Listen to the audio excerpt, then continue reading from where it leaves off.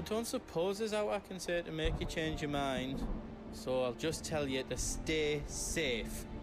Nan won't take kindly to losing her best customer, especially after letting us carry all this stuff all the way to Ash. And we wouldn't want to anger old Nan. You mean, you'll buy some off us?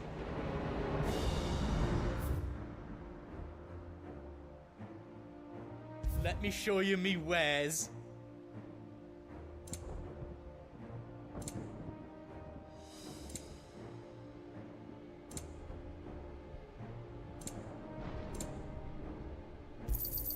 Thank you.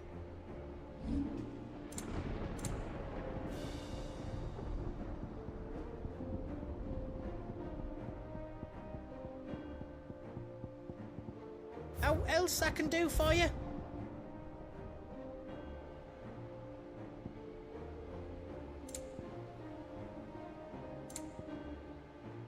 You don't want me to make yours out else? If Sid were here today, I reckon he'd be proud of you, Clive. He'd be proud of us all. Don't worry about us. We'll hold off the rabble for as long as you need. I couldn't have made it this far without you, Torgal.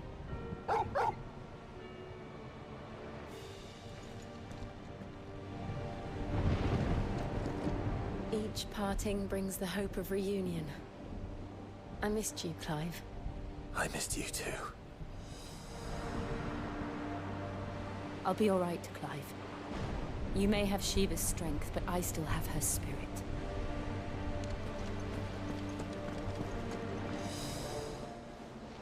There is still much I would learn of your tale, once this day is done. Until then, all who might come between me and such knowledge shall answer to my spear. I do not envy them. Worry not on our welfare. Your foremost concern should be the heart.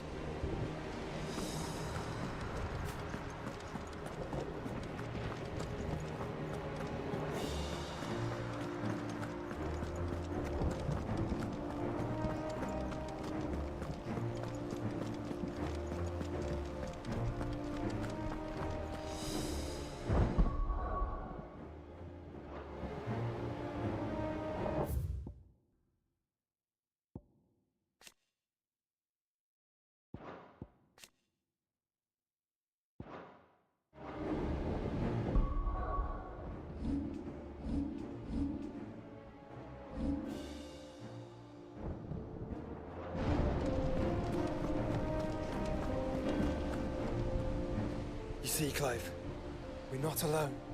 If we are to win the day, we must all play our part. And ours. Ours lies beyond those doors.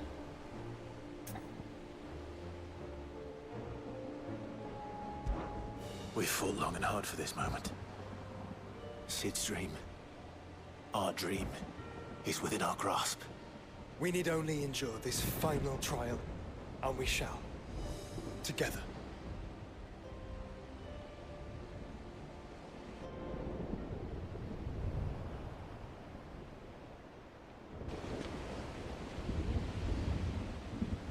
You all know what it is that awaits us beyond this gate. And we shall face it together. Aye.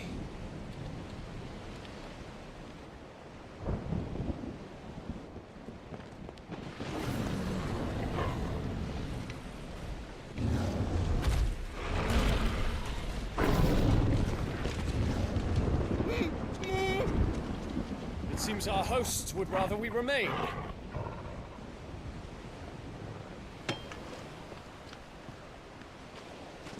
I will stay them. We will stay them. Go! Just don't keep us waiting. Thank you.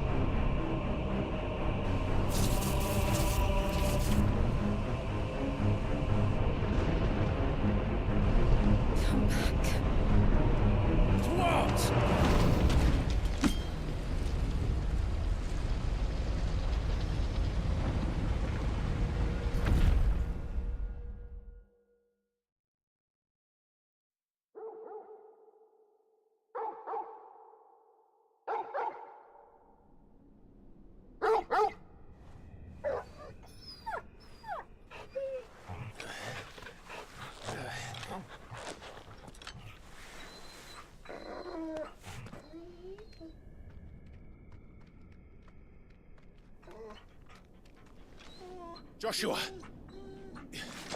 Joshua! Wake up! Clive, is that you?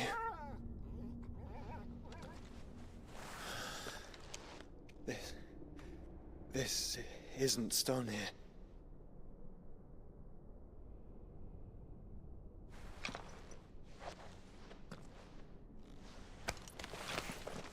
Welcome to our darkness. A rift between worlds wherein your kind might reflect. Show yourself! Grave and many are the sins of man. And we would have you know them.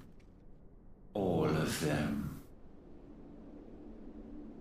As fate has seen fit to deliver you home,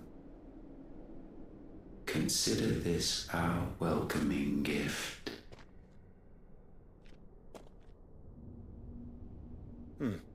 It would seem we are trapped. And the only way out is through Ultima. We find him, and we leave.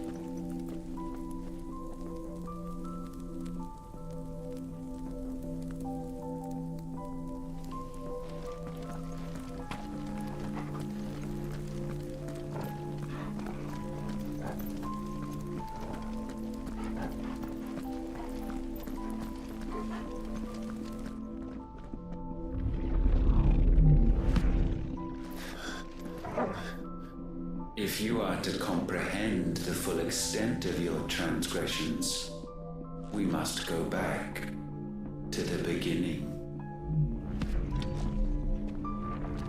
When the world was still young, we visited upon it a miracle, magic, and in its light did all life flourish.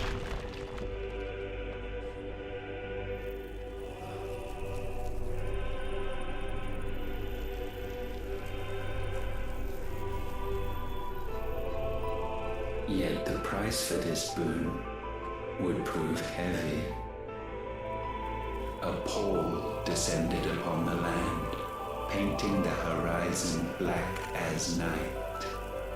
Though we labored to forestall its spread, in this one endeavor we stood powerless.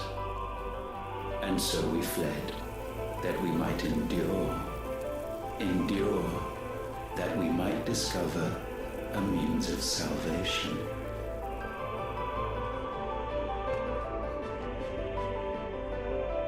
But if it was magic that caused the blight, what of the mother crystals?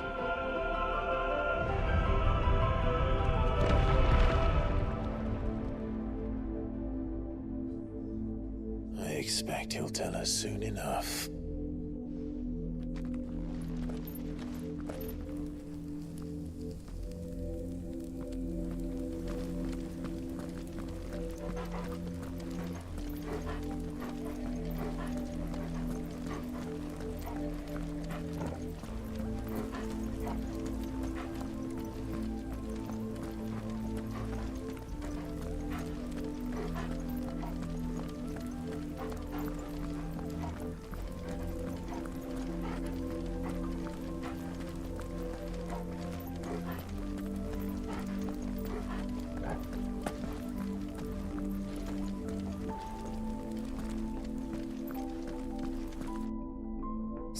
salvation, alas, was not readily to be had. First, we would require a land unvisited by the stain of corruption. An unprecedented journey lay before us, one beyond the limits of our fleshly bodies, and so we cast them off.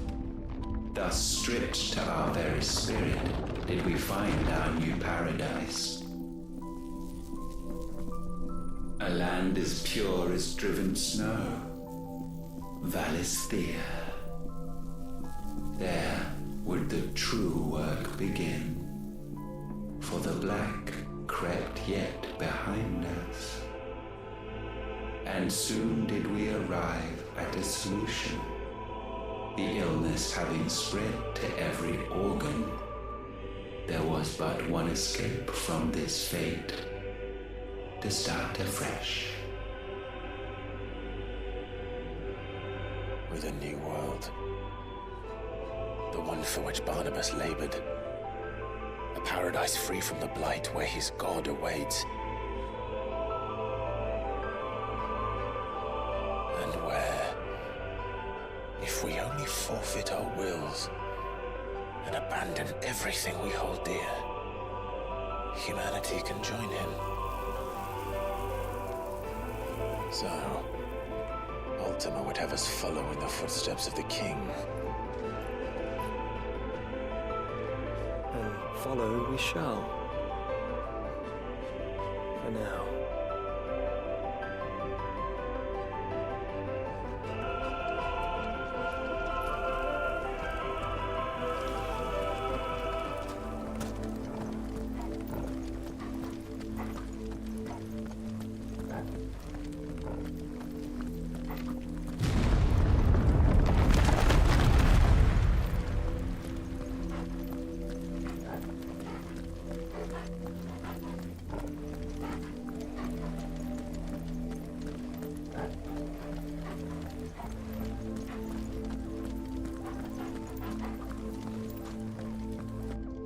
To forge a new world would require not only power, but a constitution strong enough to wield it. Acquiring the first would be simple.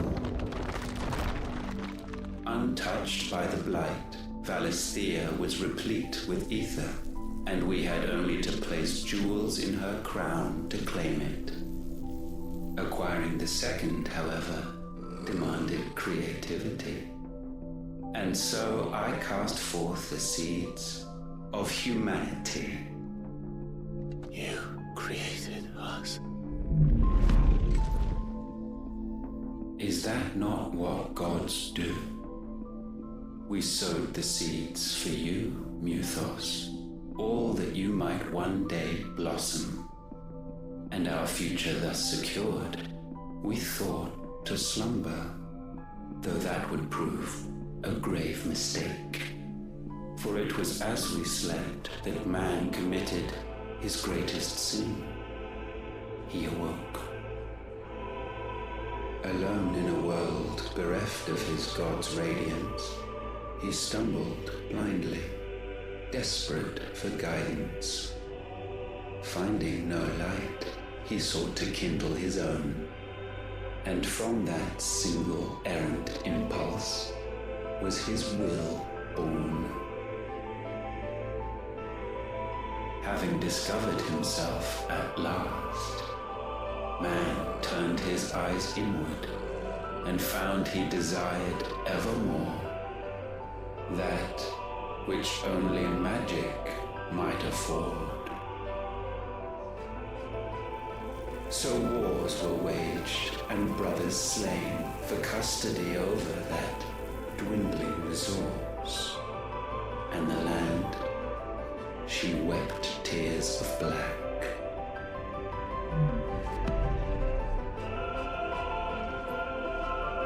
He would condemn us for this. Surely he cannot be so blind to his own hypocrisy. Not blind, just unwilling to admit the truth. Though we're one and the same.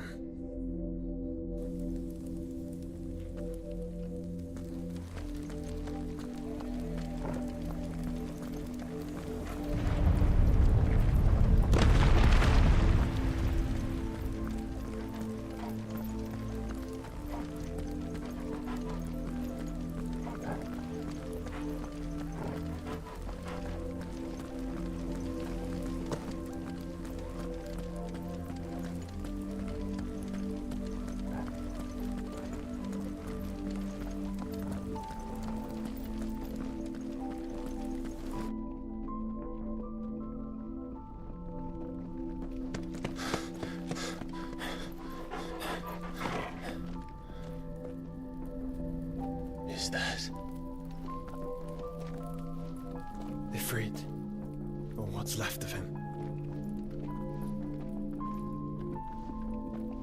Long have our ashes lain cold for want of a spark. Cast your eyes upon them and see what you must become.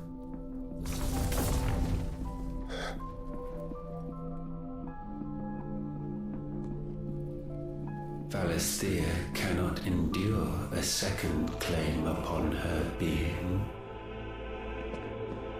The avarice of man drives her ever closer to destruction. But she may yet be saved by you. It is what you were born to do, why we nursed you and fed you, as your own mother should have. And now that you are fully grown, our Mythos, it is time at last for you to serve your purpose. To right your wrongs. If our sin is wanting to survive, then you are as marked by it as we are. The fault is yours. Our wills were born because you abandoned us. And now, you would have us forfeit them.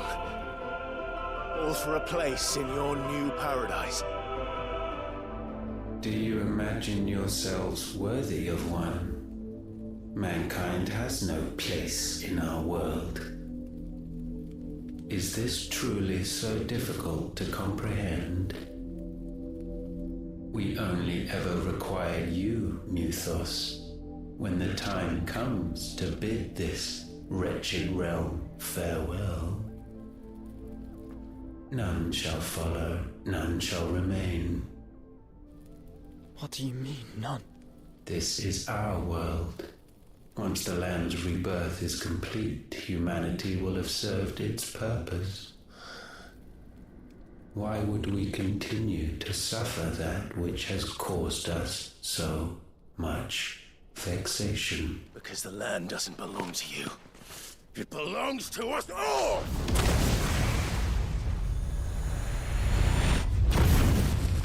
What?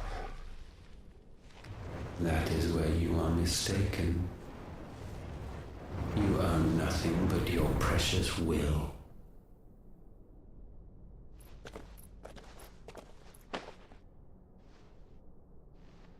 Brother.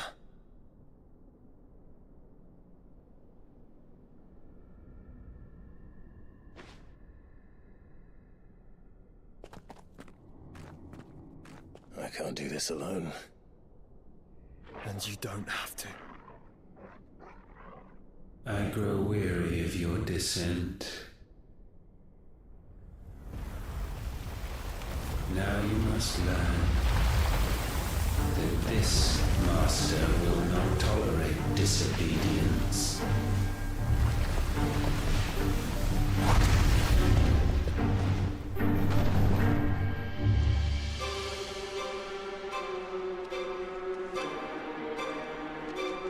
My friends, my family, we have all suffered, all fought to survive. This world may be flawed, it may be broken, but it's all we have. And if we can't share it, I see only one other choice. You have to go. You may have created us, Ultima. But it's time we lived on our own terms. This isn't your world anymore.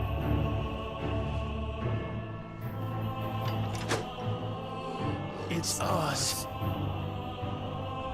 Bow down, offenders, hearts disdain.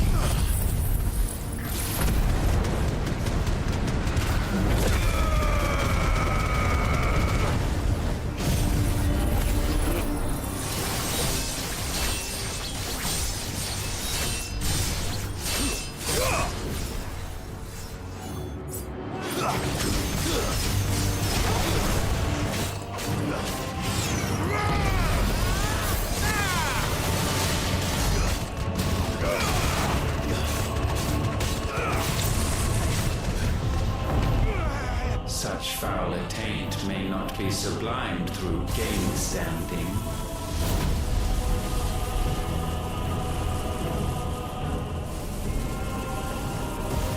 Only with heads hung low is penance paid.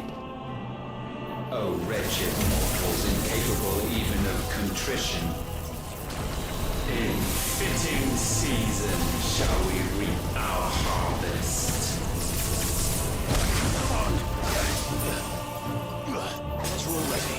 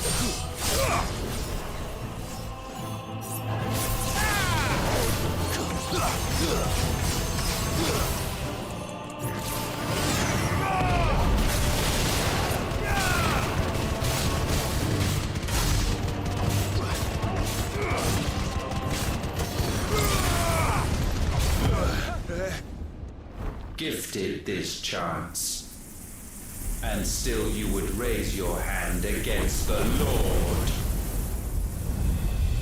What now? The darkness bends.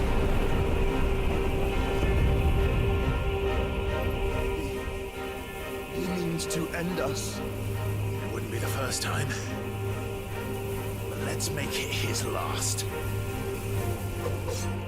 Your fate is inexorable.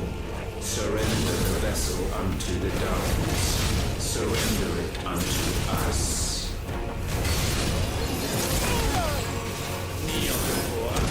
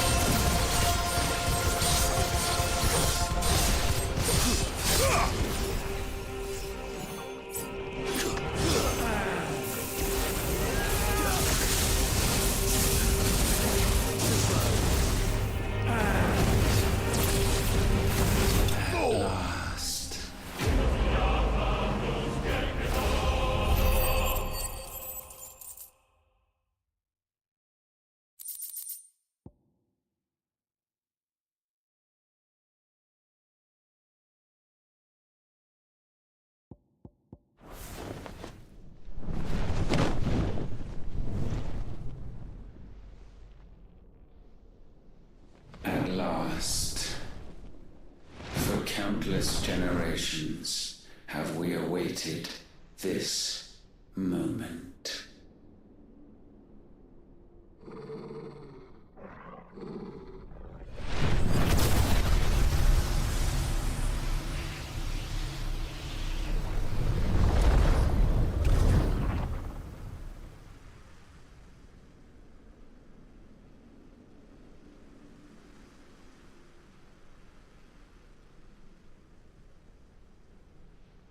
Your struggles have made you strong, yet your soul remains heavy with sin.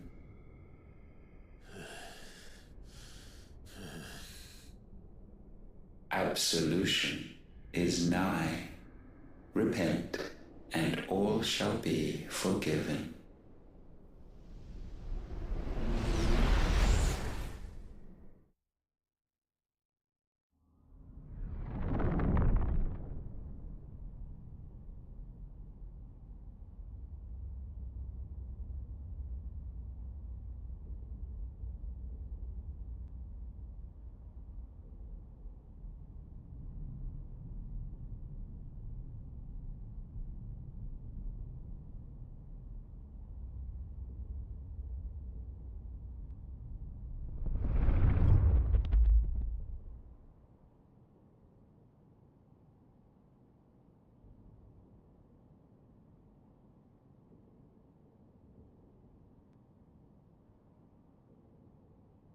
Tell me, Clive, how many lives have you saved since taking my name?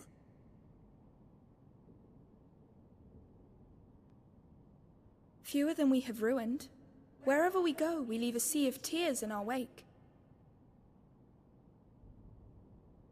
These are the wages of your will, son. What good are our choices when all they ever bring, all they will ever bring, is death?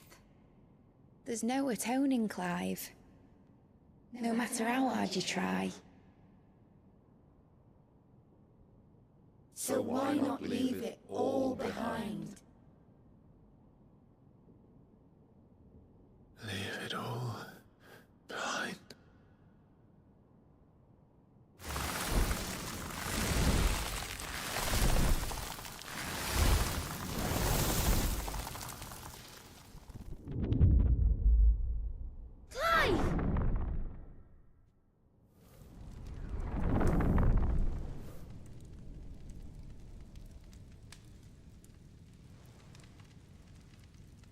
Please, won't somebody save me? Won't anybody love me? I yearn, yet still she is not mine. Have I not given enough? From will is born desire, and it is this which consumes you, rendering you incomplete. Do you not see how the world bends and warps under the weight of your hungering hearts?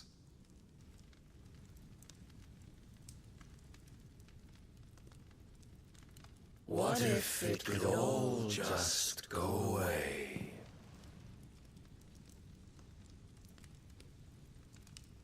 Just go away.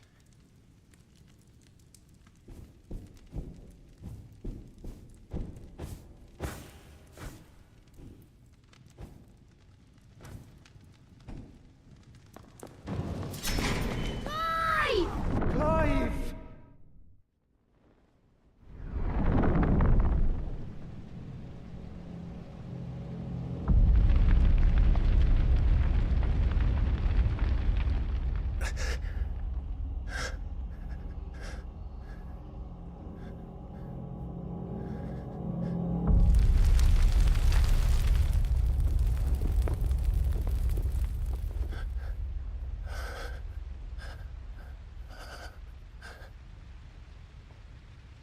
None of this is real.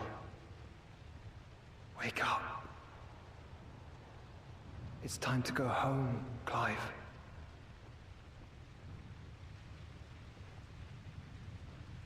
Clive. That's right. You're my brother.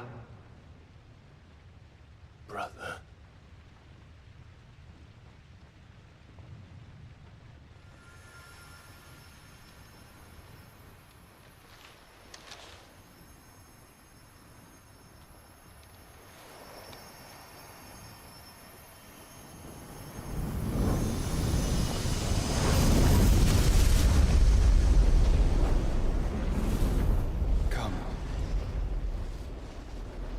who you are.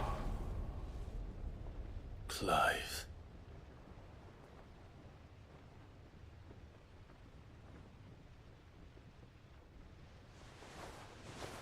Once more, lest you forget.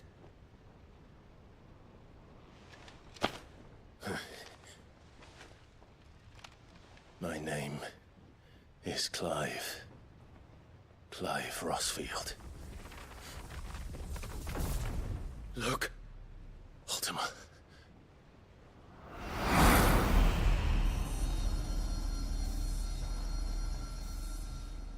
Even here, the light of the vessel's will cannot be quenched. And the Phoenix, his trespass should not have been possible. Not possible unless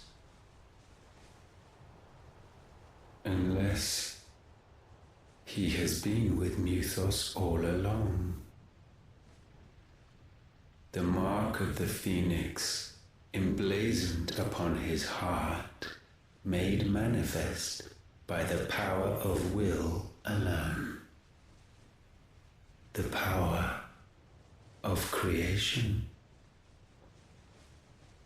Can it be?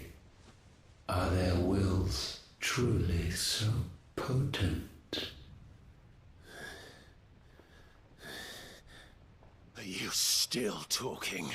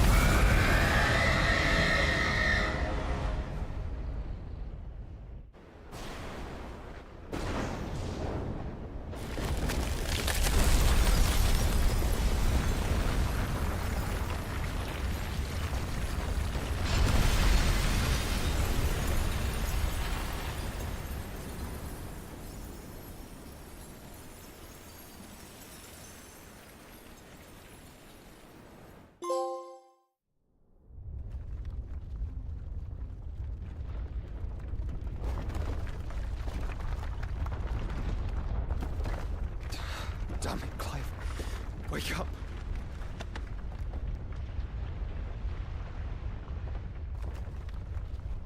That... Sorry to wake you, but I think it may be time to leave. This place.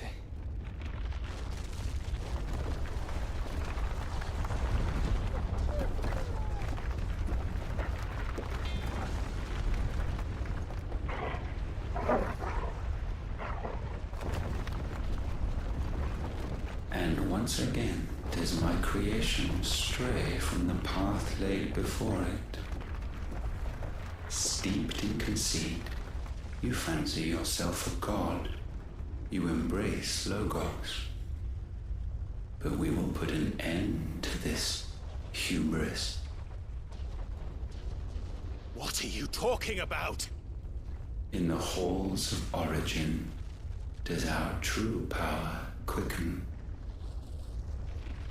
And there shall you be made complete. Soon, Muthos, soon you will discover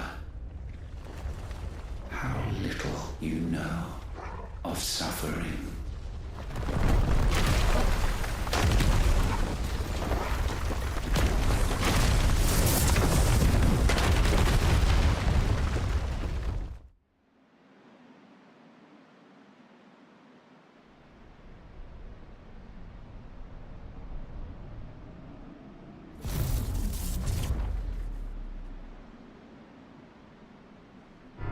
And so the crystals are no more. Yet in their silence, a new song rings. Its chorus building, a crescendo as it enters its final movement, stirring those long aslumber to waking. And back to their origin.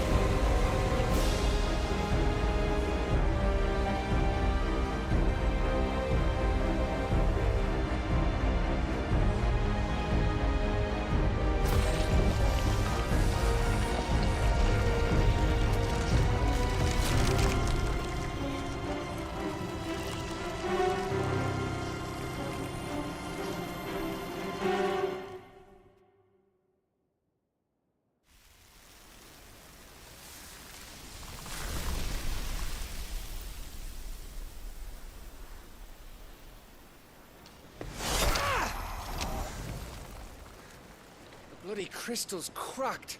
So where the hell are they?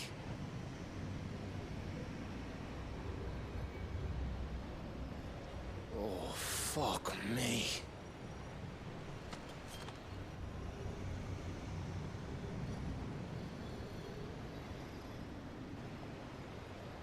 Is that ether?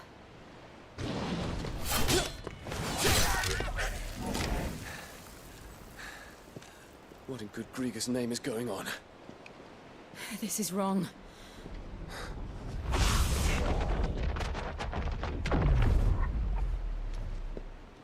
Are we back? Clive! Joshua! Jill!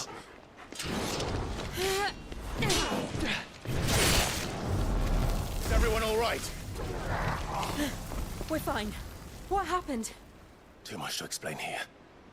Mate! We're leaving! Now! Everyone, fall back to the ship!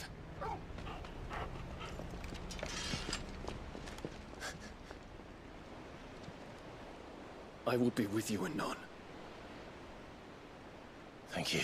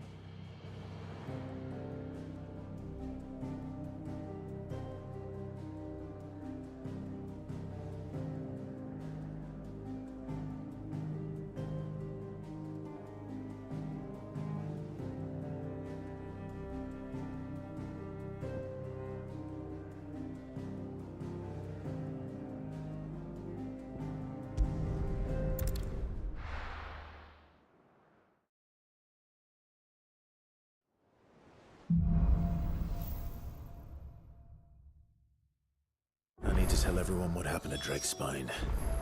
And I'm going to need Otto's help.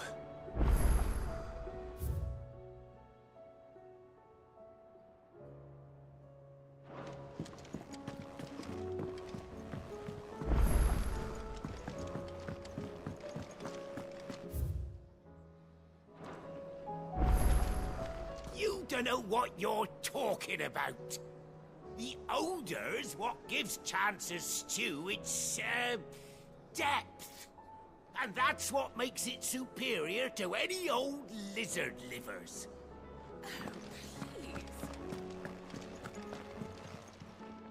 Still alive, are you? Go on, then.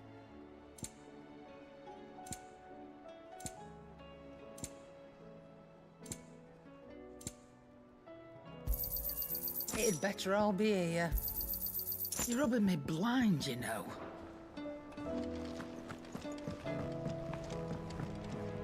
Trouble with your gear, or what do you want?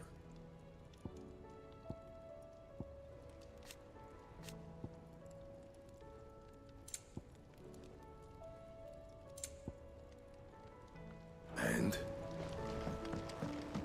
First the skies, then the crystal. I will not forget this kindness, my lord. I shall go to Eastport, but as soon as the rebuilding work is complete, I promise to return.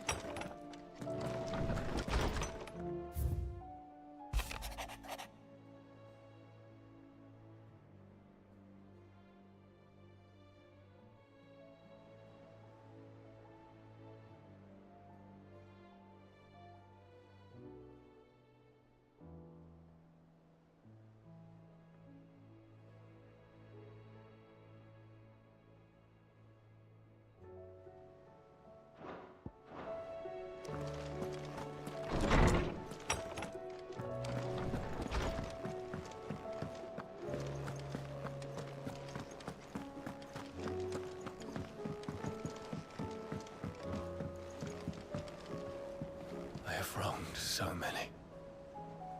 Ruined thousands of lives.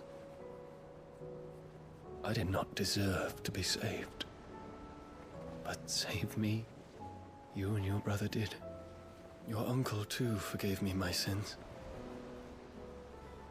Offered me a chance at redemption. Yours is a fine family, Ifrit. Cherish it.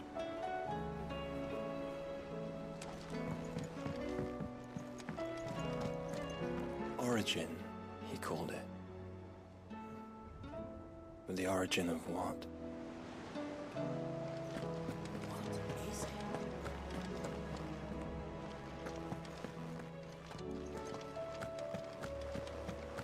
Did you know that it was I who convinced His Imperial Highness to join you in stone here? All right, it may be that he was of a mind to do so already, but it was I who told him where you'd be. There's something about it.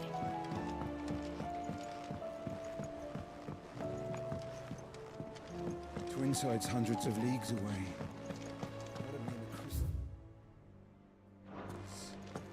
Massive. Still alive, I see. Something tells me that eyesore on the horizon is your doing. How'd you manage that? It's a long story. One that I'd rather only tell once. Right. All hands on deck, then.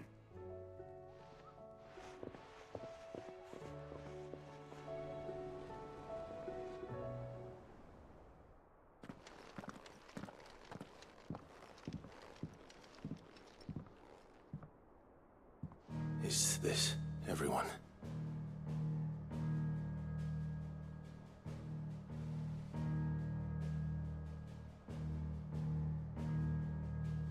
As I'm sure you've all guessed, the crystal which now commands the eastern skies was summoned by Ultima. He called it Origin. Now the significance of that name is as yet unclear. What does it matter what it's called? Its emergence tore Twinside asunder and wiped my homeland from the map.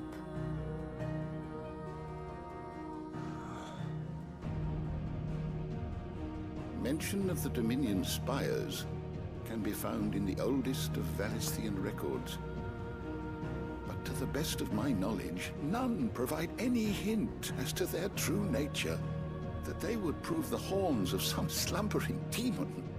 Well, the Dominion's demise was at least quick. Elsewhere, the Republican army cannot hope to contain the chaos engulfing Randalar. Canberra is in flames, and the Empire. Our allies are crying out for answers. I've sent the Cursebreakers to give them what assurances we can, but right now that amounts to fuck all. They wouldn't be able to stop what the skies have started in any case. People here and across the realm grow sicker with every passing day. Could it be that this new Mother Crystal is like the others? That it draws upon the land's ether? It certainly looked that way from stone here. If that were true, it would explain the hastening spread of the Blight since the crystal's appearance. Would it not? And as the land's ether slowly rises to the surface, it pools, corrupting all who cannot channel its energies. Archay above, ether floods below, and in the middle, here we languish, hopelessly entrapped.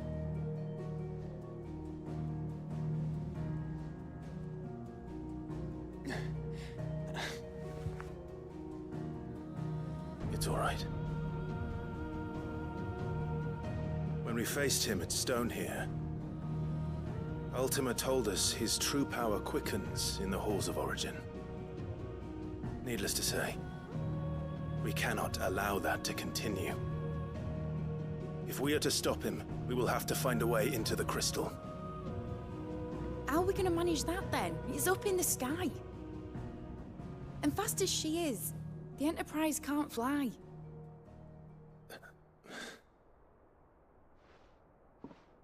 It's a lot to take in, and I reckon we'd all benefit from some time to clear our heads. The answer will come to us. Don't you worry.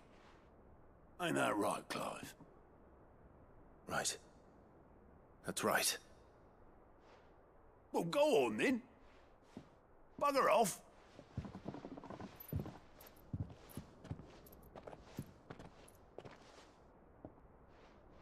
Same goes for you, Clive. You won't solve anything like this. Trust me. Go and get some fresh air, eh? Thank you.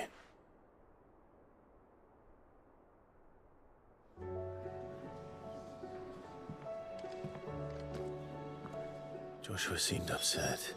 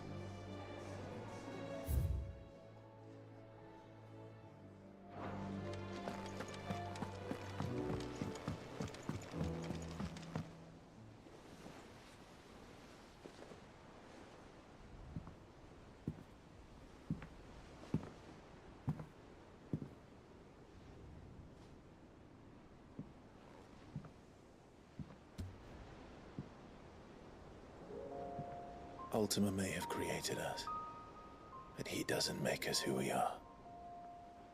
Only we can do that. And if he would have us fight for our survival, so be it. It's what we've been doing all along. Much like Ultima himself, it would seem. His new world being naught but a means to survive. And so, we must contend to decide which of us shall inherit the land. Should Ultima prevail, it will mean death for us all. Of that, we can be certain. But even should he fail, what world awaits us? A withered, godless place where our newfound freedom will most like prove a chain in itself. Well, that may be, but a chain can always be broken. As long as one has the will to break it, it won't be easy. It may take generations, centuries of suffering. And that is if everyone plays their part. But it will happen. And when it does, it will be on our terms. That is the world that awaits us. Indeed. And what better world could one wish for?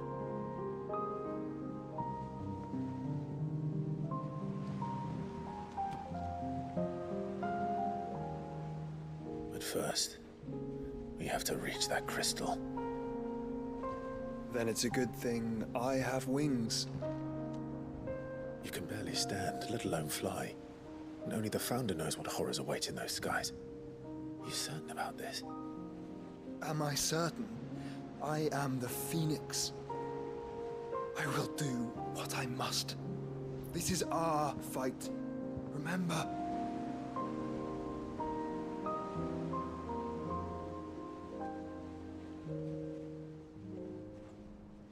All right. I yield. But only what you must, yes? I'm still your sworn shield. That you are. And what of my wings? Lest you forget, you go to stand against a god. I would not have you succumb to fatigue before the fight begins. Ifrit, your brother mentioned that some few of the dominants who had lost their power to you were still able to prime. Is that true? It is. But their icons no longer submitted to their will. Then mine will have to be stronger. That you both might save your strength for the battle to come. You don't have to do this. If you do, there's a chance you might lose all you have left. And what have I but regret? My life ended in the Dominion. I fear death no more. Besides, I would have words with Ultima. He has much to answer for.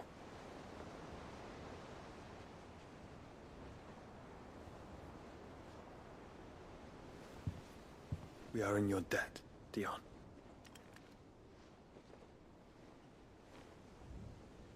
We can speak of debts when this is over.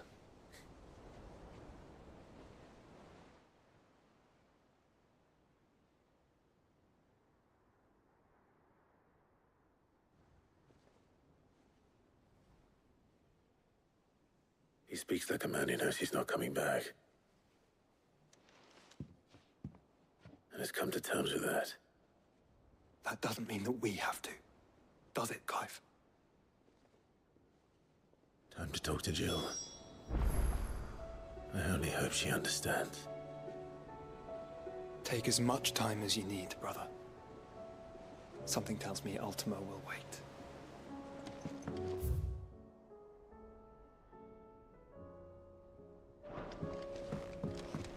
Say your farewells, and let us be gone.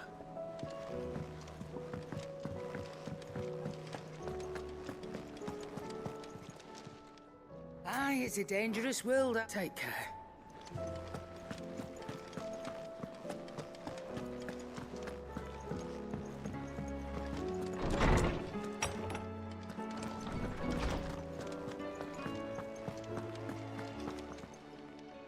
I was wondering when next you'd visit. I have a few new notes that might interest you.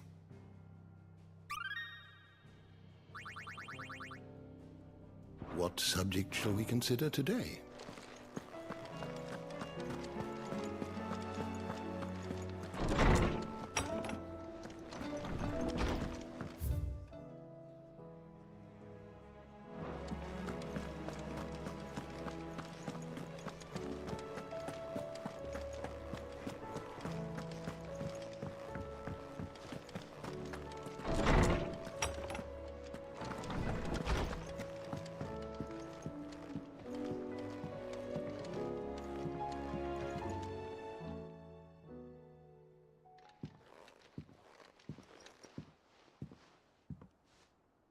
Come to wish on a star. That might not be such a bad idea. This is it, Jill. You know what I have to do. Why I have to do it. There's no turning back now. This is where our journey was leading us. Where it will end, for better or worse. I could pray to Metia for you. But you'll be all right, won't you, Clive? You always are. I did promise we'd watch the moon together. I'll be waiting.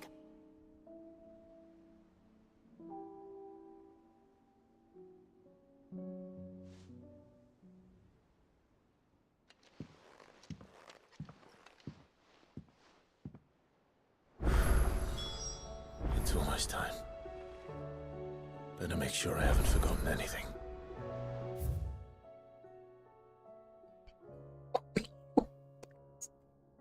Нихера себе заданий надавали. Серьезно? Понятно. Ну, в общем, на часа 5 точно.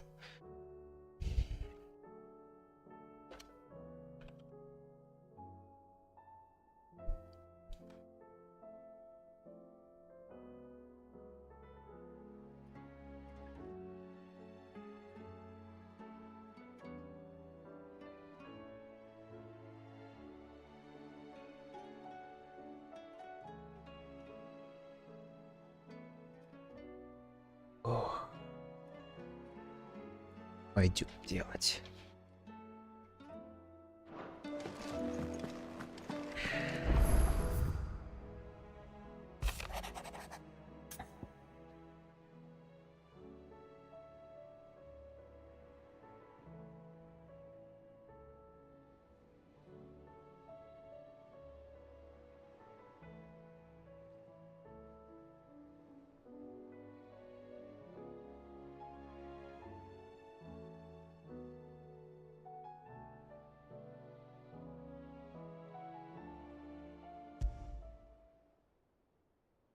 Something tells me this is no mere adventure story.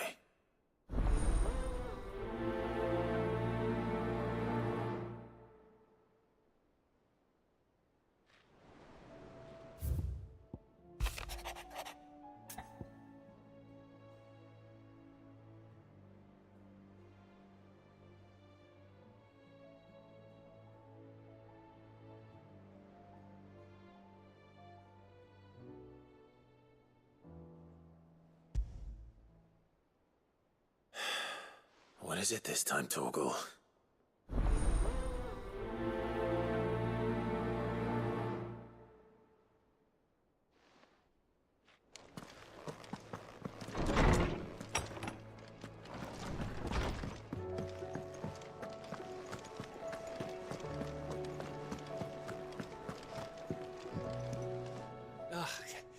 You all right? About that.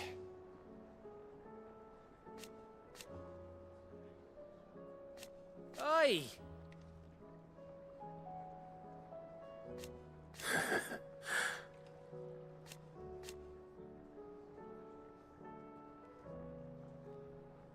Let's see.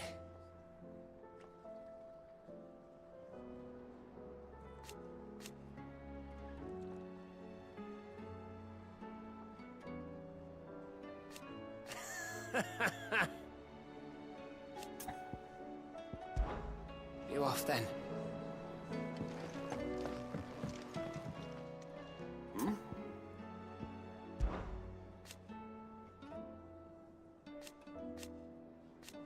Huh.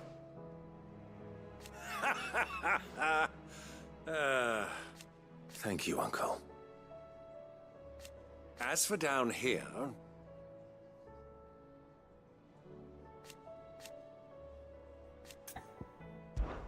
Clive, my boy!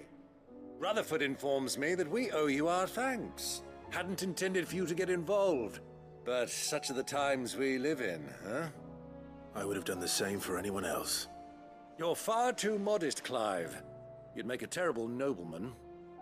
But tell me, is the realm truly in as dire a state as Rutherford suggests? From what little I saw, you were right to be worried. I suppose I should have expected the worst. But I was rather hoping the great and good of the realm might have things a little more under control. Alas, it seems that firm leadership is in short supply these days, and without it, the people are bound to lose their way. We must move quickly. But where do we start? True, the challenges that face us are many. But in my estimation, there are two key areas to be addressed before any other. The realm's armies and her larders. As you've seen firsthand, it's every man and woman for themselves out there. Certain cities have banded together to try and maintain some semblance of order, yes? But such cases are few and far between. And yet, the only remedy for the chaos that faces us is unity. A unity that transcends even the borders laid down by our ancestors. In short, if Storm does not stand together, she will fall apart. But how would one even begin to unite the realm? The armies, my boy. As I told you already, we begin by restoring order among the ranks of those sworn to maintain it. Sadly, I doubt I could convince even the lowliest gaggle of privates to dig a latrine together. But I do know someone the High Commanders have been known to listen to on occasion. Field Marshal Eugen Havel. I thought he was retired. He was, until an Akashic army tore through Randalar and killed most of the rank and file. There is no man alive more capable. Literally. And as luck would have it, I've already spoken with him on the matter. Of course you have. And he's agreed to help. On one condition. That he first speaks with you personally. Havel has always been a man of frustratingly rigid principle, and he has certain qualms about clasping arms with, well, with an outlaw. I extolled your many virtues as best I could, of course, but the old goat was adamant that he be allowed to appraise you in person. You don't mind, do you, my boy? Of course not. As long as chaos reigns, we will never build a better world. I'll do whatever it takes. And if the Field Marshal wishes to speak with me in person, then so be it. That's the spirit. I'll leave for Randalar at once. Would you send a Stolas? Of course. Rutherford is already in the Dalmekian capital. I'll have him tell Havel to expect you forthwith. Excellent. Thank you, Uncle. No, thank you, Clive.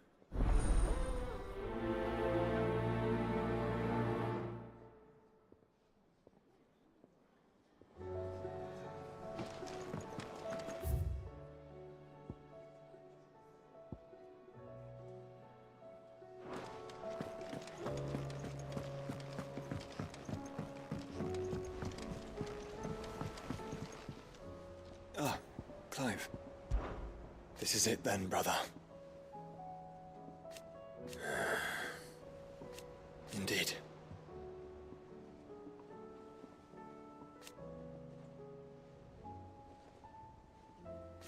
You're wrong.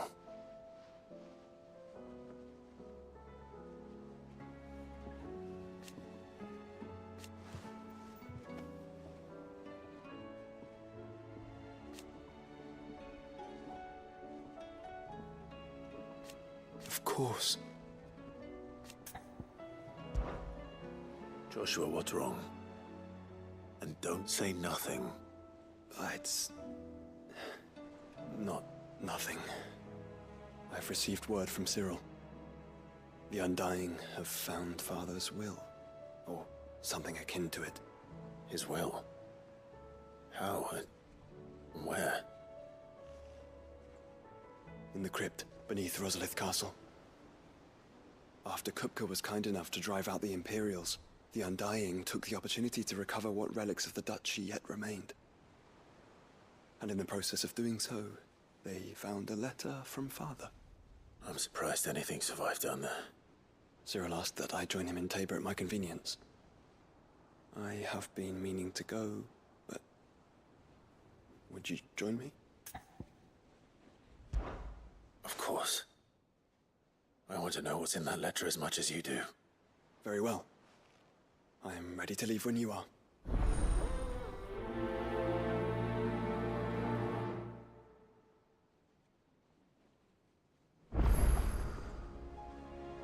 Back to Tabor then. Not to be reunited with Yote this time, but with Father.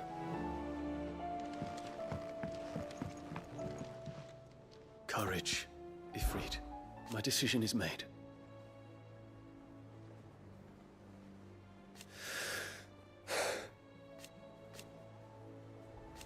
You said it yourself.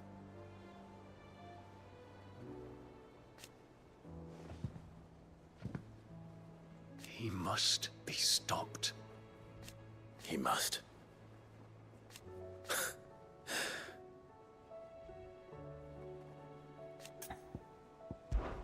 I await your word.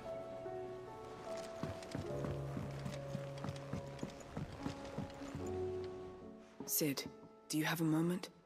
By all means. It's my old master. Seems there's no escaping her. She found some way to send me a letter.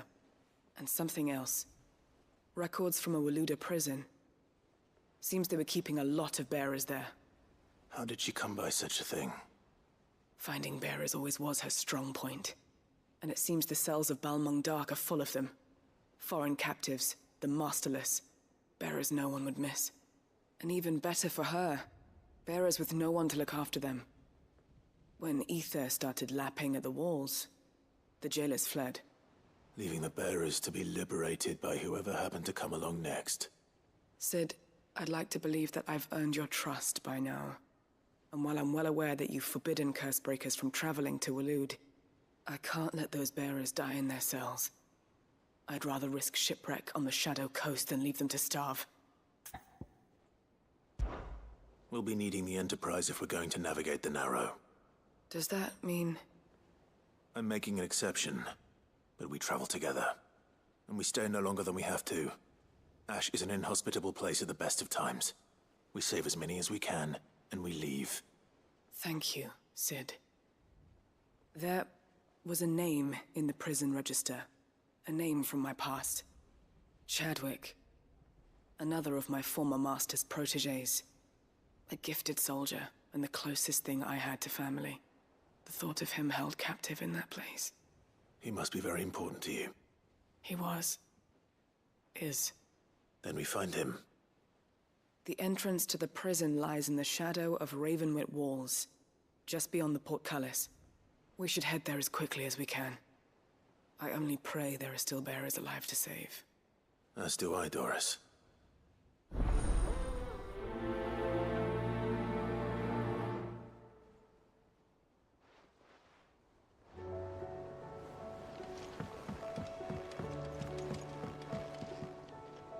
Sid, I was wondering if you could help me. It depends what with. A bearer, but recently freed from his bonds, is keen to join the Cursebreakers. As you know, the work we do is not easy, which is why we test every volunteer's suitability. I was hoping you could oversee this one's evaluation. I don't mind, but why this one? Because He wants to be a scout. Our ranks are filled with men and women capable of breaking chains and putting slavers to the sword. But scouting, we're few with the nose for that, which is why we still rely so heavily on Gav.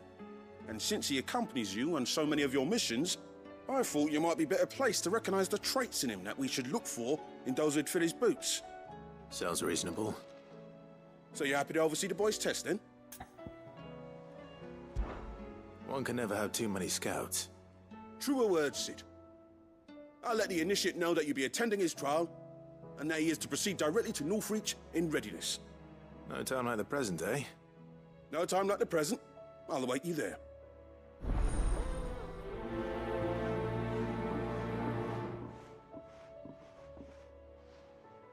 Northreach. I don't suppose they could have chosen somewhere closer.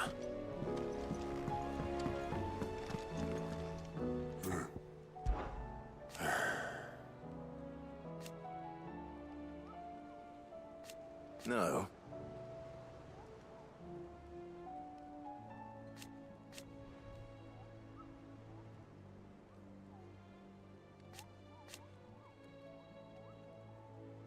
Is that right?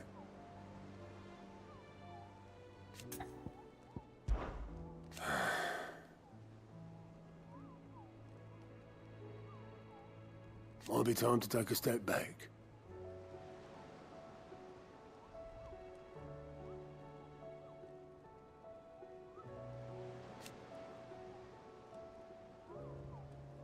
And if it weren't for Sid,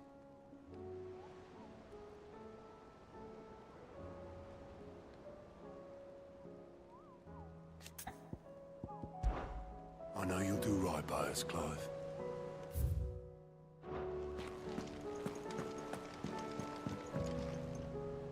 Vivian, I read your note, and I'd be happy to help you find the book you're looking for. Thank you, Clive. But tracking it down will not be easy. Are you sure? Please. You have always granted me your wisdom and insight whenever I asked. It's only right that I return the favor. Or at least attempt to. You are too kind. Alas, what I ask of you is rather more trying than delivering the odd lecture. I spoke with Hippocrates to see if he had any inkling as to where another copy might be found, but... But perhaps it is best that you hear the details from him. If you say so. Forgive me, Clive, for asking this of you. But this book, it set me on the path to becoming who I am today. Its importance cannot be overstated.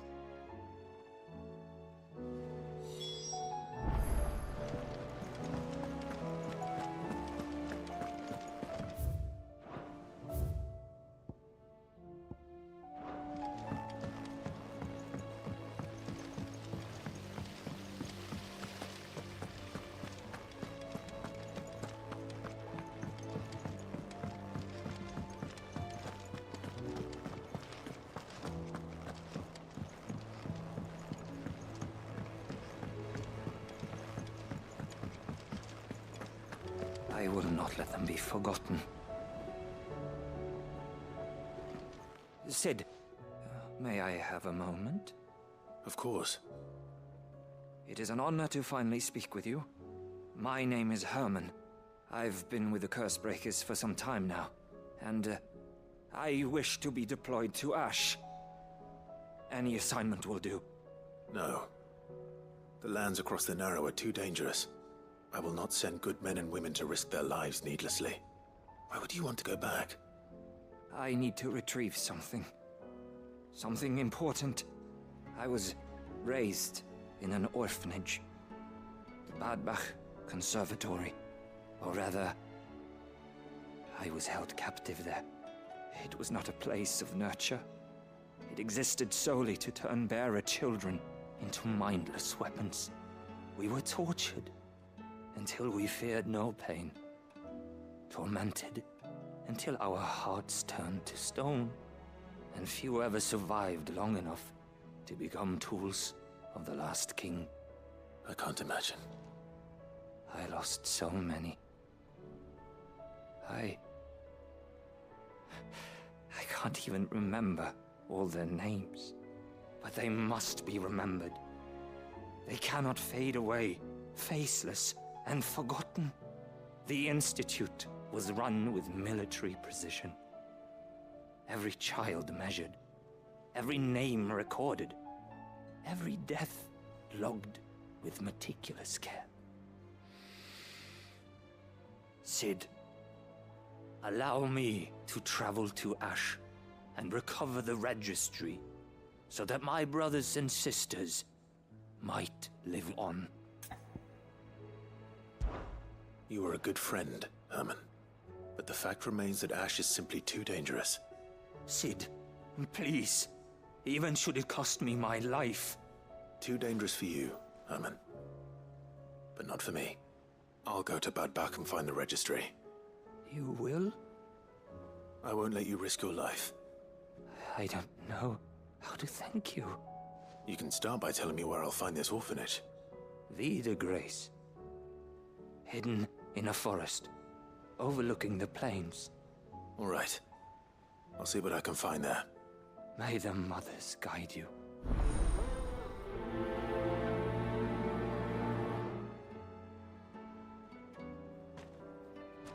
The plains of Vida Grace have haunted my dreams since I escaped from the orphanage. I can't say I was looking forward to returning.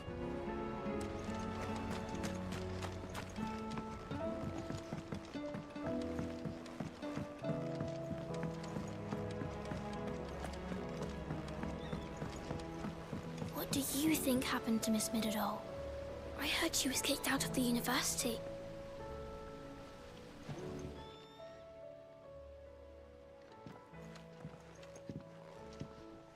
Sid, you have to help us. With what? You didn't take apart another of Mid's contraptions, did you? No. Well, yes, but that's not what we want to talk to you about. It's Miss Middledore. She's been acting strange. Very strange. She's barely ever around. When she is, she acts like we aren't even there. Her head's in a crowd. In the clouds. That's what I said. In the clouds. Well, she does have a lot on her mind. When did you last see her? Not long ago. Right after she got back from saving you from Stoneir. Then it's probably just about the Enterprise. It did take quite a battering on the way there and back. You didn't break it, did you, Sid? You really should be more careful around Miss Middeldore's inventions. Don't listen to her. Even if you did break the Enterprise, you could put it back together, couldn't you? But who's gonna put Miss Middledore back together? She seems really sad. Why don't I go and see if I can cheer her up? You do that? For us? She's in her dungeon. Don't scare him. It's not a real dungeon. Thanks for the warning.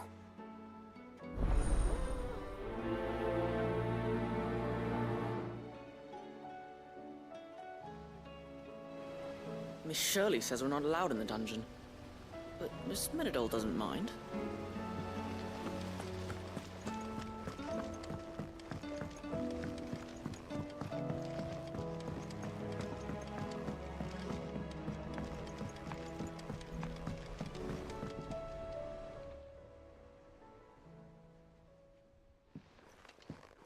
Pining for something, boy.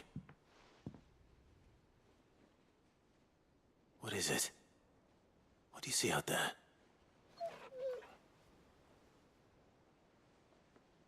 I never did ask where you got that anklet of yours.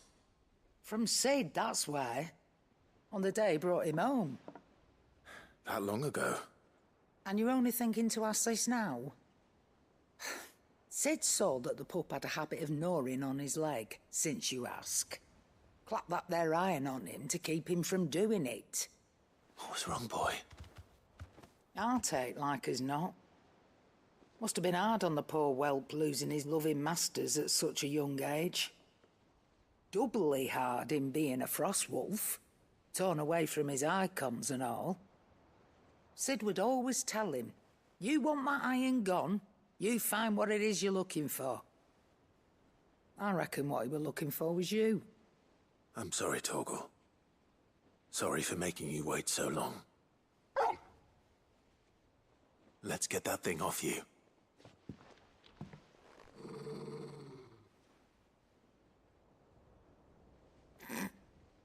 Doesn't sound like he wants it off. Indeed. You miss Sid as much as the rest of us, don't you?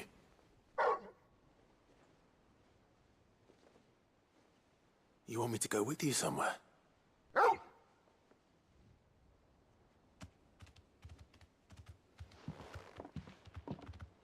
Quick, aren't you? Glad you've been paying attention. Not nearly as much as you have, Lady Karen.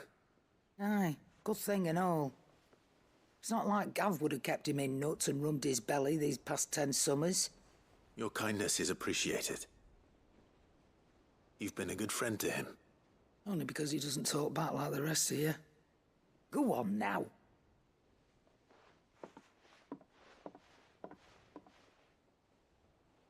Where to then, Torgal?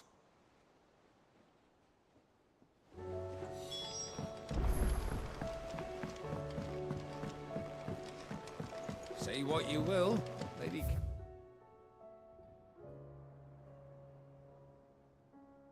Karen has seen ourselves haven't gone back.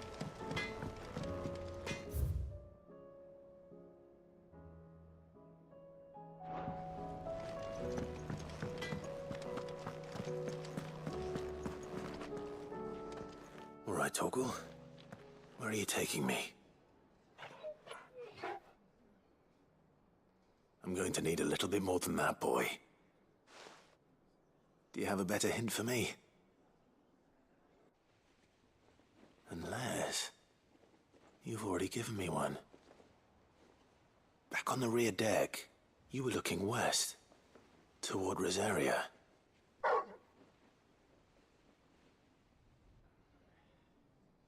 Why don't we try the rookery?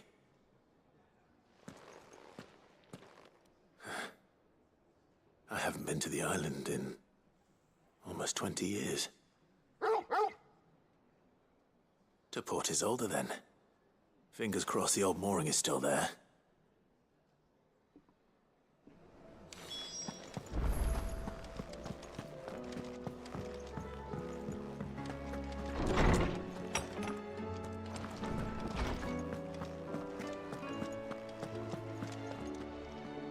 Ah, Clive, my boy.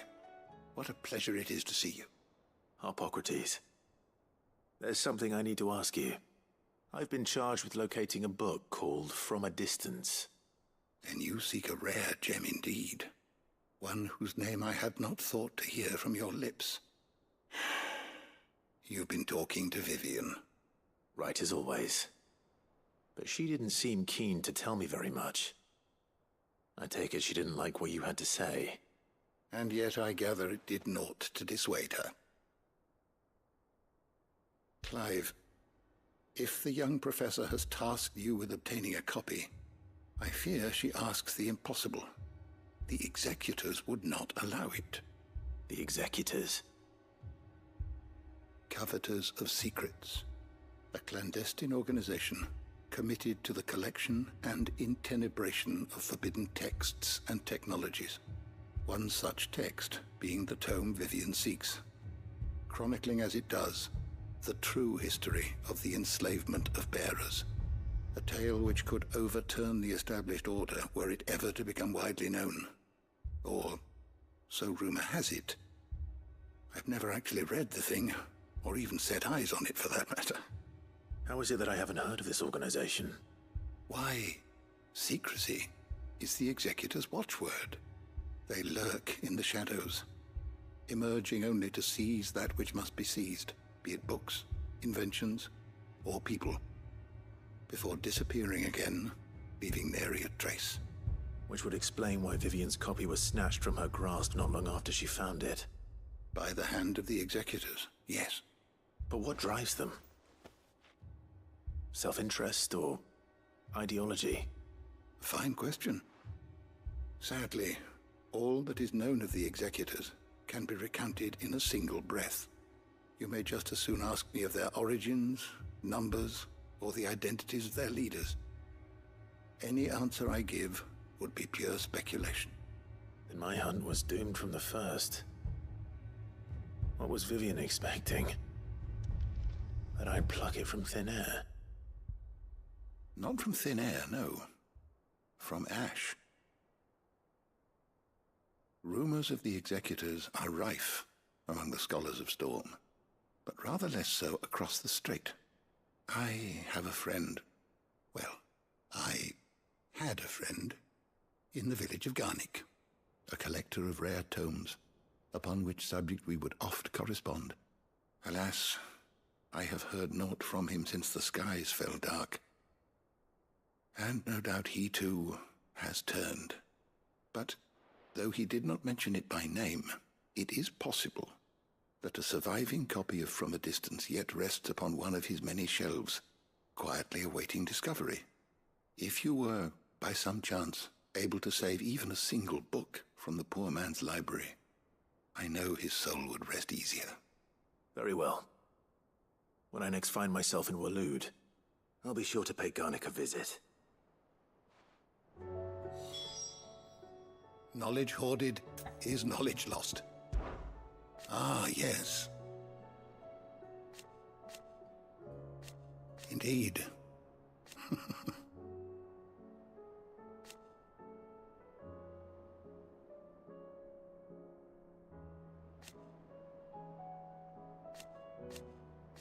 Then go.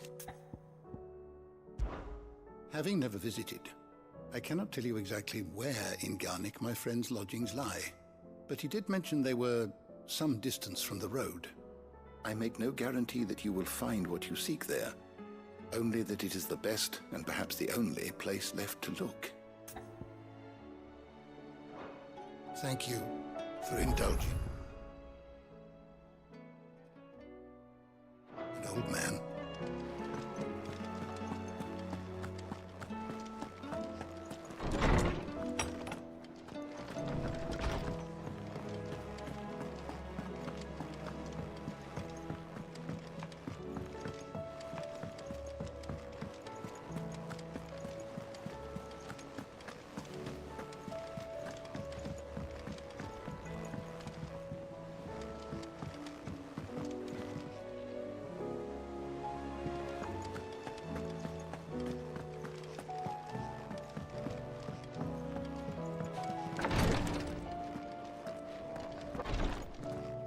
Clive, what I truly like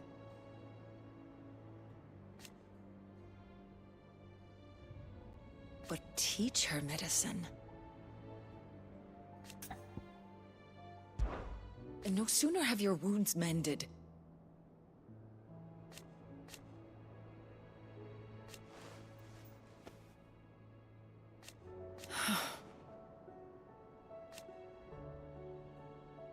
while I may not have Gav's nose.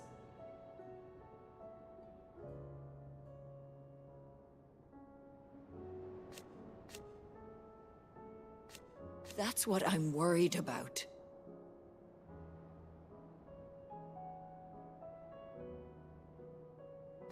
I do. Don't push yourself too hard, Clive. Ty's tea stopped the fits. I only hope they stay stopped.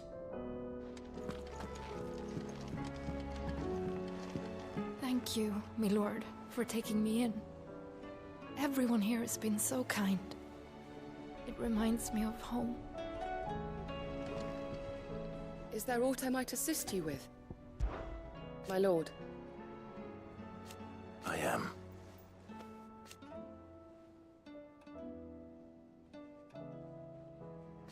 I do not doubt it.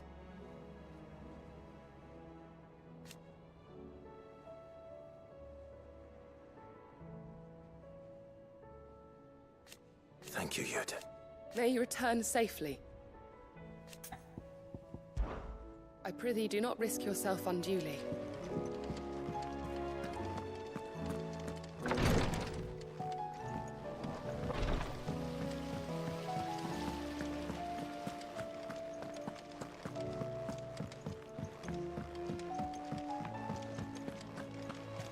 Has Midadol mentioned a new project yet?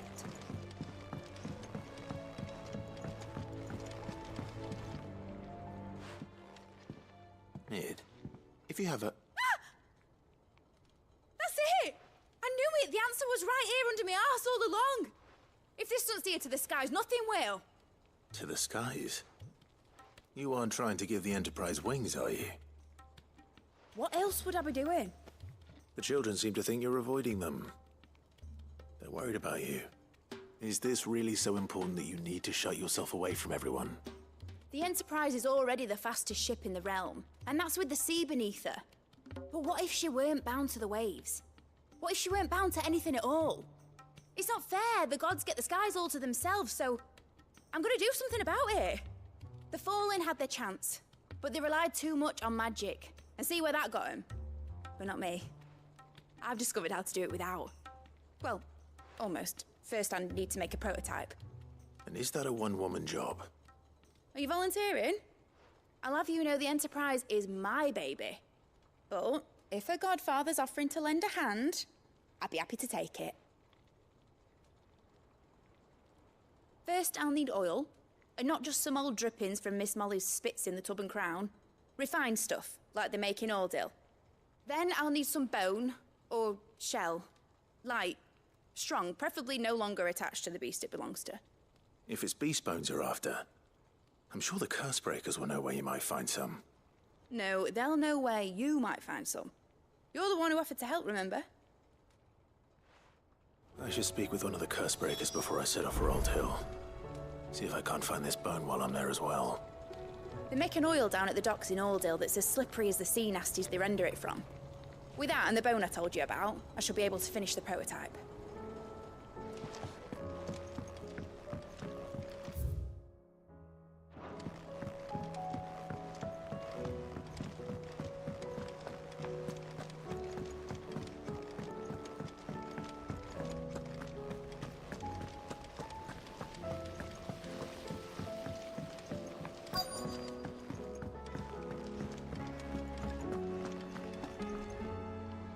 All right, Sid. Come to buy us around, have you? Only if you earn it. Mid needs a piece of light but durable bone for her next project. You've encountered your share of beasts on your travels across the realm. Any ideas? Most bones are the same. Whack 'em hard enough and they'll break. If it's durability you're looking for, shell will serve you better. You know what an adamantus is? I do. I don't know to give them a wide berth. Will any old adamantus do? Well, with shells, the older the harder. There's a rumour of an ancient adamantus down in Karava, near Old Bidza, or what's left of the village anyway. But don't expect to make quick work of the bastard. There's a reason it's lived as long as it has. I'll keep that in mind. Thank you. Normally I wouldn't recommend going anywhere near an adamantus, let alone one that's had a few centuries to let its temper simmer. They're mean bastards, and they only get meaner with age. Why do you think the village of Old Bidza was abandoned?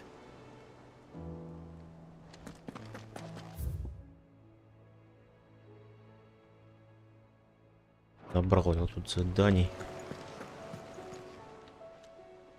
Fancy a look at the list, do you? Here you go.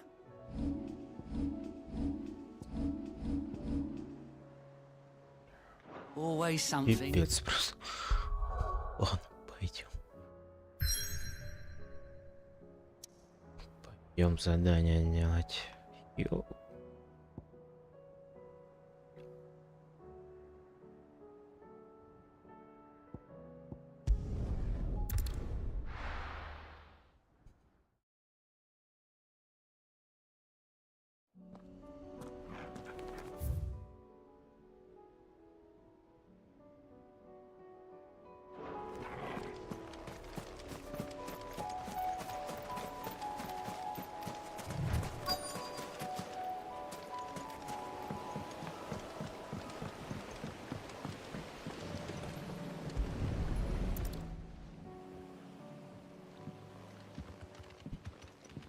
It's still here. After all these years. A lot smaller than I remember.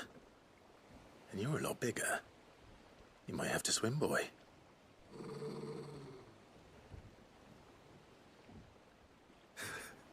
wasn't being serious.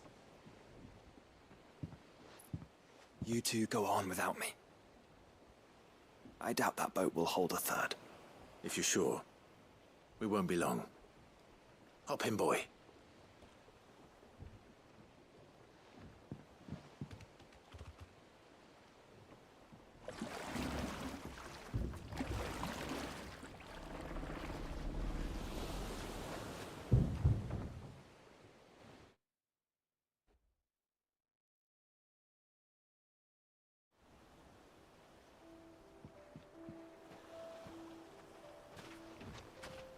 This place hasn't changed at all. The rookery's right through those trees. Come on.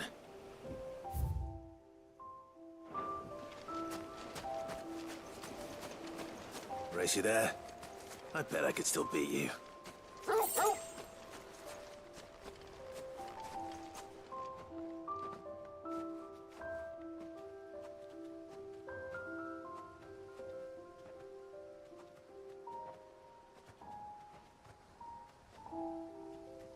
Here we are. This was our hideaway. Wasn't it, Torgal?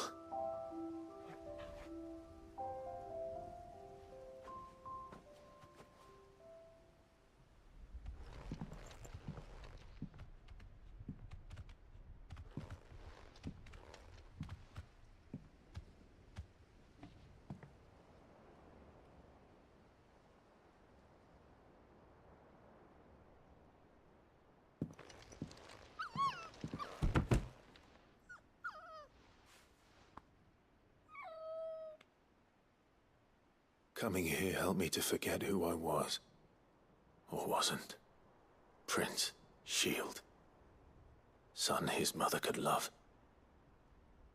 Had I been any one of those things? Perhaps.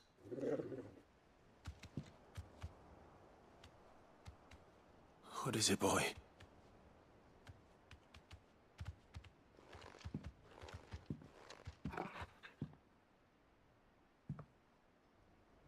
This is all from the castle. And Phoenix Gate. Did you bring these here? My sparring sword.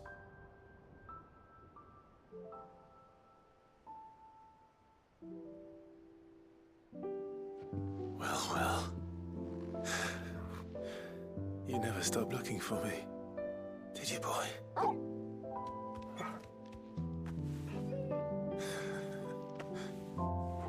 Thank you, Torgal, for never giving up, for never forgetting.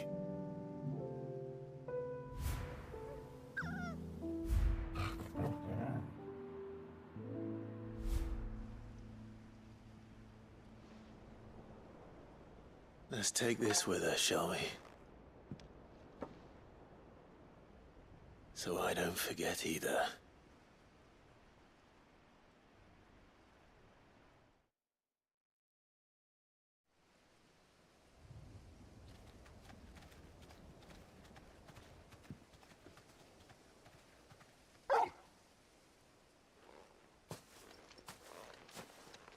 That's not the way back to the boat, Torgal.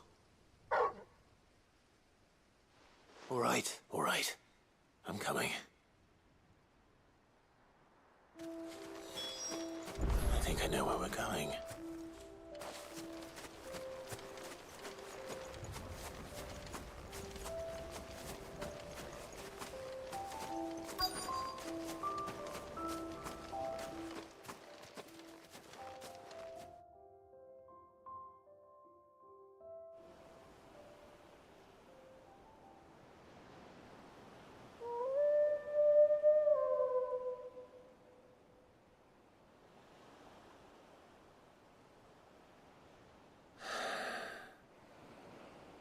People always talk about the importance of putting the past behind you.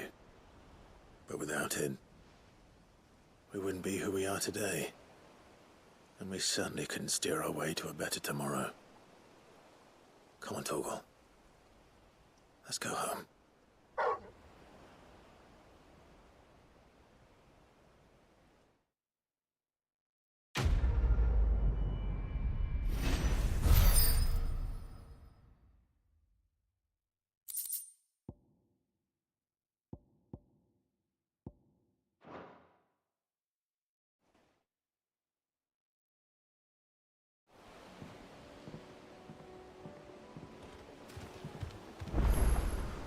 Sorry for the wait.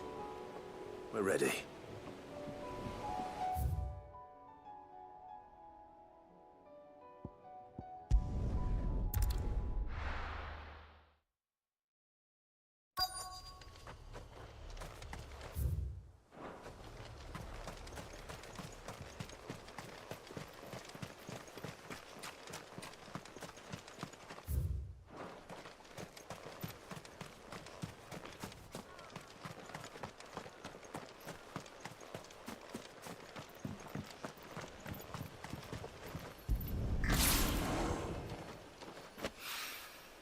It's well. After what happened here, it's a miracle there was any left at all.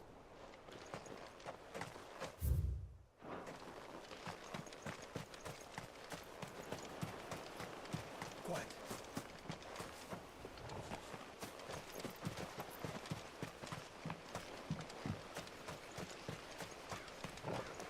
Have care.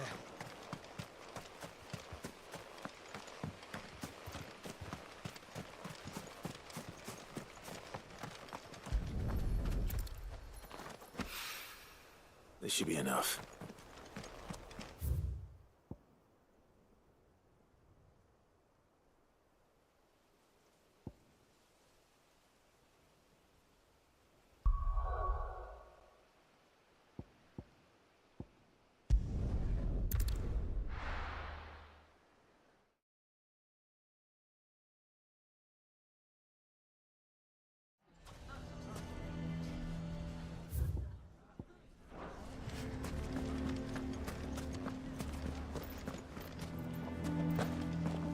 I'm going to go with him. Here to help me pack? Thanks, but I'll be traveling light. I'm almost finished already, in fact. You're really going to go through with this, then? I am. But before I go, there is one small issue I'd like your assistance with. Well, two, in fact. If it's within my power to help you, I will. It's the children. I refuse to let them share in my disgrace. And if I leave them here, they surely will. Our friendship would see them ostracized forever. But I can't take them with me either. I can think of only one place where they are certain to be safe, and provided for, and loved. The hideaway. Of course.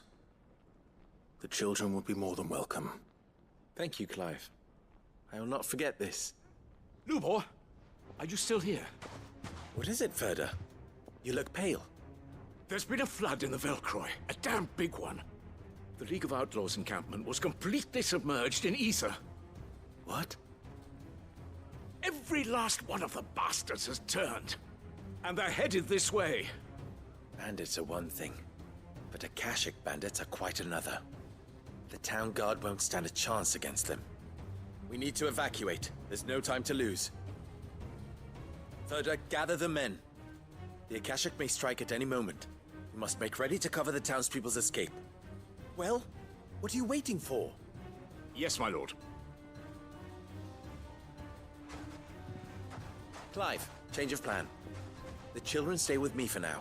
I need you to find Conrad and Natalie. Tell them to prepare for a full and immediate evacuation. Understood. I'll do what I can to convince everyone else. Wish me luck.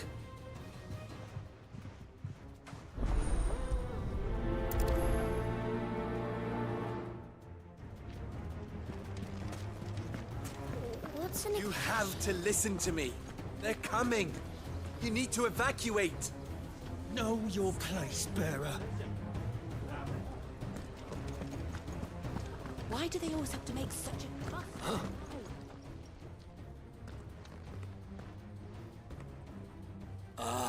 It's you.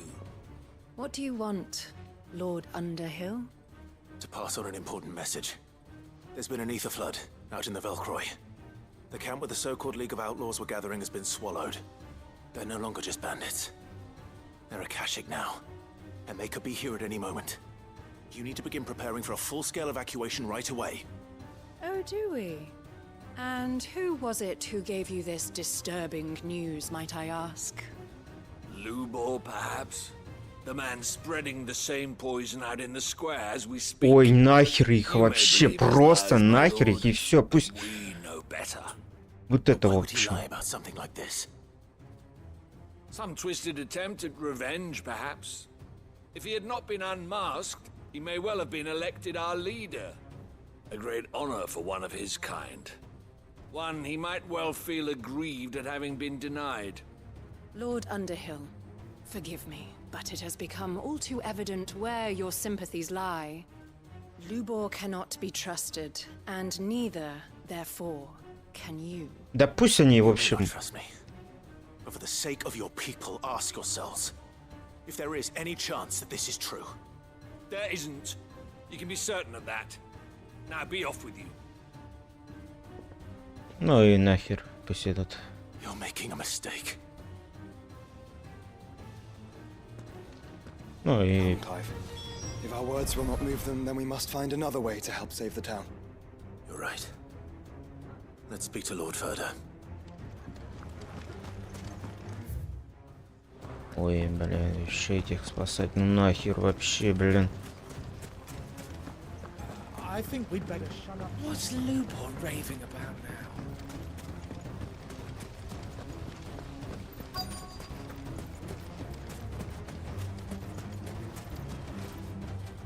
Lord Furder. Sid, what's wrong? I went to warn Conrad and Natalie about the Akashic, but they wouldn't listen. They've convinced themselves that nothing Lubor says can be trusted. The bloody fools. Which means the town guard can't be counted on for support. But I can. If there's anything I can do to help you defend Dalamil, you only have to ask. I appreciate it. Sid! Further! I've been looking for you everywhere. Victor? I thought you'd left. I couldn't abandon a friend in need. And Blue Boy is in need at this very moment. Come quickly.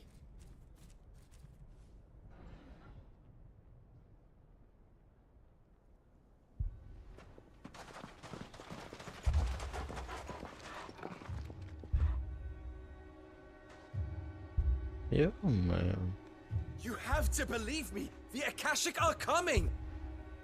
They don't eat, they don't sleep, they don't tire, and they don't care who they kill.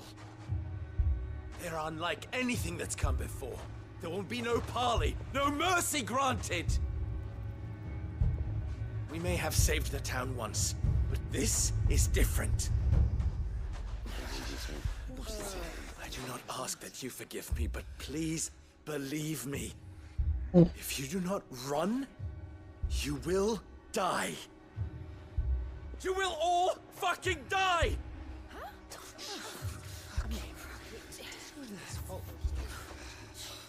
You'd like that, wouldn't you, bearer? Yeah, with us out of the way, your kind will be free to claim Dalamil for yourselves. You should run! Run, bearer! Yeah, run! Run! Far, far away! Run! Just go Да, блядь, с такими вообще просто нафиг, я не знаю. Это просто жесть. Someone's coming. Stop! You're hurting him!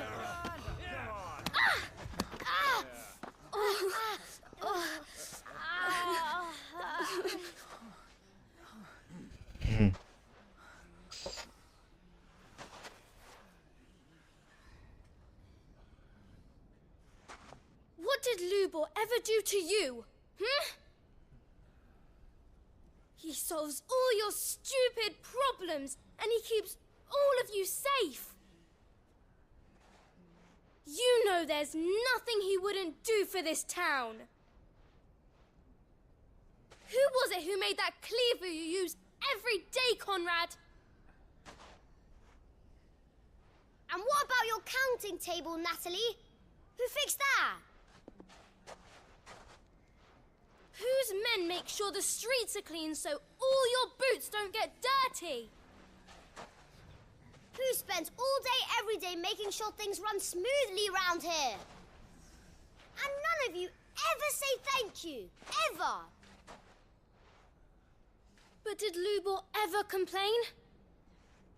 Well, does he ever stop smiling? He keeps this whole place going. And you act like it doesn't even exist.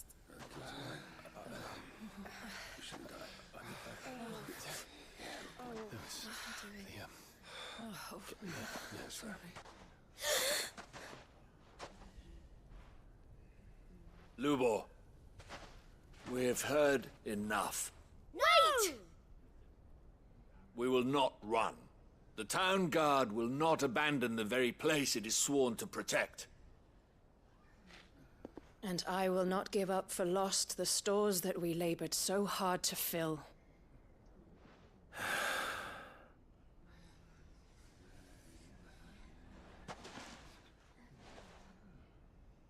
So tell us, how do you propose we deal with these Akashic of yours?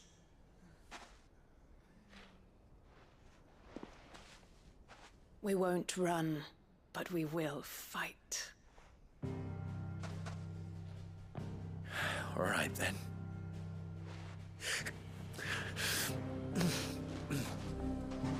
Fine.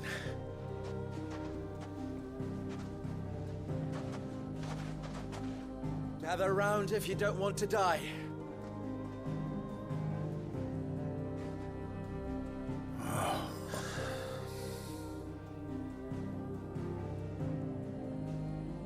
Я не знаю, я бы просто ушел бы нафиг. И все бы. Пусть там они вот это вот, в общем. И все. Вообще плевать. Allow me to explain the situation. The ether flood occurred near the village of Cheratina, deep in the Velcroy.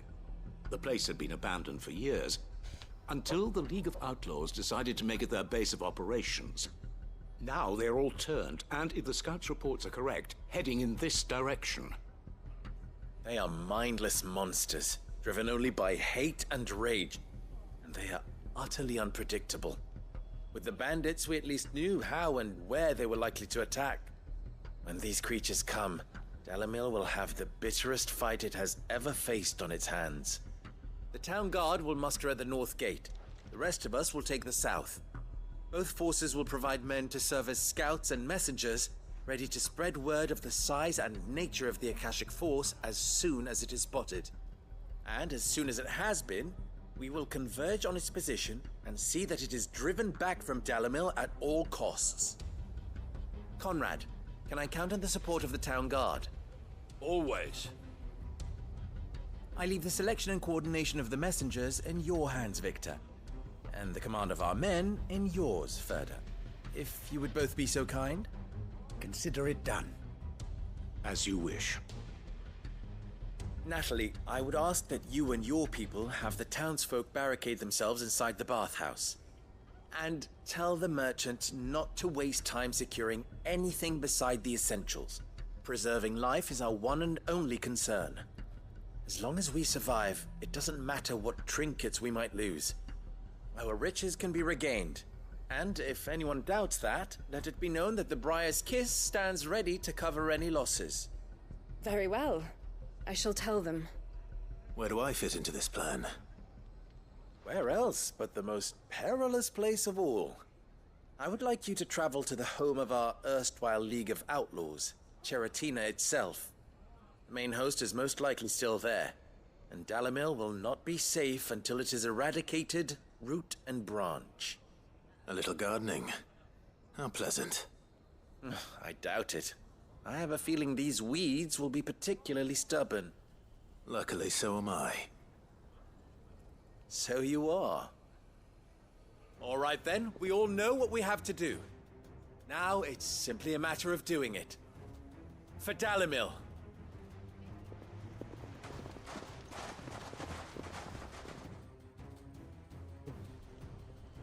Shit. Looks like everyone's ready. I'd better not keep them waiting.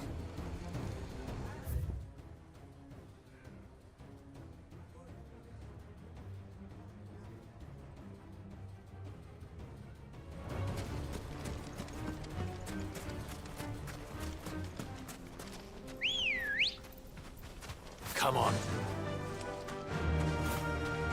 Good. Any man sighting an Akashic is to raise the alarm.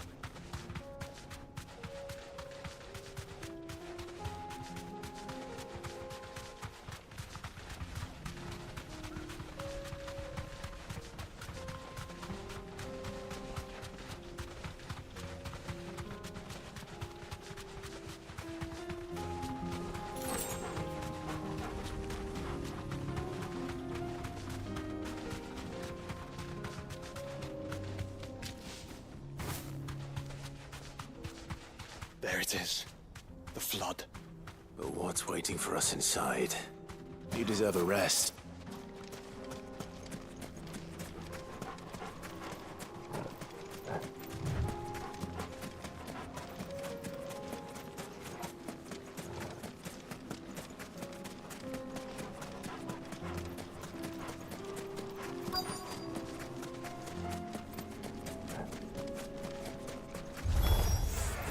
Can't leave a single one alive.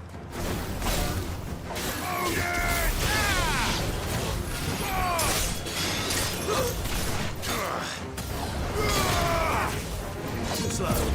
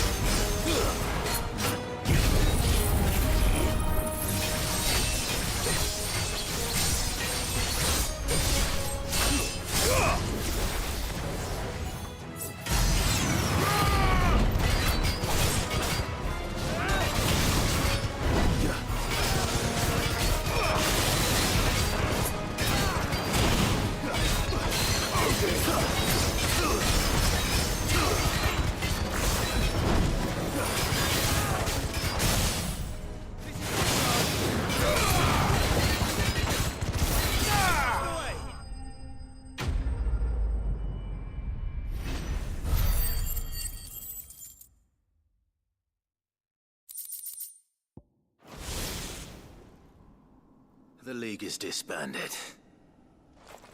I should get back to Dalimil and see how the others fared.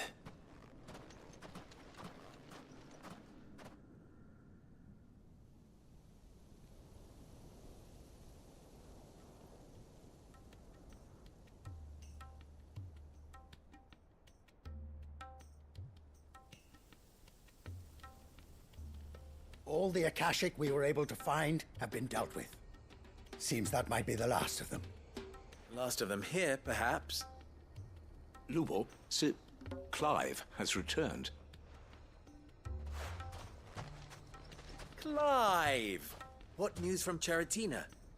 It's done. Root and branch. I knew you wouldn't let me down. Thank you, my lord. Friends, the Horde has been driven back. The Akashic have been defeated. And we need not fear the arrival of any more Thanks to Clive. Victory is ours. We bloody did it! We saved Dalimil. Lubor, allow me to apologize. After all you have done for this town, we should never have doubted you. But we did. And for that we are truly sorry. We only hope that you can forgive us. We need you, Lubor. Dalimil needs you. So, if you would still like to be considered for the position of mayor, you have our backing. You do remember that I'm a bearer, don't you? We do. But that is not a stain on your character. It is a stain on ours. We thought only of what we perceived bearers to be, not what you truly are. The man who saved Dalimil twice over. I see.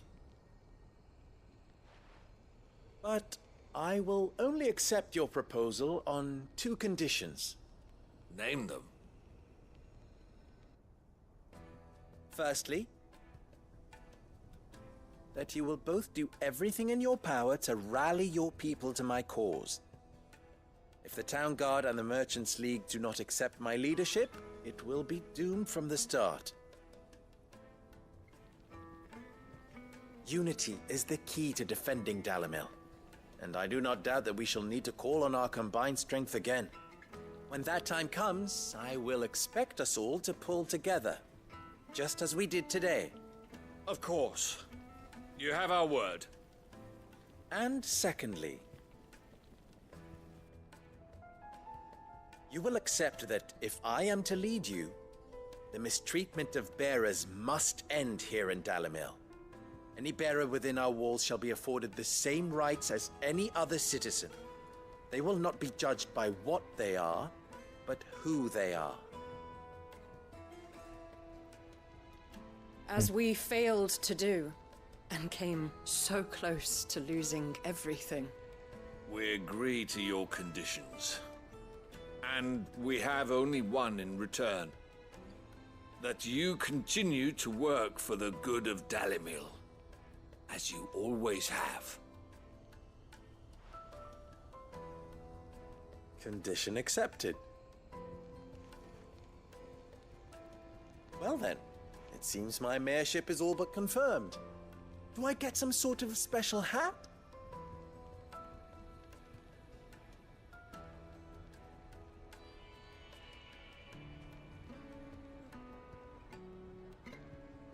How fickle fate can be.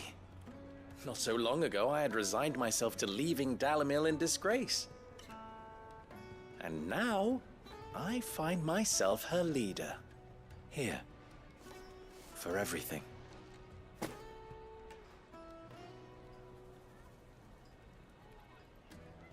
Lubor. About the children. Fear not. You are, of course, relieved of your responsibility. I would sooner face another horde of Akashic than see them brought up as outlaws. I'll make sure they're safe here. I don't doubt that you will. And not just the children, but everyone in Dalimil. I'll do my best. Can't have all your hard work going to waste.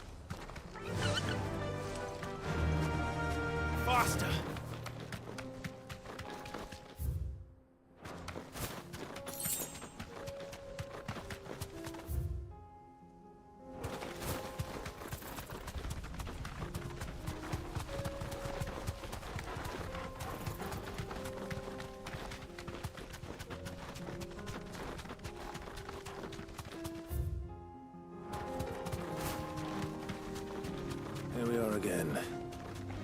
Carava, if you were a tortoise, Torgor, where would you hide? You deserve a rest.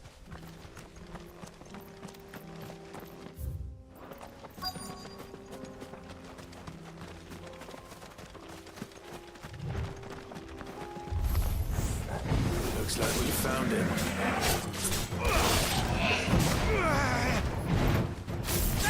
Ай.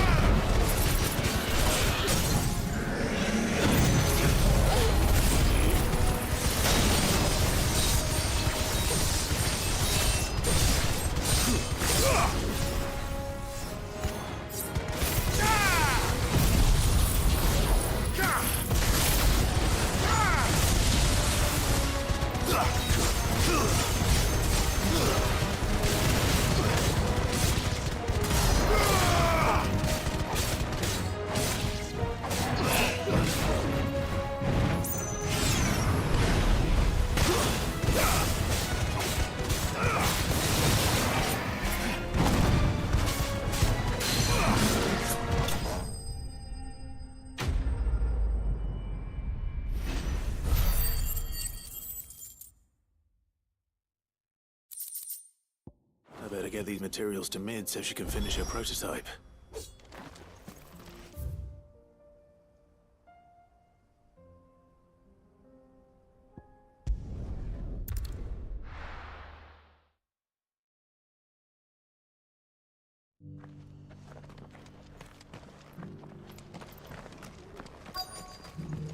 The bearer of the burning quill is within, my lord. Prithee enter.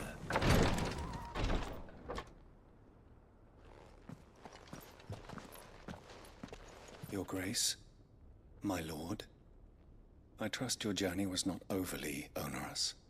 Cyril, you found a letter from Father? Yes, I have it here.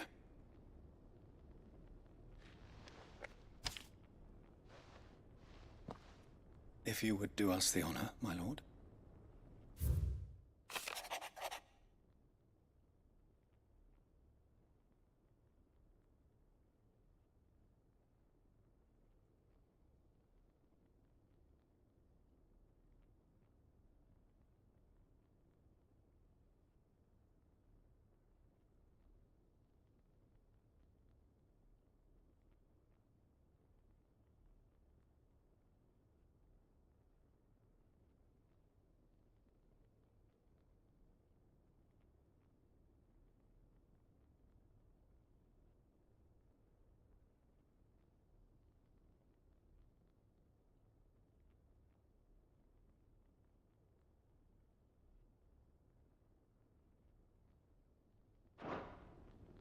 An inheritance.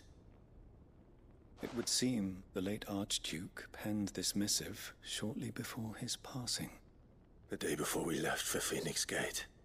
What are these plans he spoke of? His plans for the duchy, Your Grace. Your father entrusted them to my predecessor, the former bearer of the Burning Quill, who entrusted them in turn to me. The complete emancipation of bearers is their stated aim. But your father's dream did not end there. His Grace also spoke of building hospices to care for those stricken by the curse, and the founding of a new university to further the development of non-magical technologies. With the blight spreading ever more widely across the twins, Archduke Elwyn saw this as the only means of securing Rosaria's survival. He wished to see men and bearers treated as equals. To see centuries of common wisdom overturned. Small wonder he did not think it achievable within his lifetime. But he thought it achievable nonetheless. Had he not, he would never have written this message. Nor would he have entrusted his vision to his most faithful aides, those who would have stood with you, shielded you from the machinations of the less benevolent personages at court. It's a pity only they are still with us. 'Tis true that those most loyal to your father were the first to suffer the Duchess's wrath. But one at least remains, and she has come bearing gifts. What do you mean?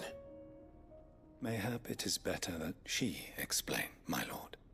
After all, the duties entrusted to me by my predecessor extended only to recovering His Grace's will and arranging a meeting with the one who might execute it, or a part of it at least.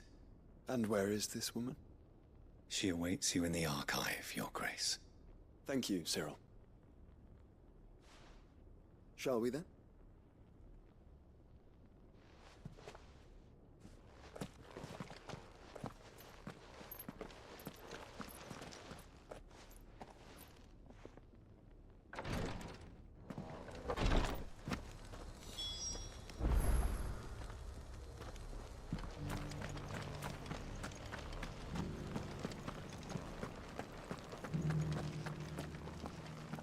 This is the Requietry, an archive where we of the Undying collect and collate our findings.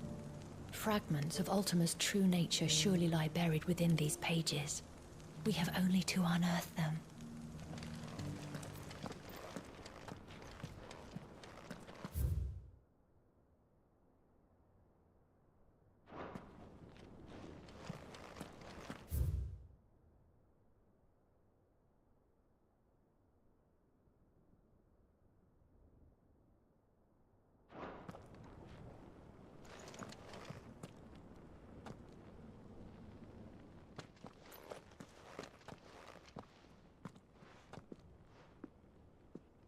My lord, Your Grace. I hardly recognize you. I am Goditha, retainer of House Rosfield, loyal servant to the Phoenix and his shields. Your father, the Archduke Elwyn, entrusted me with the delivery of a gift. I only hope you can forgive my tardiness in bringing it to you. Lift up your head, Lady Goditha. You have our gratitude for your service to our house and to our father. I merely did my duty, as any proud Rosarian would. My lady. Perhaps you could explain a little more. What exactly is the gift you bring? As I'm sure you know, it has long been the custom for the children of House Rosfield to be presented with certain keepsakes upon their coming of age. Indeed it has. Our father often spoke of the day when our turn would come. And had he lived to see it, he would have presented you with the treasures I bear. Matching armbands for you both. Alas, he did not live. Indeed, he was taken from us even before they could be completed. He had intended to claim the Heartstone with which each armband was to be finished himself, but it was not to be. And his gifts remain incomplete. I see. It saddens me to bring them before you, as they are. It was your father's wish that you be presented with the finished articles, not these works in progress. But with his grace long since gone, and the stone left unclaimed, I had little choice. You are grown men now, and his house is yours. And while I would not presume to insist upon your claiming the Heartstone in his stead, I know that nothing would have pleased him more than for you to do so. Thank you, Lady Goditha. What say you, Clive? What else? Of course, my lady. May our father's will be done. Oh, I am much obliged. Do you know where we might find this Heartstone, my lady? I do. Though it may be a matter of a good deal more than simply happening upon it. It is found in the bellies of elder griffins, you see. We do at least know where to find one. A certain specimen has made its nest in Titan's Wake, not far from here. A certain specimen? You are most perceptive, Your Grace. In answer to your unspoken question, yes. In fact, this is the very same beast your father meant to slay. I have been tracking its movements since you were but a boy. Were you to slay it in his stead, as men of House Rosfield, it would surely make your father proud. What say you, Joshua? What else?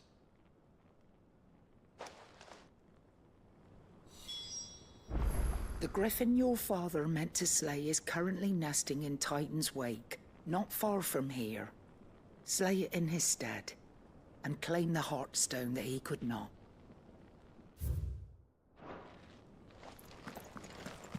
Titan's Wake is to the south of here. But we must not be hasty. The good lady has been disappointed once already.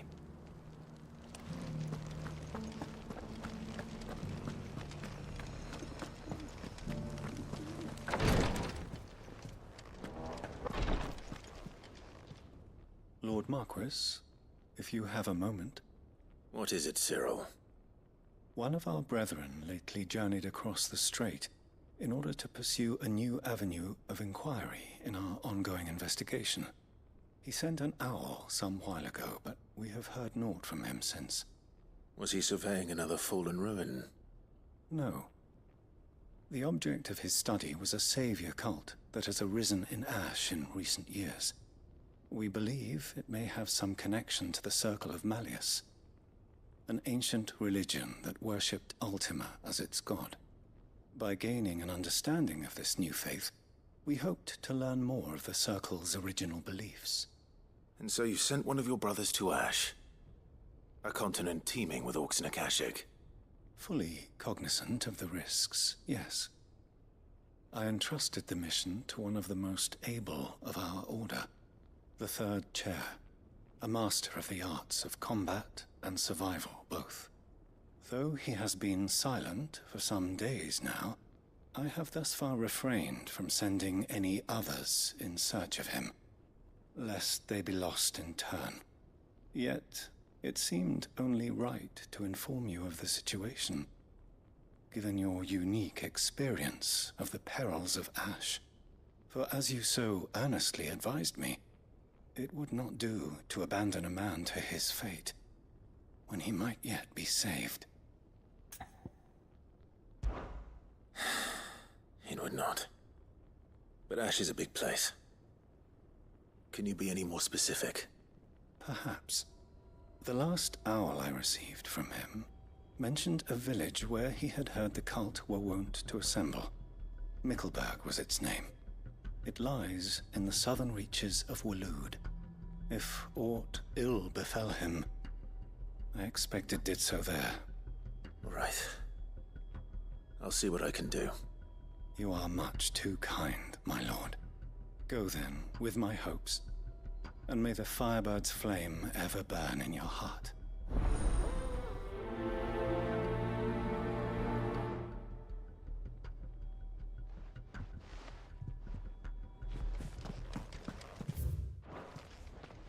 If this new faith really is an offshoot of the Circle of Malleus, then... Let's concentrate on finding the Third Chair first, shall we?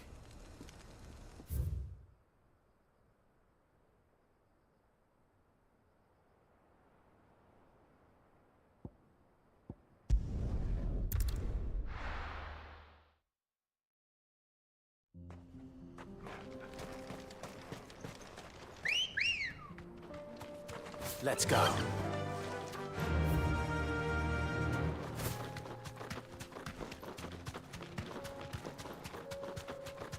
Eyes peeled, Joshua.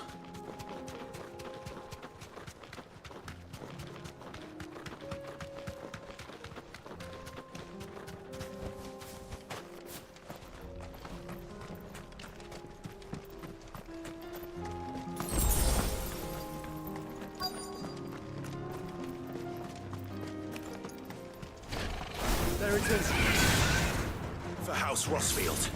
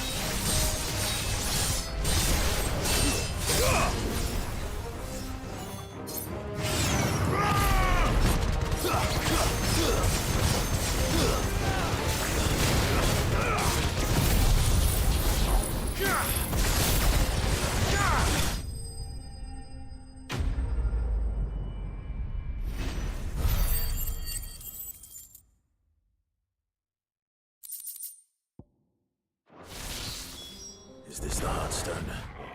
I expect Lady Goditha will know.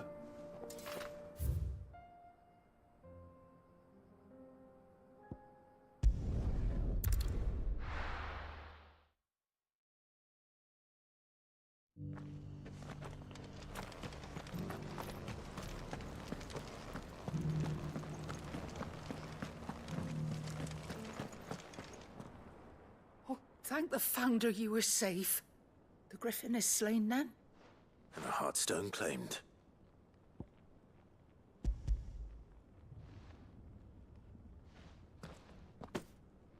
Yes. This radiant luster, like frozen flame. It is just as your father described it. Thank you, my lord. Your Grace. Your father would be so proud. Lady Goditha, the lapidary is ready. Thank you, Cyril. I will be with him shortly. If you would excuse me, I shall have the stone cut and set forthwith.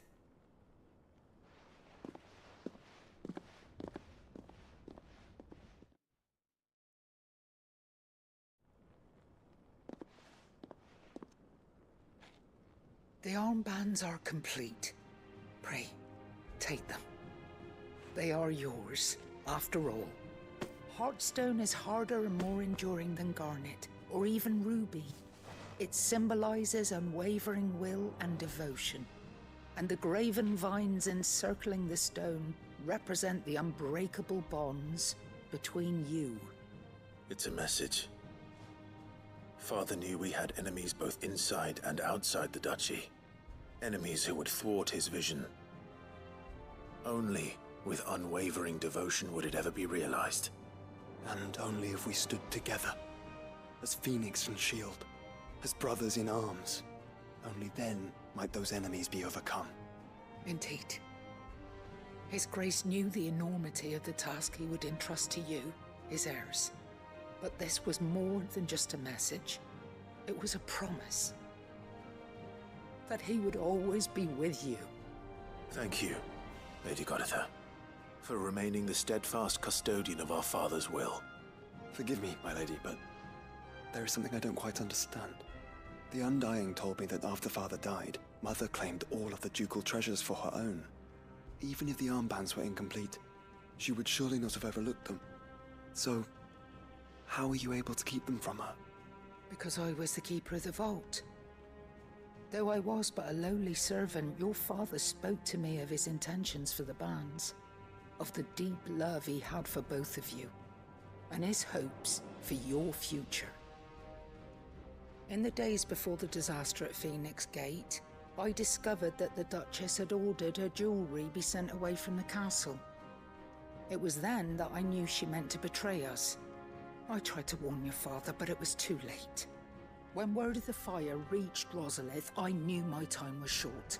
So I took up the armbands and I fled into the night. And thank the Founder you did.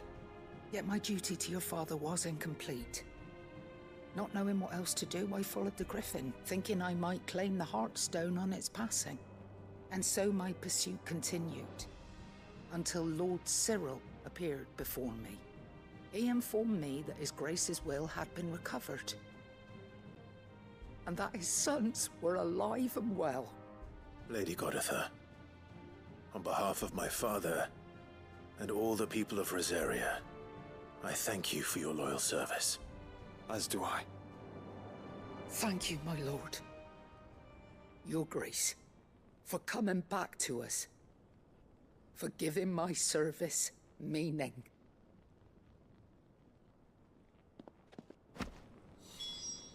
I remain your faithful servant, my lord.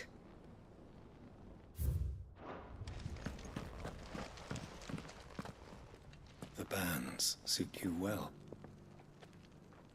It must be gratifying to finally receive the inheritance that was denied you for so long. It is. And we thank you for the part you played, Cyril. If you would permit me to play my part a little longer, might I suggest that you make your way to your father's memorial atop Hawk's Cry Cliff? Let him see that you have received his blessing, and that his vision lives on in you. I suppose it would be churlish not to. What do you say, Clive? Shall we pay Father a visit? I think we should. I was hoping to be able to offer him my thanks before we left for Origin. Your father's helm is enshrined there. It has been since the day we recovered it from Phoenix Gate.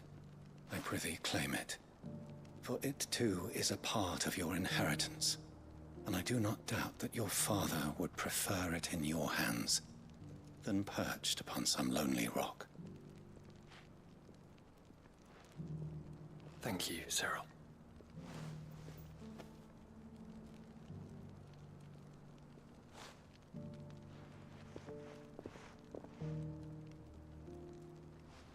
Come on, Clive. He's waiting.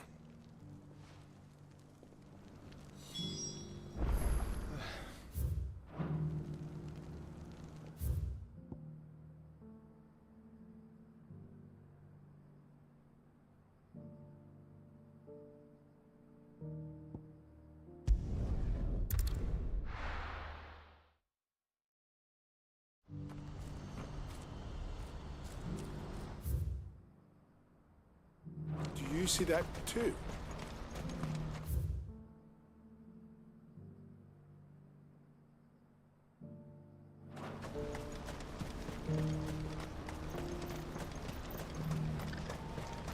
Papa?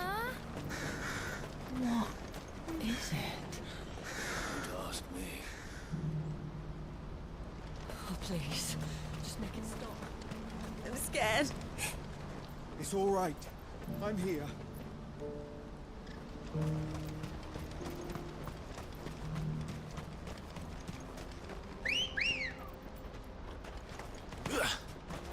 Good girl. Faster!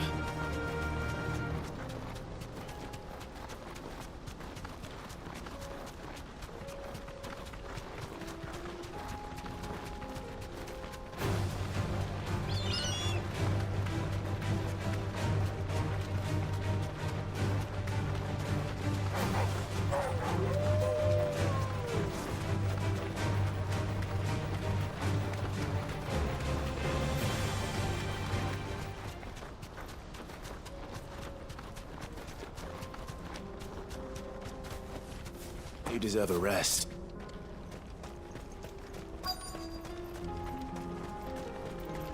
That can't be Rutherford, can it?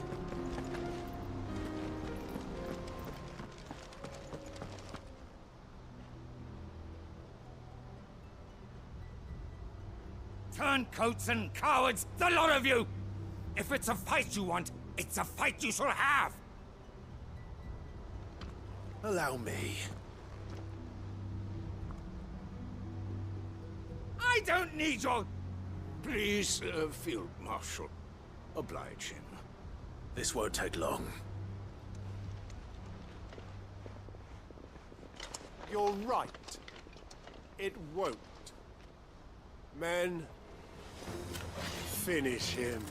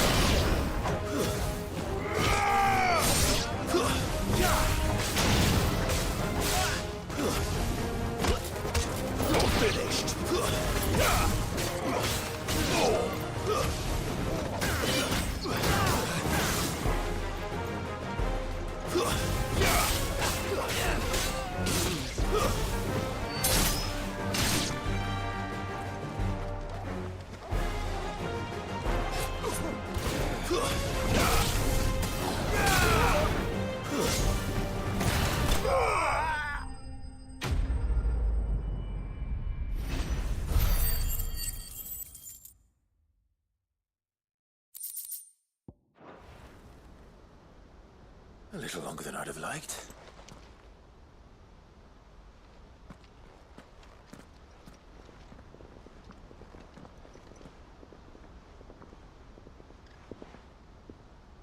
Field Marshal Havel, I presume. Are either of you injured? No, my lord. You arrived just as our escort turned on us. Fucking traitors. I'd heard reports of soldiers in the outlying regions abandoning the oaths they swore. But I hadn't thought the corruption had reached so close to the heart of the Republic. It's a fucking disgrace. Your interfering old bastard of an uncle tried to warn me, of course. My lord Marquis. Or is Sid the Outlaw more to your liking? Call me what you want. It doesn't change who I am. Or the urgency of the message I bring. My uncle has a plan to right the realm, and he needs your help to see it through. Before I agree to anything, I'd have you answer one question. What do you stand to gain from all this? I won't deny that I might benefit from further chaos. But I seek a new beginning for all of us. And while the choices I've made may not always have been the right ones, I know I made them for the right reasons. For so long, so many of us have been told how we could live, how we could die, when it should have been our decision all along. Now we have a chance to put things right. But in order to take it, we must stand together. Even if it be beside those with whom we don't see eye to eye.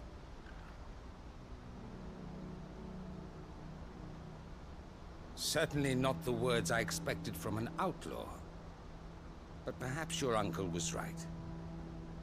You are no ordinary outlaw. I'll never hear the end of this. All right.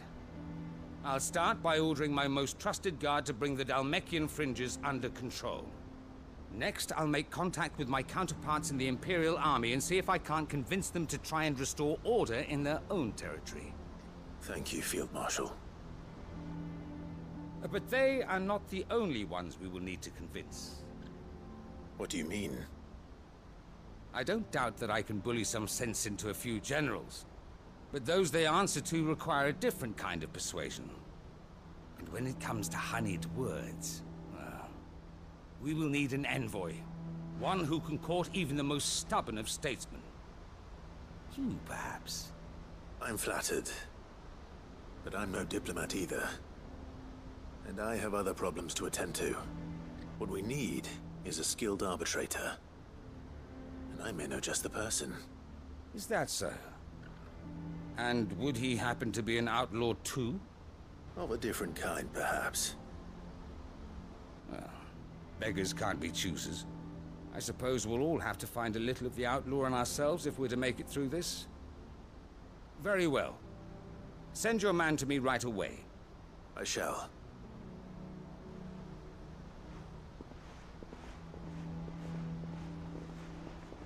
My Lord Marquis. Your Lord Uncle bade me escort the Field Marshal to his manor in Port Isolde. And I will see that my associate joins you there. Very good, my lord.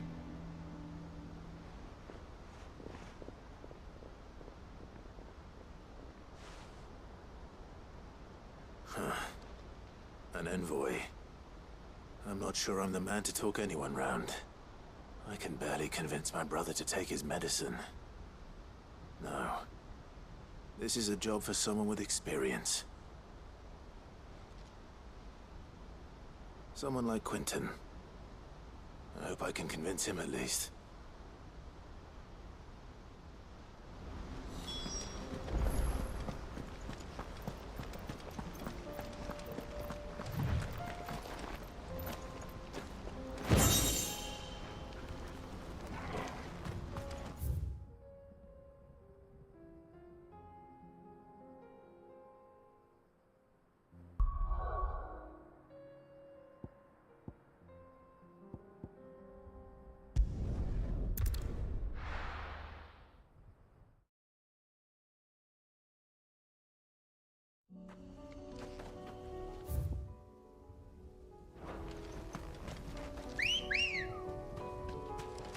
Good girl.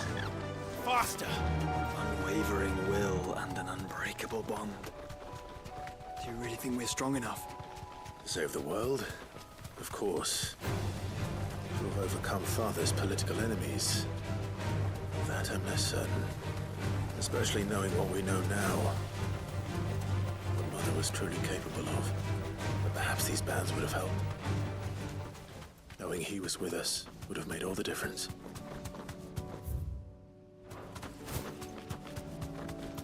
It's just back there. Be safe.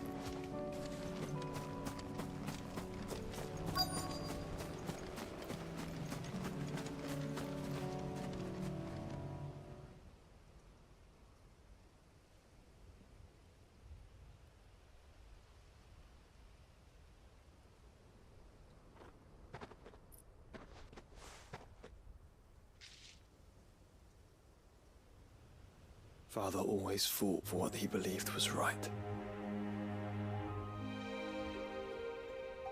It wasn't until that night at Phoenix Gate that I realized I had never fought for anything.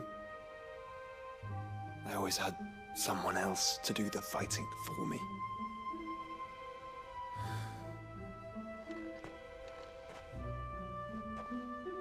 No matter how fate conspired against him, he never lost heart, never looked back, never stopped fighting. To me, he was the greatest of men. And I've been trying to live up to his ideals ever since.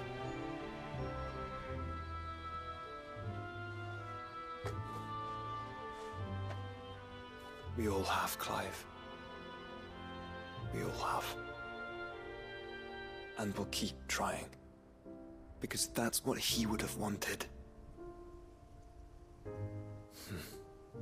What he would have done himself.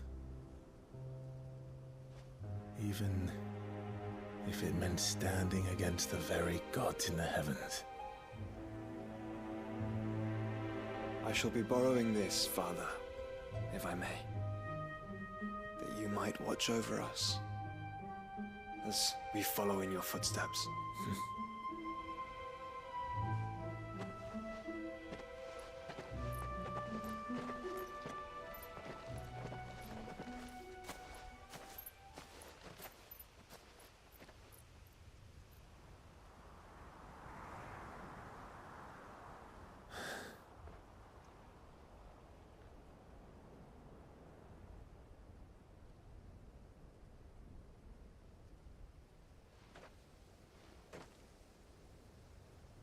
We won't lay you down.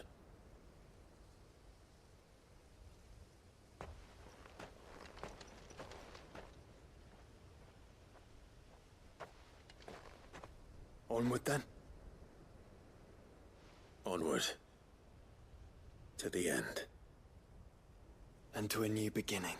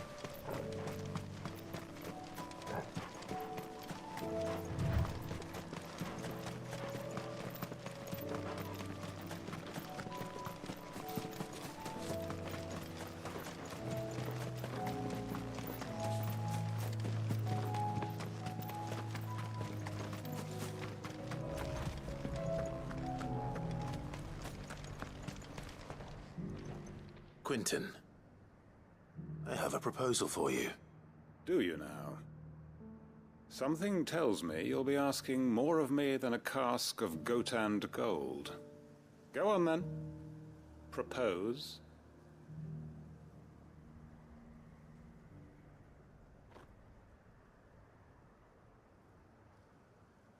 You'd have me convince the chiefs and chamberlains of the realm that they should simply swallow their pride and do the one thing that has proved impossible for thousands of years. Was there anything else? Perhaps I can fetch you a meat pie as well. I know it's a lot to ask, but I can think of none better suited to the role. And you'd have me give up what little I have left to do it. I told you, Clive. The people of Lostwing are my family, and I cannot abandon them. You'll have to find someone else. I'm sorry to hear that. So am I. And why might that be? What he's asking. How's it any different to what you've done so far? They want you to speak for those who can't speak for themselves. That's what you do best. If it's the vineyard you're worried about, we'll see that the grapes are picked and the tons filled. You know we will. It's not that. Then what is it? You said yourself we're family. Don't you trust us? You know that's not what I'm... Then what are you saying? That only we are worth saving? Why turn your back on everyone else? You convinced us we could build new lives for ourselves, and if you can do that, who's to say you couldn't convince the entire realm? A stirring argument. I fear that any rejoinder I make might fall somewhat flat by comparison. So you'll join us? Where do you need me? Field Marshal Havel will want to speak with you in person. He's currently in Port Isolde. I can arrange for a party of Cursebreakers to accompany you there. That would be very much appreciated. I hear the roads are far from safe these days. Hopefully not for long. My uncle will want to know that his plan is taking shape. Any statesmen we speak with are liable to resist our entreaties if they feel that what little power remains to them is at stake. They must be dealt with skillfully. I shall not repeat the errors of my past. Reckon Master Quinton could argue an egg back up a hen's quim if he set his mind to it.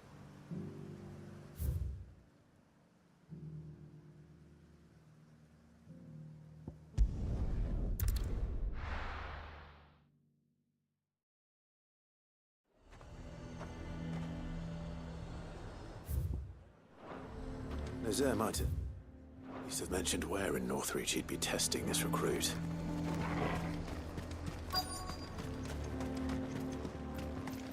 I'm nervous. Is it alright to be nervous? I don't care either way, so long as you do as I tell you. Well met, Sid. This is the Initiate. Ember, present yourself. At your service, Master. Please, just Sid. There are no masters here. Your life is your own. Oh, of course. Thank you, Sid. The Sergeant says you'll be evaluating me at my trial. To become a scout, yes. You are aware of the dangers inherent in that role. I am. But I swore I'd face them. Just like the man who saved my life. And who would that be? Gav. It was him who found me and freed me. No magic, no support, just one man and his nose. Came and sniffed me out. It taught me what one man can do if he puts his mind to it. And I've been training ever since, so that one day I can be someone's saviour, just like Gav was mine. I'm sure he'd be flattered. You clearly have good intentions, Ember. And it sounds like you're under no illusions. Stick to this path and you'll make a fine curse-breaker. So, what? Have I passed? You haven't even started yet. Now listen.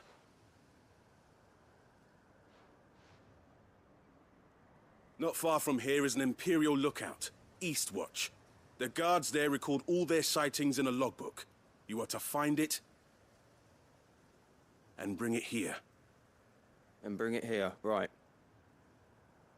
Anything else? No. Sneaking into a heavily guarded Imperial outpost and stealing the logbook would be quite sufficient. You'll need to assess the situation, determine a point of entry, create a distraction and effect an escape, all without being discovered and thrown into an Imperial oubliette. Ember, Gav isn't our best scout because he can do everything. It's essential that you know your limits. Know my limits, right. I won't let you down.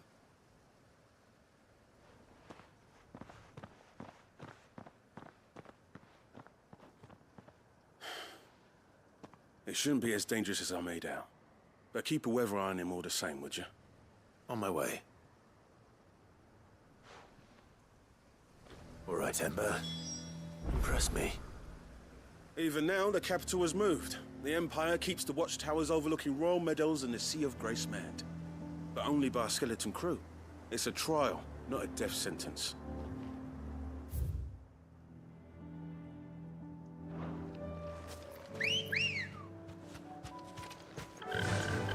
Faster!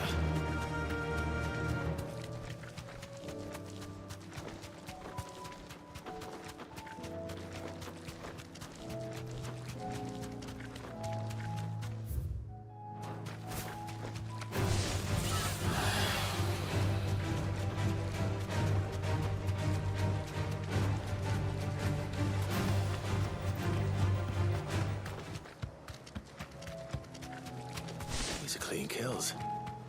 Perhaps young Ember really is ready.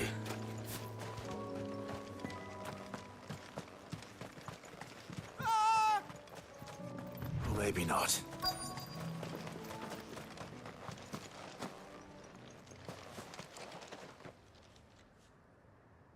Damn it. Ember, draw your sword! I can't! Then run! If you want him, you'll have to go through me.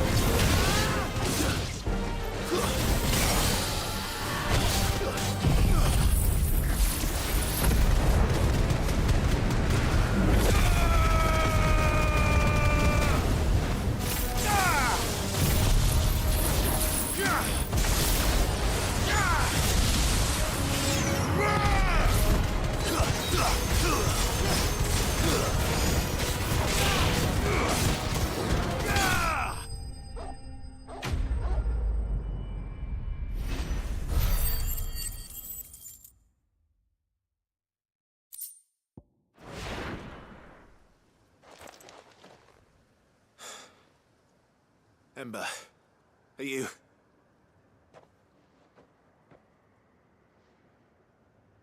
Gone. Of course. Scouts really are a rare breed. Back to Northreach it is then.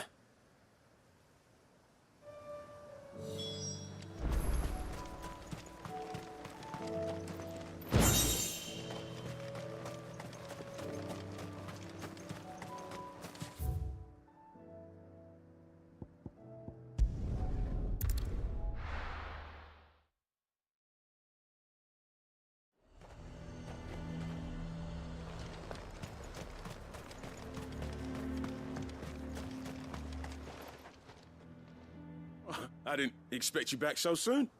Where is Ember? How did he fare? I thought I'd find him with you. He must have fled. I followed him to Eastwatch, where I found him being set upon by a wild Avis. He was just standing there. Didn't even draw his sword. I had to step in and take care of things. But by the time I had, he was nowhere to be seen. I assumed he'd set off in your direction, but apparently not. I'm sorry, Sid. I knew the boy had a nervous streak, but he seemed like... The right man for the job? I believe this is the logbook you tasked me with retrieving. Eh? How did you... Don't you tell me you breached the tower while Sid was busy saving your skin. What? Wasn't that what you asked me to do? To bring the thing back without getting caught? He has you then, his heir. And he did it all on his own. But Sid, he did what he thought was best. And now I have to decide whether I agree. Of course. We'll await your evaluation back at the hideaway. Don't you leave my sight. Yes, Sergeant.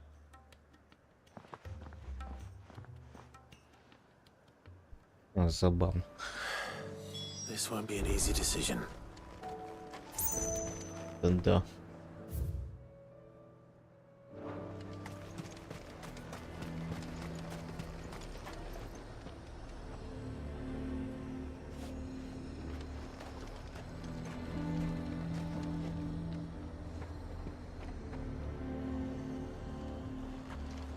The Dame actually cares about this town, unlike the Duke. He's only interested in picking our pockets to line his own. Do you see anything you like?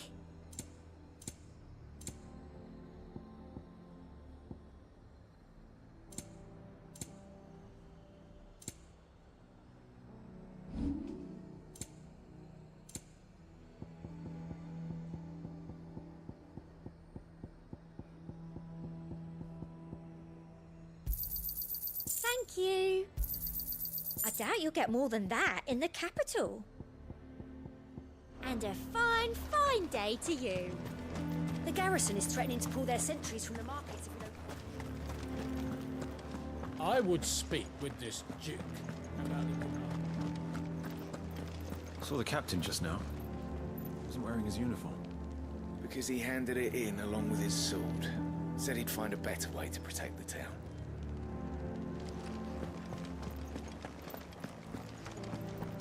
Your town needs you.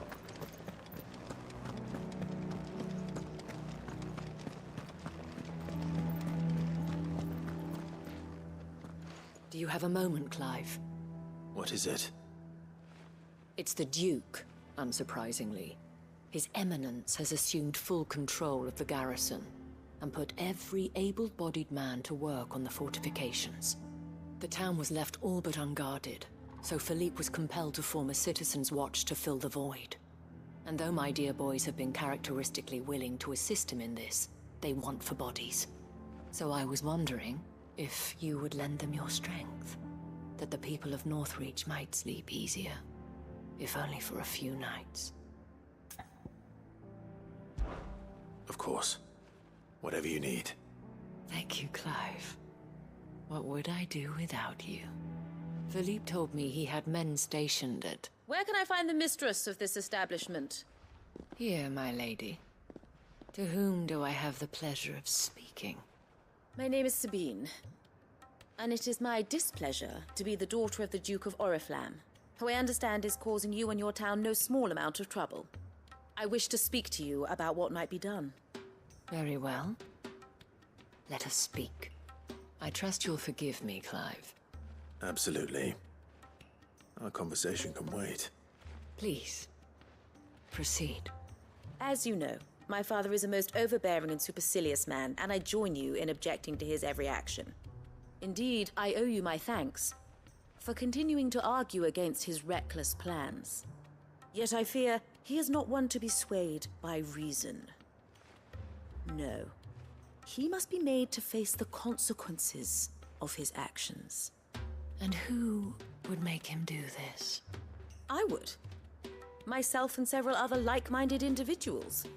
Were you to join us, we would surely have the strength to drive him from Northreach for good. Does that not seem a trifle drastic? Drastic action is precisely what is called for. Unless you are content to see your people downtrodden and dispossessed. My father would have it that citizens exist only to serve the Empire. That they should be forced to make every sacrifice to ensure her revival. But he is wrong. It is not the people who must serve the Empire, but the Empire who must serve her people. He's always been like this. Scornful of the opinions of anyone he judged beneath him. But he cannot be allowed to ride roughshod over the common folk any longer. We must fight him by all possible means. Fight him? No. My purpose is to quell the tension in Northreach, not to stoke it. Respectfully, my lady.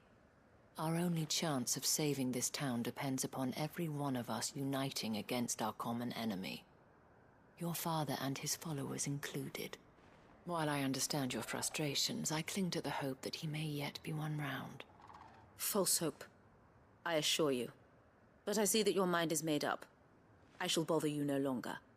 If you will extend me the same courtesy, I bid you good day.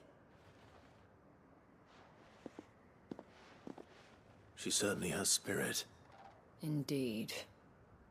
But unfortunately for us, that spirit is only likely to harden the Duke's resolve, which may be enough to seal the fate of this town. Not that she cares. This is all about her and her father. Families. I'm sorry, where were we? Ah, yes. I was about to tell you of Philippe's plans for the town watch, but perhaps it's better that you heard them from him. I believe he's in the market, if you'd be so kind as to seek him out. Right away. It's just a pity I cannot join you. I'd like to see the two of you in action together.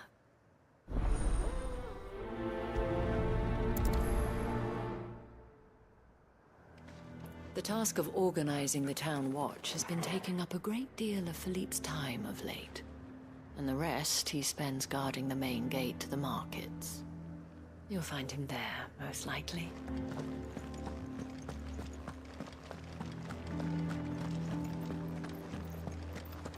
Your town needs you.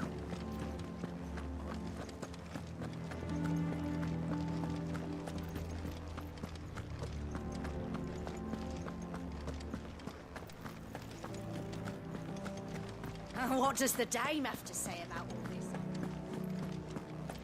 So you are content to abandon the people? Please, I beseech you. If you are a true son of Northreach, you must fight to defend your home. That's exactly what I am doing, milady. Or trying to, at least. The land is crawling with fiends, and someone has to keep watch. Even when our true enemy is hiding in the garrison? Fine. You're not the only able-bodied man in Northreach. Thank you so much for your help.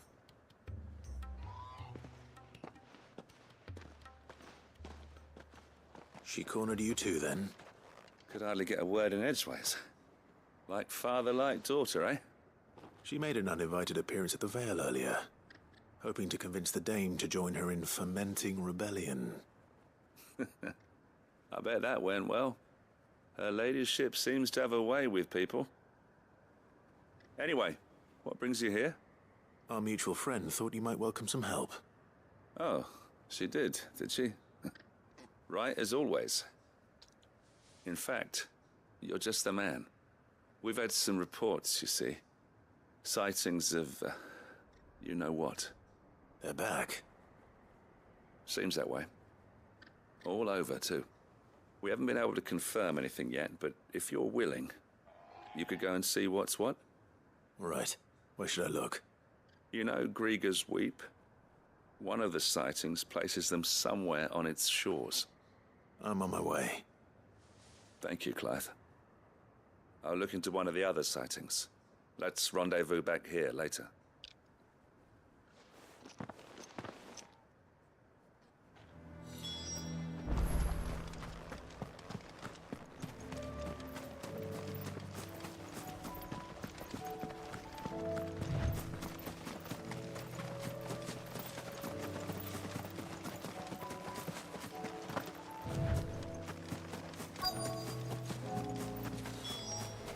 Damn it. The reports were true. I need to stop them before they get to the town.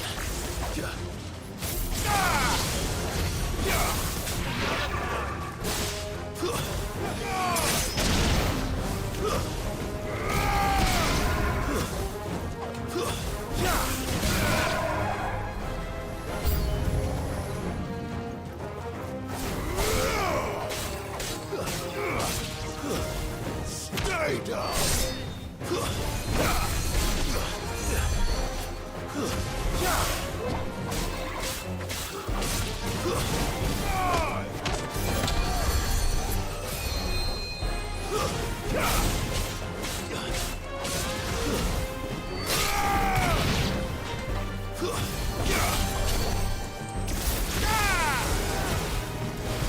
It's over!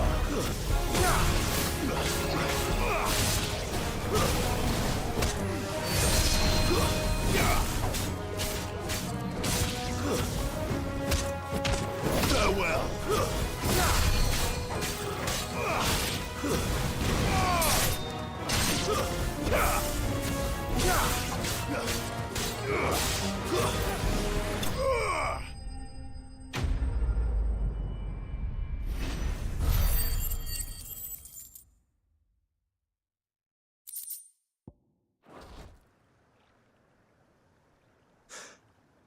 Call that a test, Ultima?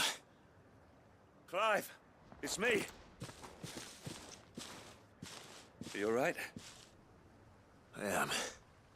But it seems the reports were true. The thralls have returned. I dispatched the few that I found, though. Well, that's something, I suppose. But what were they doing south of town? They all came from the north last time. We might be able to fend off an attack from one side or the other, but from both? Do you have eyes in the north? Some. I should probably go and have a look, though, just to be sure. You head back to Northreach. I want you there just in case war breaks out while I'm away. What do you mean? Her ladyship's been busy working her magic on the townspeople, stirring up ill feeling towards her father. She'll have her marching on the barracks if we're not careful. What? This is exactly what the Dane was afraid of. I'll do what I can to calm things down. Be careful out there, all right? Don't worry, I'm not like you. One sniff of those things and I'm running back to town screaming blue murder.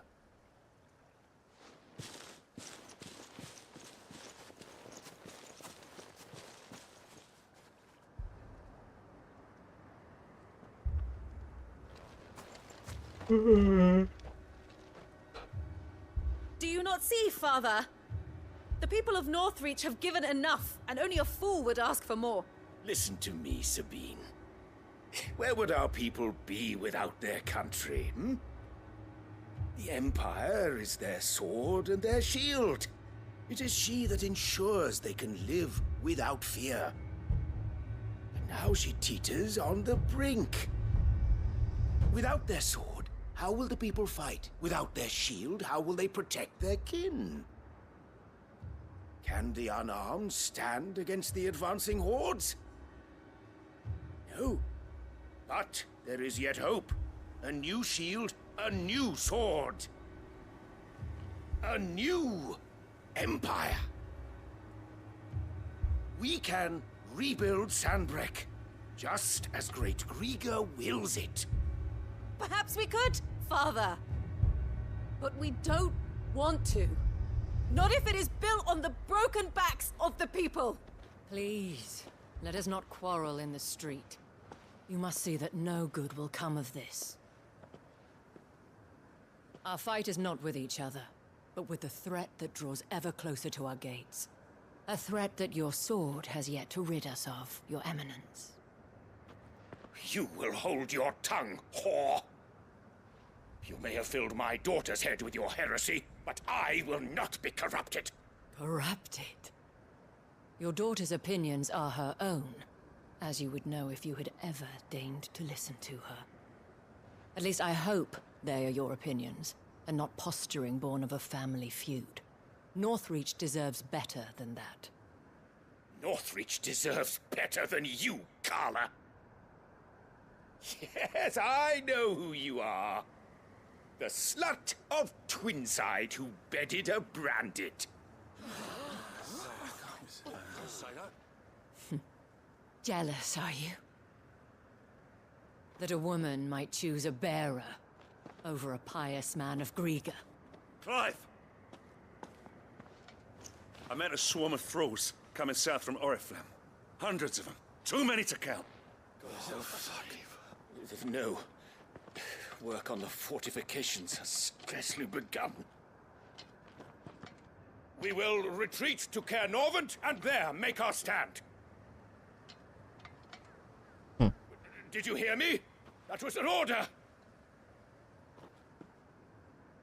While this is but a heartfelt plea, let us make our stand here and protect our homes. Protect those that we love. Together, for Northreach!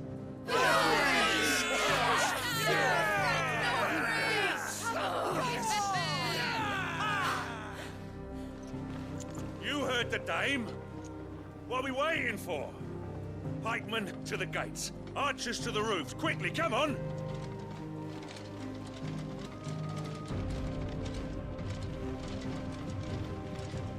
But she is but a common... whore, yes. And we'd follow her to the gates of hell.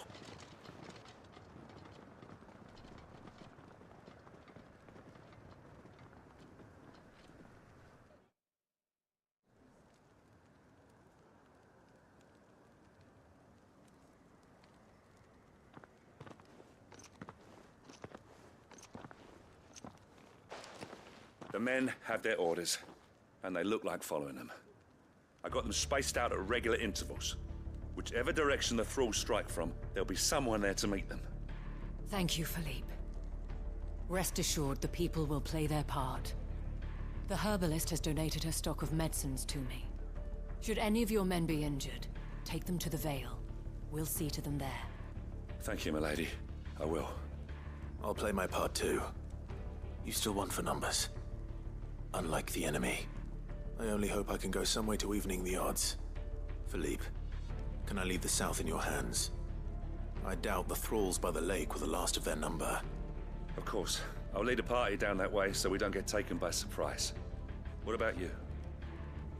I'll make my way up the road to Oriflamme. I fought a few of these things. And while I can't promise to hold them all back, I should be able to thin the herd. All right. But take care. Thank you. Both of you. You can thank us when it's over. Till then, madame.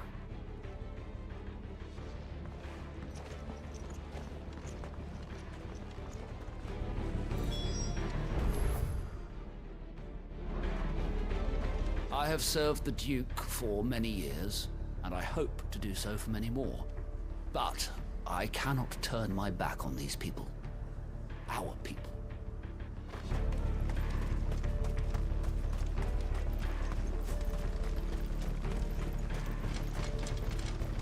I want steel in the hands of every man, woman willing to...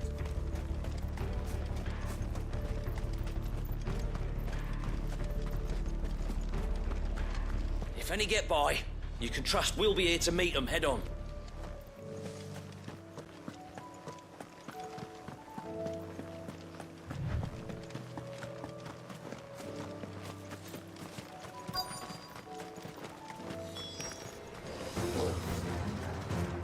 are so many of them.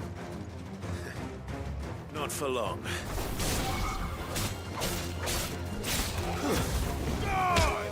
It's over.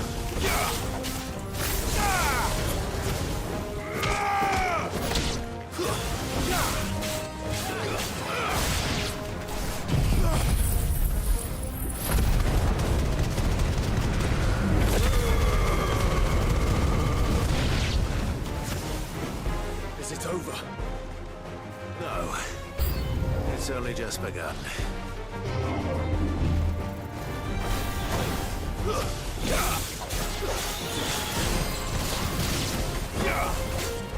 It's over.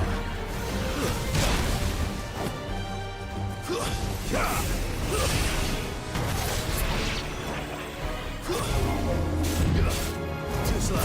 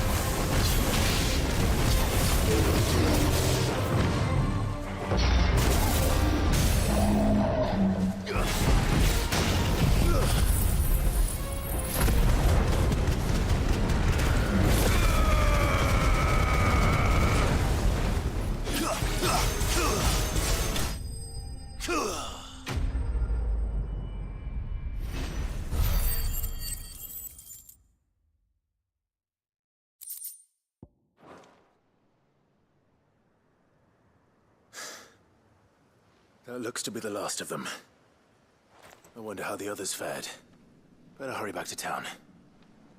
Come on, Torgal.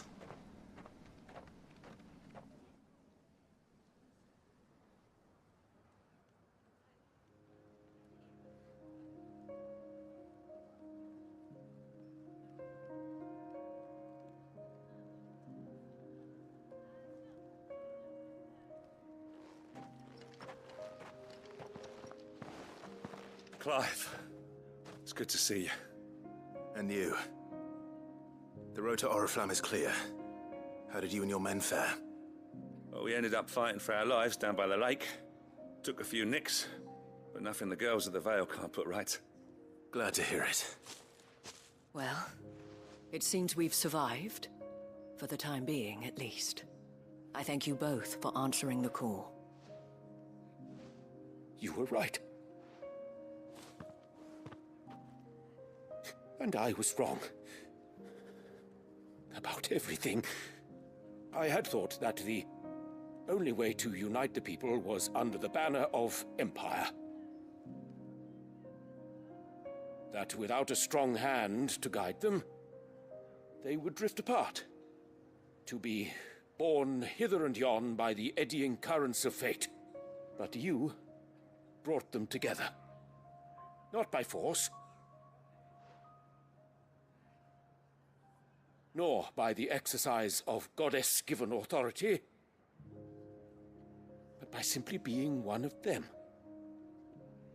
By knowing what they feel, because you feel it yourself. Our purpose was ever the same, Your Eminence. You were merely distracted by a loftier vision of empire and glory, while our eyes beheld matters closer to home. You have the right of it again. As did you, Sabine. His Radiance said it himself. Sanbreque is naught without her citizens. I forgot that. And I am sorry. I'm sorry too, Father. I should never have taken things so far. I only wanted you to understand how the people felt. How I felt. But my anger got the better of me. Do not blame yourself, my dear. This was my doing. I should have listened to you. To all of you. Your Eminence, your Ladyship, I do not doubt that you came here with the best of intentions. But I believe the same could be said of us all. We all want safety, security, prosperity. Not just for Northreach, but for the entire realm. And we may yet achieve it. If only we work together. Will you join us in this? Yes. We shall. Thank you, Your Eminence. Now that that is settled, I must go and see to the wounded. The Vale's doors are always open to any soldier in need of relief. And today there are more than ever before.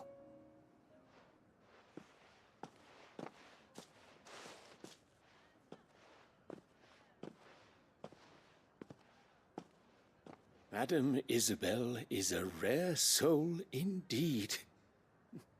In these dark times, I see that it is not men like me who should lead the realm, but women like her. You're right. If only I'd listened to her when I had the chance. Forgive me for saying so, milady, but you still do.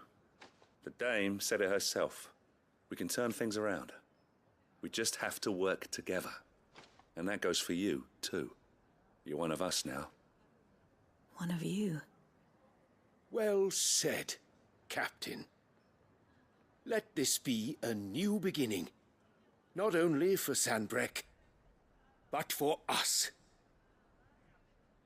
Well, since there's nothing more to be done here, I should see if Isabel needs any help moving the wounded.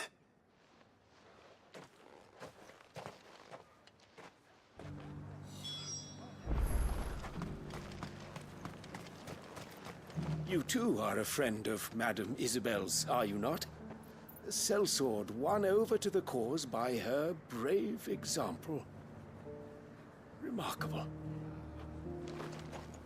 I only wanted what was best for Northreach, for Sanbreque, and I still do. But this time, I will go about things the right way, in concert with others, rather than in spite of them. Thanks for your help, Clive. We couldn't have done it without you. Now all we need is for their eminences to start pulling their weights.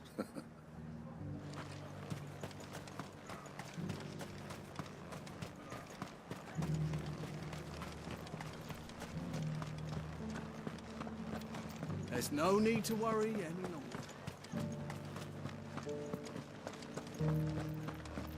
I saw several soldiers being carried to the Vale.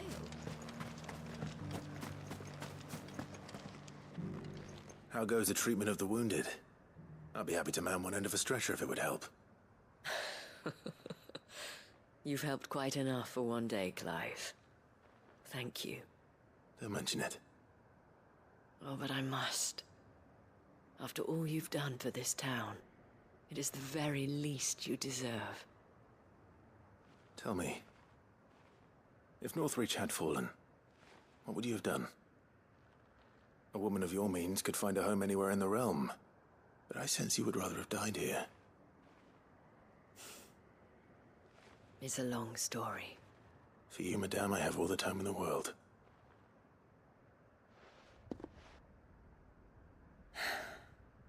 Very well. Long ago, I had a life in the Crystalline Dominion. I was Carla then, courtesan to the nobility, So sought after was I that it was only they who could afford my time. Alas, those halcyon days were not to last. For naive as I was, I fell in love with a bearer. He was my master's guard, the gentlest man I have ever known.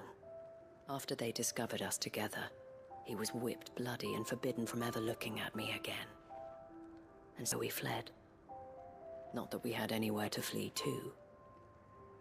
We wandered, aimless and starving, half dreading, half praying that the next day would be our last. Until we found ourselves here, in Northreach. It was the Veil that took us in, that fed us, clothed us, and healed our hurts. Those that could be healed, at least. My love was already too far gone. He passed away. He did. Not long after we arrived. But at least we were able to share a few moments of peace before the end. It was the greatest gift I have ever received. But the generosity of this town and her people did not end there. The men and women of the Vale supported me through my grief. Shared in it, though I was still a stranger to them. They treated me like a sister.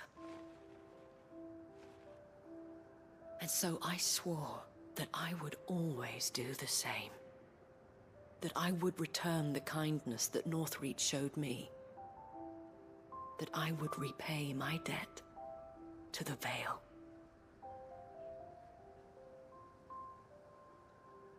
Thank you, Isabel, for sharing this with me.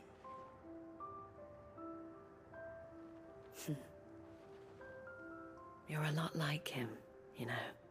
Perhaps that is why I have such a soft spot for you. Never stop fighting, Clive. And I shan't either. I know that it will not be easy to keep Northreach together. But our efforts will be rewarded. Just look at us now. The people, the soldiers, even the Duke of Oriflamme and his daughter, all united in defense of this town that we have come to call our home. And what of you? Can we count on your support too? Always.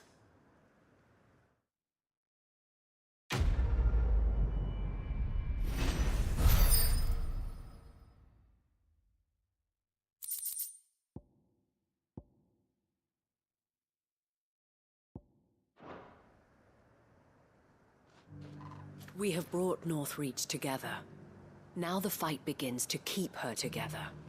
For if this town is to survive, we must all play our part. Including you, Clive.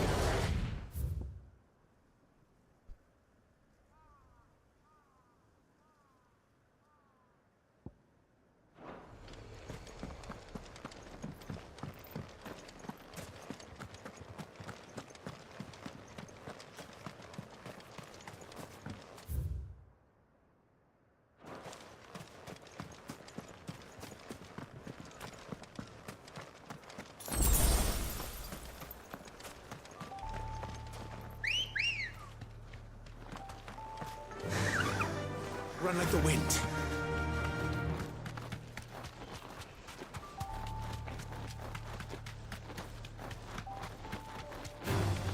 All right.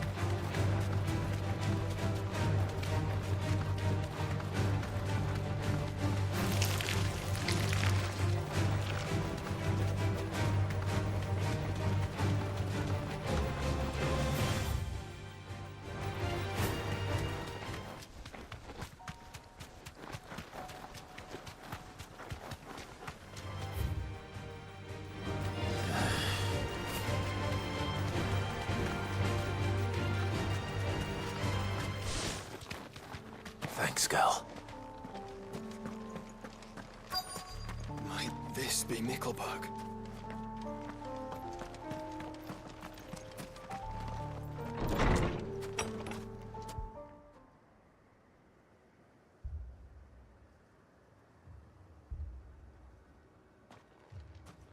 These people aren't turned. And the village seems safe enough at least.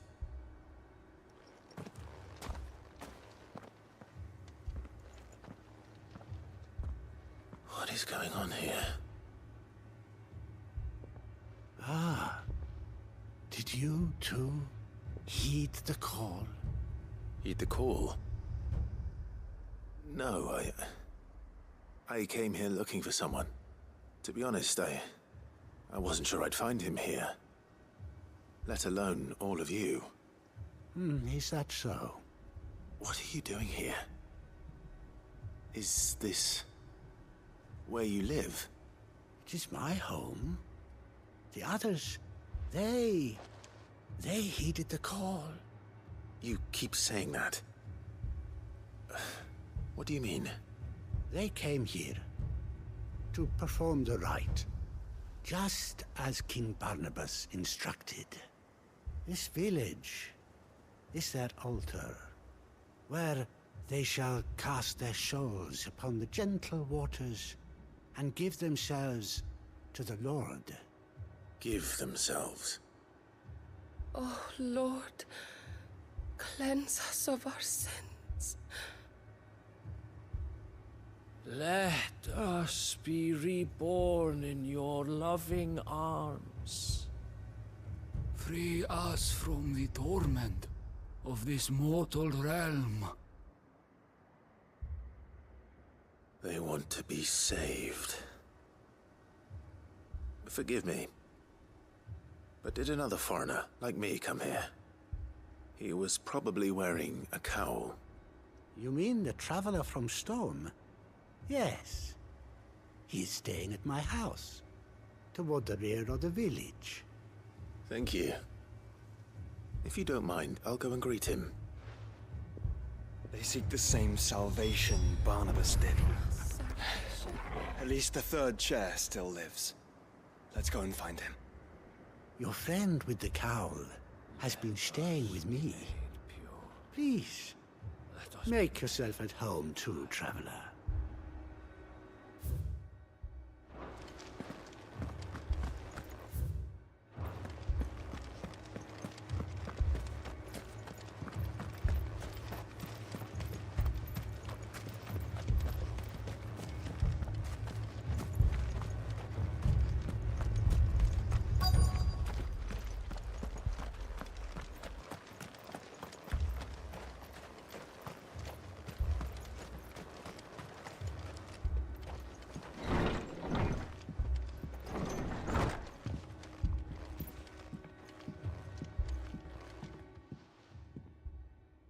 Excuse me. Are you with the Undying? I am. And so it would appear, are you? Lord Rosfield, if I am not mistaken. That's right. And you must be the third chair. I am. Cyril was worried for your safety. He sent me to find you. Then I must apologize. I did not mean to trouble the bearer of the burning quill. Much less you, my Lord Marquis. He said that you had failed to report. Is there a reason for that? I came here to study the followers of this new faith. But the more I learned of them, the more my own faith began to falter. You have seen them at their prayers, have you not? They devote themselves to the veneration of their Lord with a fervor I have never seen before, praying night and day that they might be rid of their wicked wills and reborn in their Saviour's light. Not that they might be granted respite from their worldly woes, but so that they might continue to serve him. Serve him with all of their beings. I, too, swore to devote my life to the service of my Lord and Master, but this... 'tis different. It is more. And so I would see it through to the end. See these people safe, that they might achieve their dream, that they might do their duty to their Lord,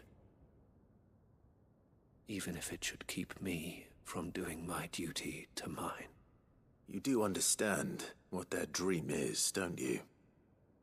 I do, my lord. They would cast aside their wills and become a Kashik. I know that it may be hard to believe, but to these people, that is the very essence of salvation. Forgive me, my lord, but I must remain here. If you are to return to Master Cyril, I would consider it a great... Did you hear that, my lord? Something is happening. I'll go and find out what. Stay here.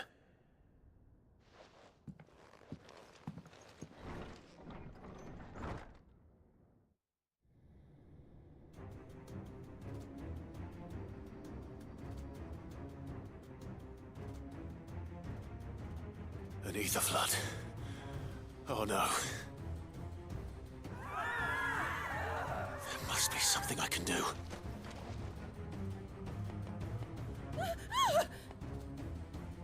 Echoes as well. Found her. Ready, brother? Ready.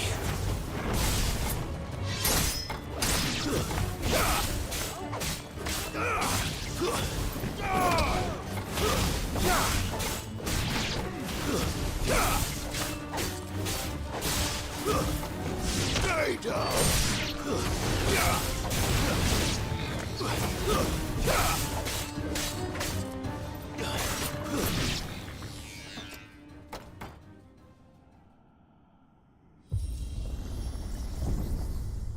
What now?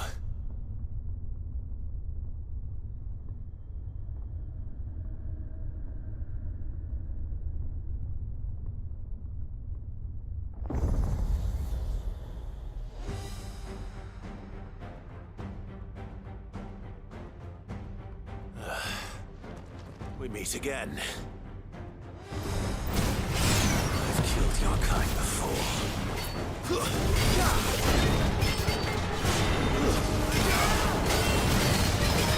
Slow.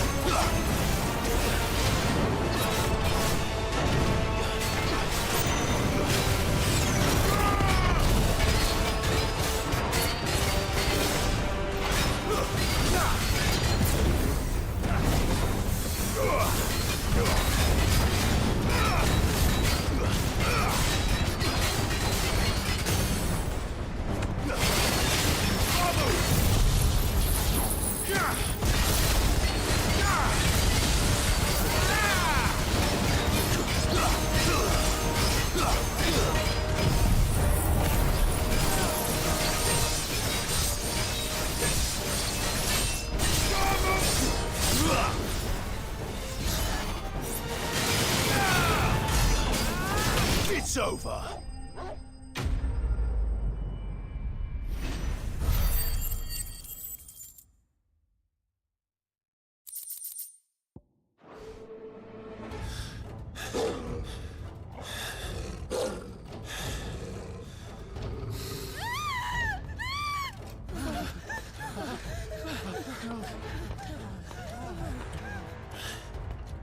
Damn it.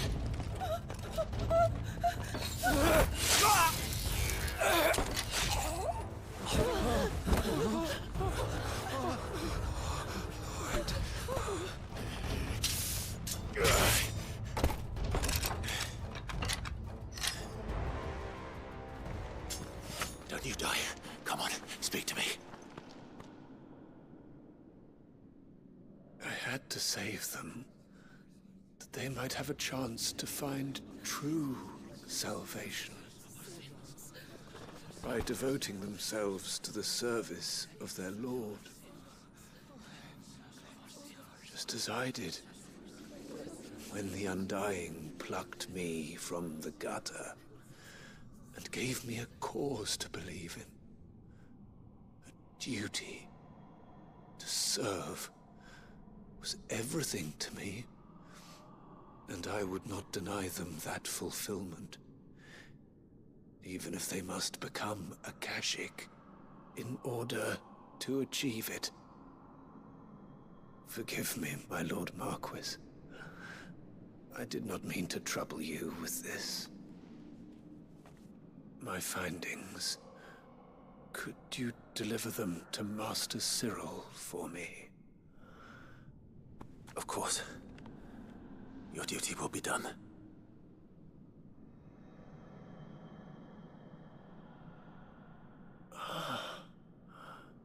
Look, my lord.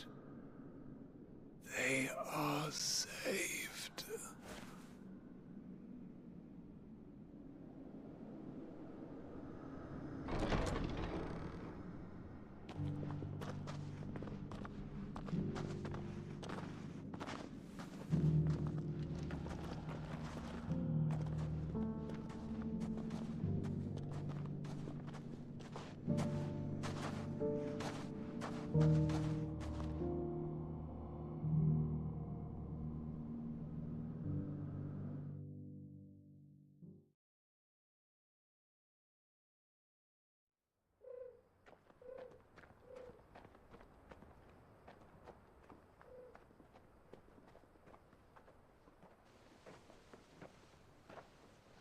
They are saved. Founder. I should get this report to Cyril.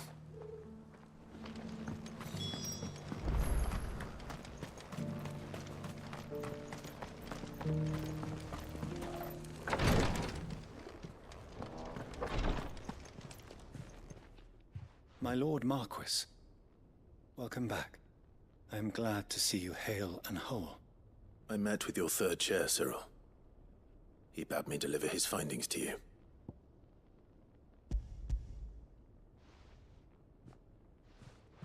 Thank you, my lord. He remained in Ash? He died protecting the villagers from an echo. I buried him in Mickelberg. I'm sorry that I couldn't save him. If you could not save him, no one could. The villagers, they were believers in this savior cult. They prayed to their god that they might be unburdened of their wills. Then an ether flood came, and their wish was granted.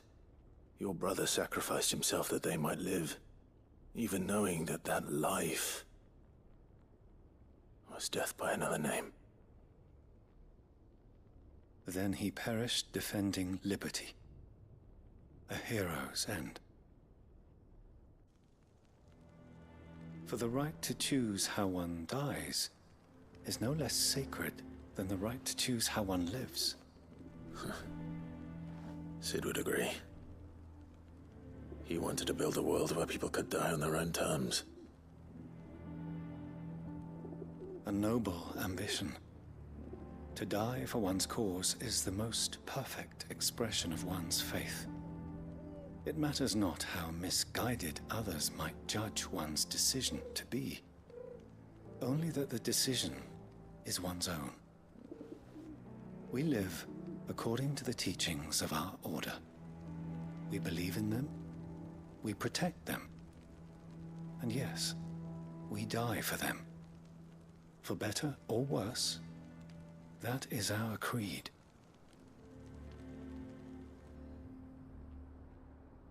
But he didn't die for your creed. He died to save them, and you still believe that what he did was right. I believe that he believed it was. We of the Undying are not slaves, but willing servants. And this was his will, the ultimate expression of it. All right. I'd like to know this man's name, Cyril. To know the names of all the Undying who've fallen in the line of duty. They died serving my house. It's only right that I remember them. That is my duty. Of course. I shall fetch the Book of Martyrs at once. My lord, it has been, and shall ever be, the greatest honor of my life to serve House Rosfield. Though our duties may differ, yours is no less important. I pray with all my heart for your success. And were they here, I have no doubt but that every one of my fallen brothers and sisters would feel the same.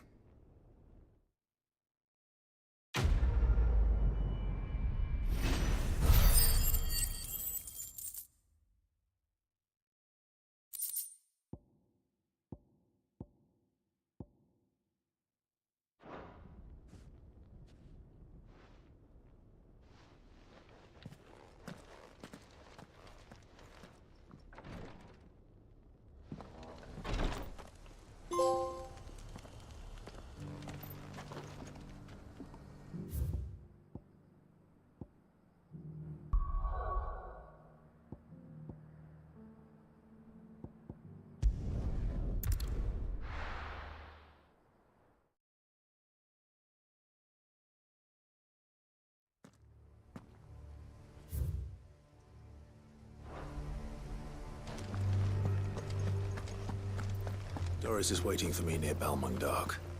The longer she's out in the open, the more likely she is to be found by a Kashik. I need to hurry.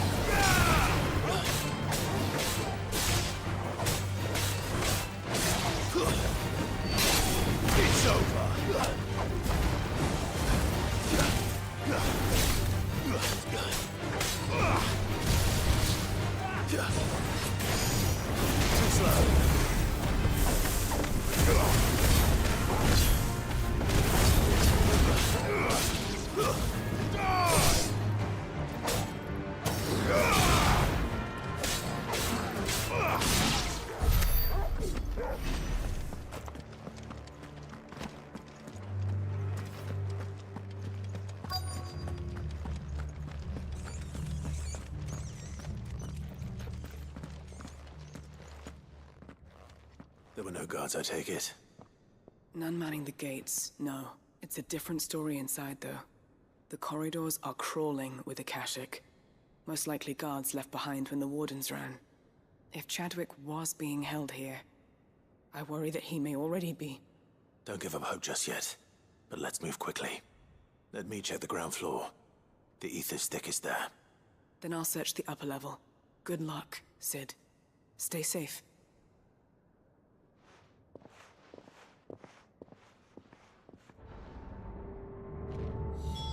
Just how bad are the floods inside the walls? Bad enough to turn a bearer? I hope not. We're risking a lot just being here. Better keep my eyes open for signs of life.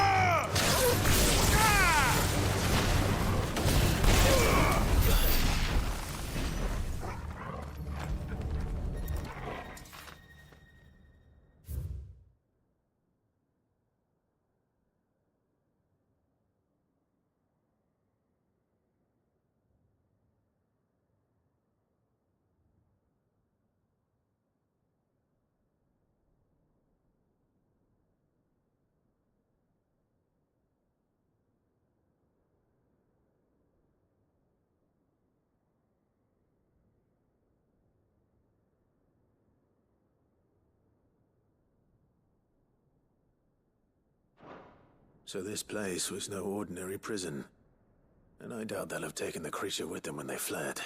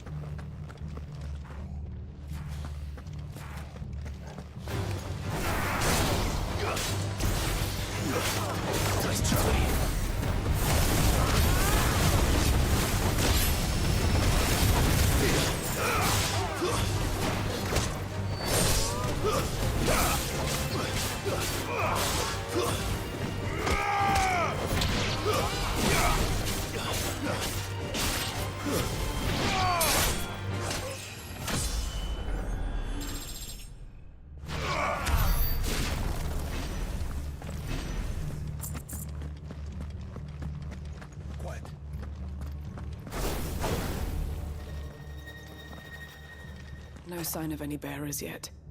I hope you have better luck downstairs.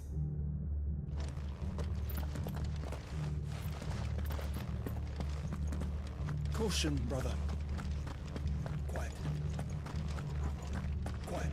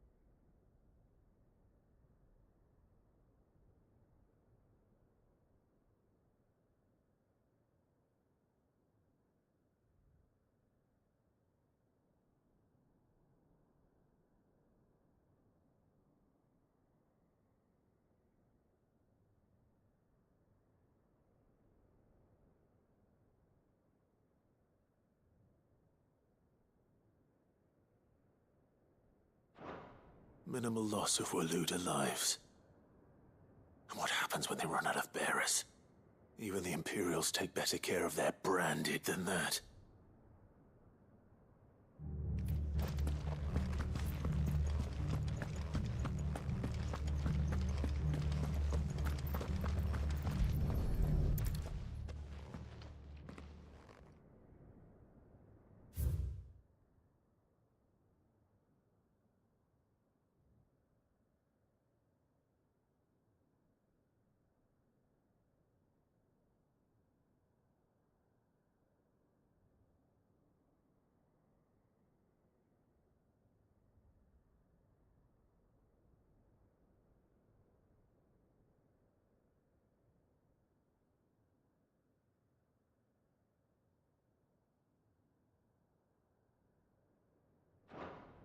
They were feeding bearers to it. This is even worse than I'd feared. Nothing but a caching down here. Hopefully things are looking better upstairs. I should go and see how Doris is getting on.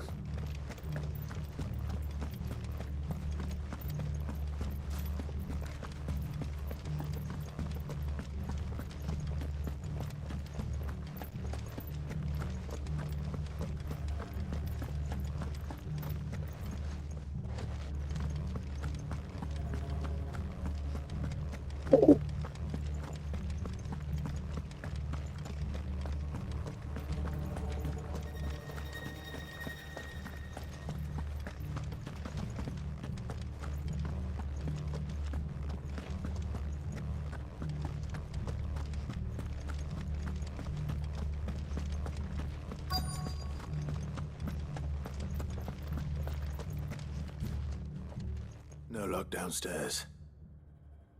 But I did find out that this place was more than just a prison. Something far more sinister was happening here. I know. I've been reading some of these documents and... it can't be true, can it? Bearers die every day in service of their masters, but this is so much worse. Pitting bearers against a wild beast armed with nothing but their wits? And all in order to bring about more death. And not just those who could fight, but the elderly, children even. And those who wouldn't or couldn't were disposed of. Whatever that means. I'm afraid it means they were fed to the monstrosity they kept here. Then we're too late. And I was a fool to bring you here. Don't say that. Did you find anything else? A key. But it doesn't fit any of the locks on this floor. Perhaps it will fit one of the doors downstairs. There's a corridor I haven't searched yet. Finish up here, then come and find me when you're ready. All right. I'll be there in a moment. If we don't find any survivors, we've risked our lives for nothing. Take care. That creature might still be here somewhere.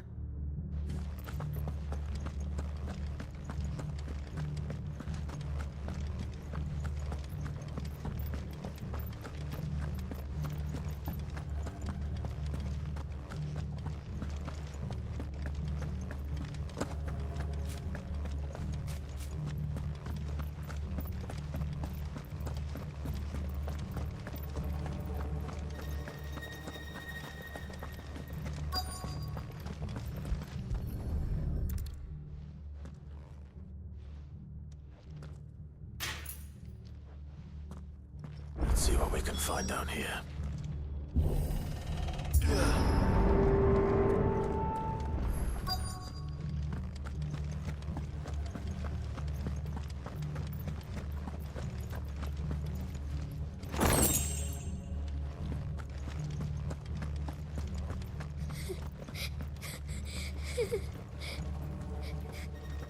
Survivor. And she sounds close.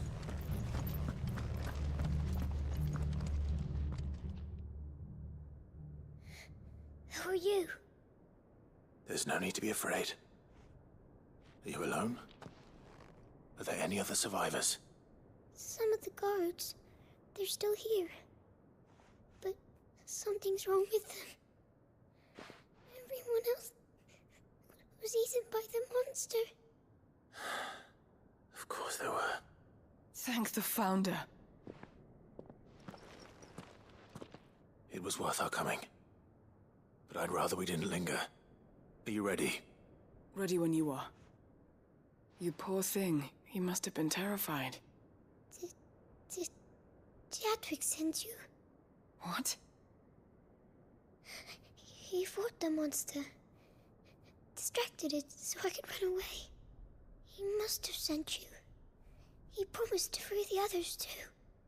Where is he? He opened your cell, didn't he?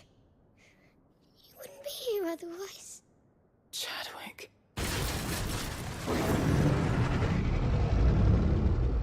Was that? Monster's back! Chadwick, help! We have to get out of here. Doris, keep the girl safe. All right. You put that bearer-eating bastard in the ground. I'll look after the girl. You teach that thing a lesson. You're safe now. It's out there waiting for me. I can't let it live. Not if it's got a taste for bearers.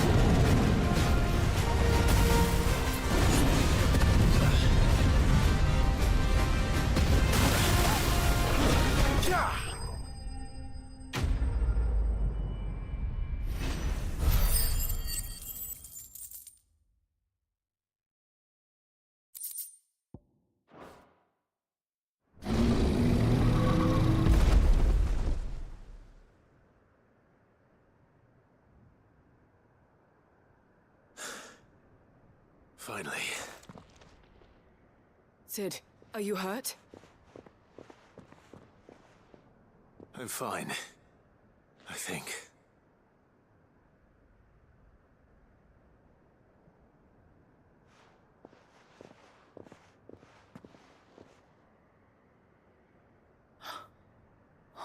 No. What is it? A diary. I gave it to Chadwick before we went our separate ways. He was here. Do you think that creature? I'm sure he fought bravely to the last. The girl is safe thanks to him. Chadwick. You fool. Come on.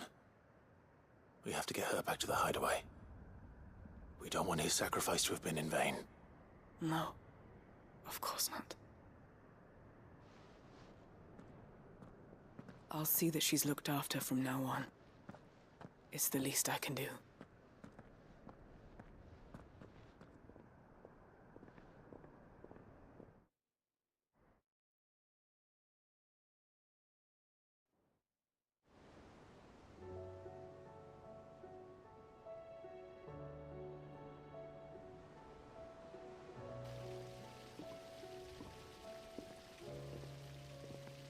From what I hear, you've barely left the girl's side in days. I hope she's recovering from her ordeal. She is. Slowly but surely. She's far tougher than she looks. I thank the flames we found her. If we hadn't... I know. But we did. I'm sorry we weren't able to save Chadwick. There's no need to apologize. Without your help, I would never have found out what happened to him. How he fought to the bitter end to save her. To save Haida Marie. That's the man I remember. The man I thought of as a brother. I wish I could have met him. I'd like to hear more about your past. If you don't mind, that is. Of course. You already met my former master. She trained Chadwick and I to do two things. Kill and obey. We were supposed to be sold to the highest bidder when the time came. But no bid was ever high enough to convince her to part with us. For years, we were her daggers in the shadows. But we could never quite shake our doubts about the things she made us do. And then, one day, we just couldn't do them anymore. So we escaped. But staying together was out of the question. They would have found us too easily. After so many years of training, the pull to serve was always strong. It scared me to think he might have taken another master, become a dagger in someone else's hand. But even in captivity, the battles he fought were his own. And he died not as someone's tool, but as a hero. Haida Marie is proof of that. Bearers can cast off their shackles. And the Cursebreakers will show them how. I'll fight until my dying breath to see it done. For Chadwick, and for all of us. Thank you, Doris. We'll be counting on you.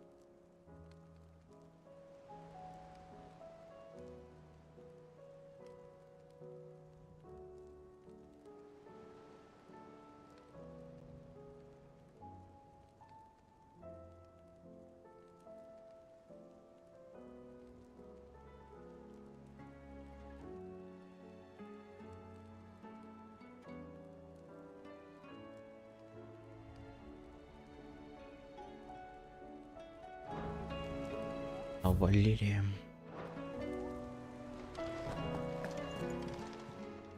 How may I help you today, Clive?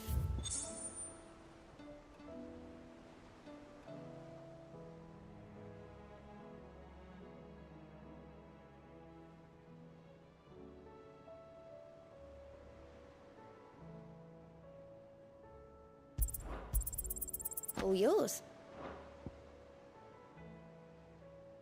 Come again. I may have more for you. Twin sides hundreds of leagues away.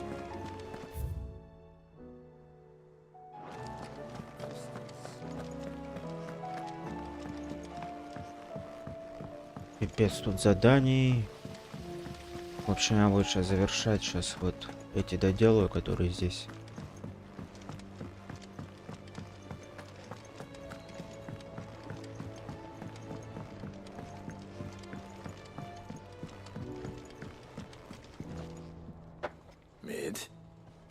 Tell me this is all you need.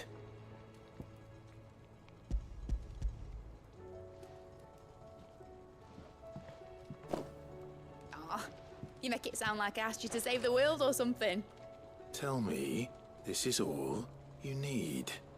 It's most of what I need.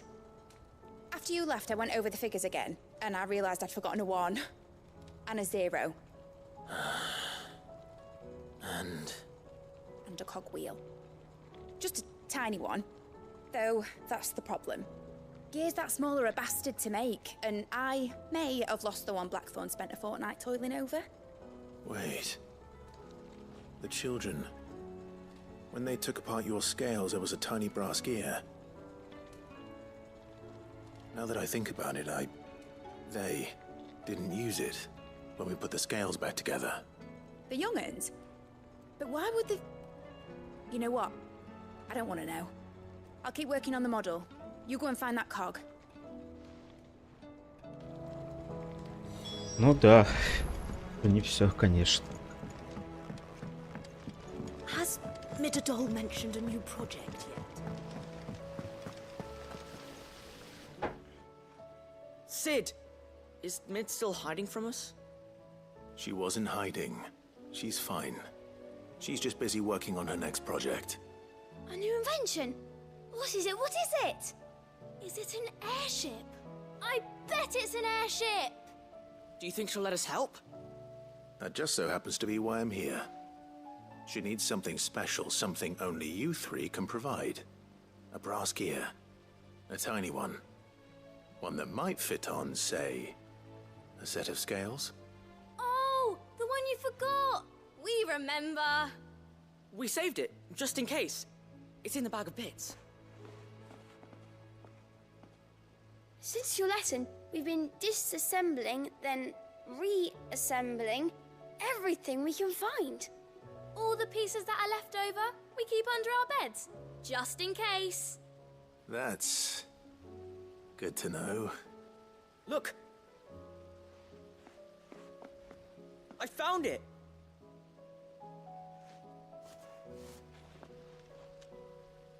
Is that all? Just the gear? We have more parts if Mid needs them.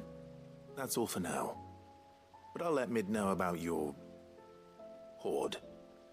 Just in case. Thanks, Sid.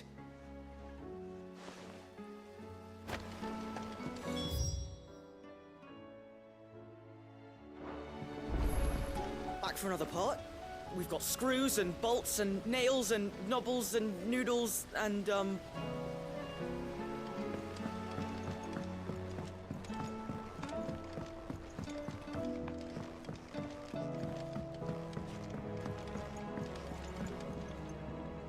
Well, did they have it?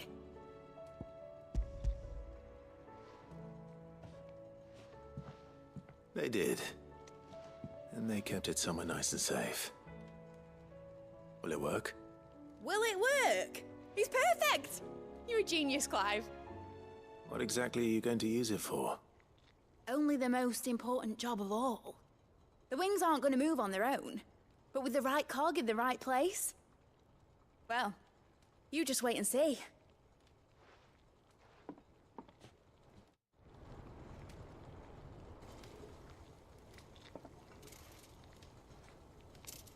That should do her.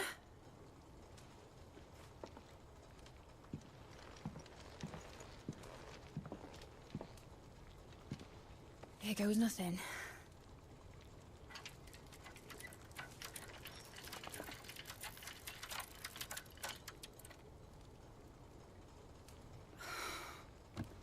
Titan's tits. It wasn't supposed to fly, was it?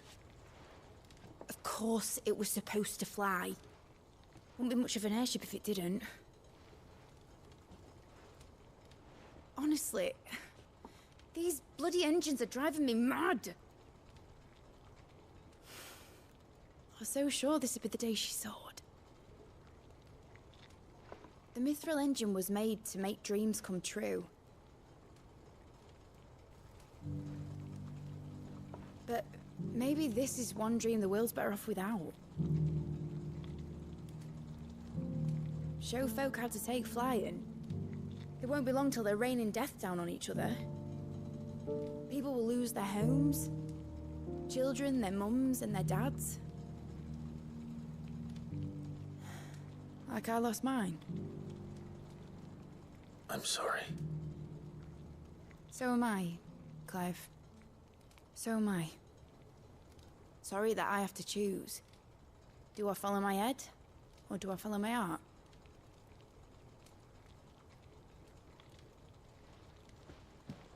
Good question. The first time I stood on the deck of your ship, felt the wind in my hair. It was like I was flying. But imagine how it would feel to actually do it. My dad always said there were two ways of living life. Chasing a dream or shuffling to your grave. And he were right. Right about a lot of things. Not that I like to admit it. People need dreams to chase. Especially in a world like this.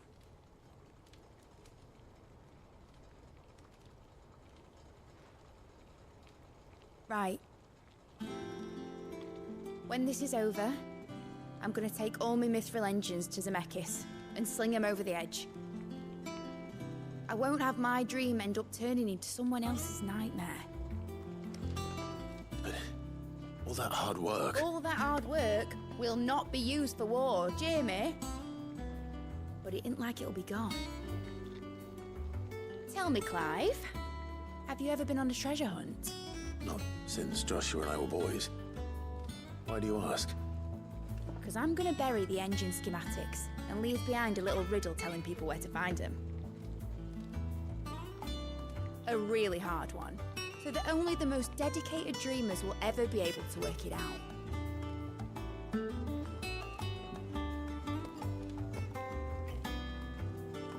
Ooh, I can picture it now.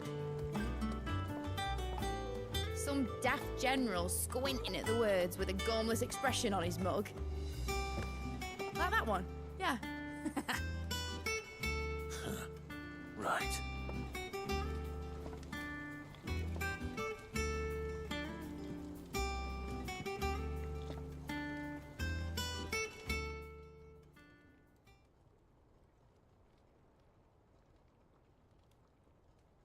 Of course, if I'm putting this engine at the end of a treasure hunt, I'll still need to make it a treasure worth hunting for. Won't be much of a prize if it couldn't even make a toy boat fly after all. My dad always said, dream big. But it ain't the size of a dream that's important, is it, Clive? Only that it's a good one. And I reckon I've got a fair few good uns left in me. I'm sure you do.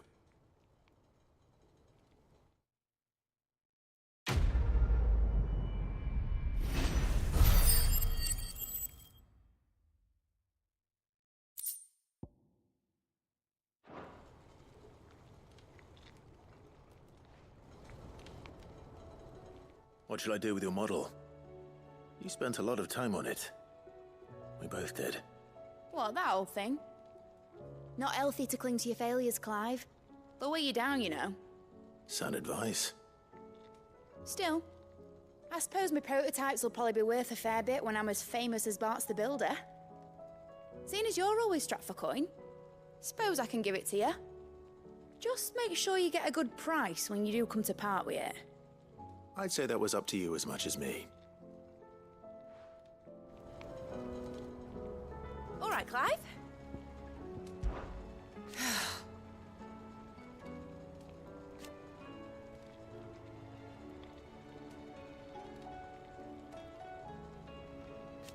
Make a name for yourself.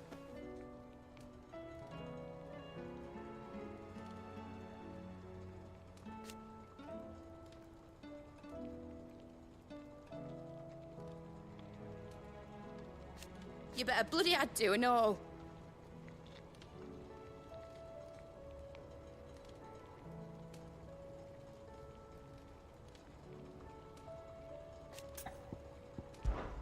Enjoy it while you can, Clive.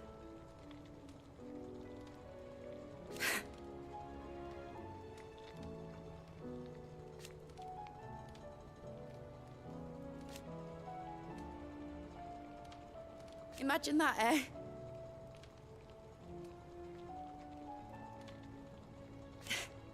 Till then, though. Be seeing you, Clive.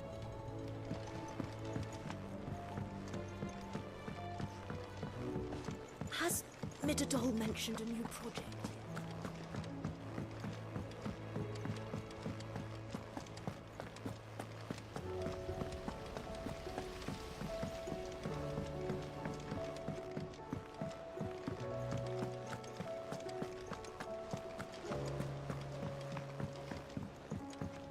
You should have seen him. The thing didn't stand a chance. Yeah, neither did you, I hear. Welcome back, Sid. Welcome back, Sid. Yes. Welcome back. Trip wasn't too much of a pain in the arse, I hope. Truth be told, it was me who suggested roping you in to help with the trial. But from what I hear, things didn't go quite as planned. No, they most certainly did not.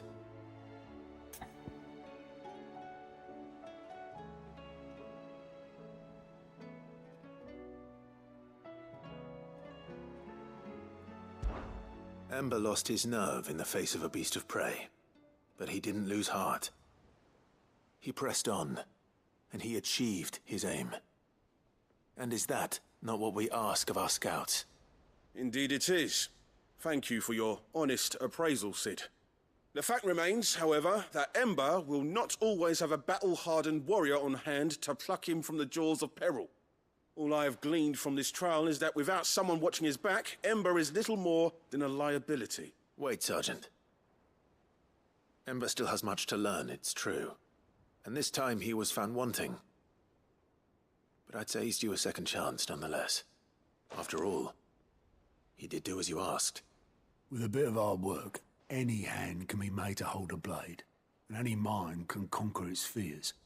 But a scout's nose is different. You've either got one, or you ain't.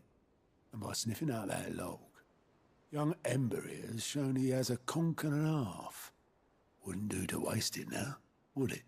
Fine. One more chance. I'll do whatever you ask. I'll spend my days and nights in the pit if I have to. I'll show you. Just you wait. Daft as a brush, that one. But his heart's in the right place. Just like someone else we know. And if you ask me, we've been leaning on him for far too long. About time the curse breakers took some of the weight off his shoulders, I reckon. It couldn't hurt. Just don't tell Gav I said so, will you? I won't have him thinking he's been hard done by. Next thing you know, he'll be asking for a day off. Chance would be a fine thing. Back to work. Forgive me, Sid. This did not play out as I expected. Things rarely do these days. But that's why we need men like Ember more than ever. Men who can make the best out of a bad situation. Remember that. I will, Sid. Thank you.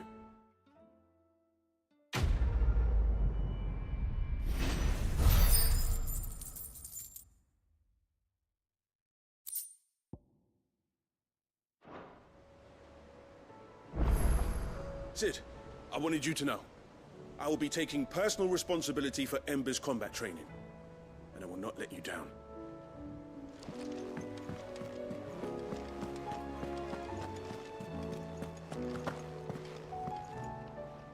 Uncle, I bring good news.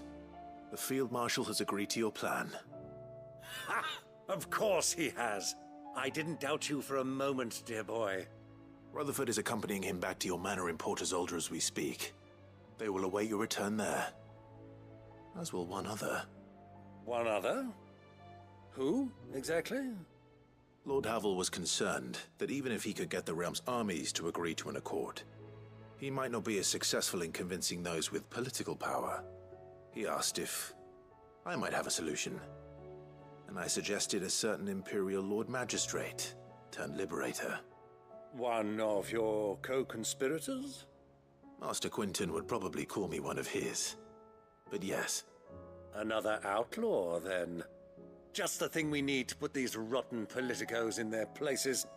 Good thinking, Clive. I'm glad you approve.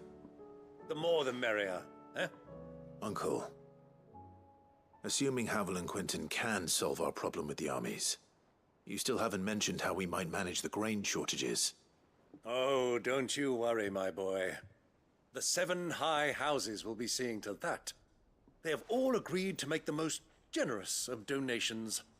Oh, of course, it did take a little persuasion, but luckily I had some unexpected help. From who? Why, you, my boy. Rumor has it that you rescued the Lady Ariane's head steward Rockford from a horde of bloodthirsty bandits. It was more of a handful. Well, the old battle axe was so pleased. She had a shipload of talents delivered to my private docks by the next new moon. And when the other houses saw the parsimonious old crone's purse strings finally loosen, they as good as tripped over themselves in the rush to follow suit. I'm happy to hear it. Now, I must be getting back to the manor. Join us there at your earliest convenience, would you? Of course, Uncle.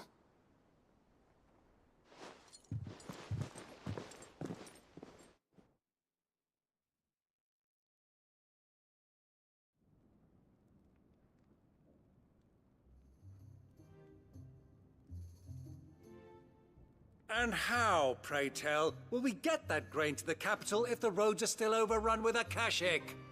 You'll find another bloody road. I only have so many men, and I'm not about to send them headlong into an ether flood. That is, unless you'd have them turn as well. Well, I'd certainly eat less. Says the man with a belly bigger than a band of curls.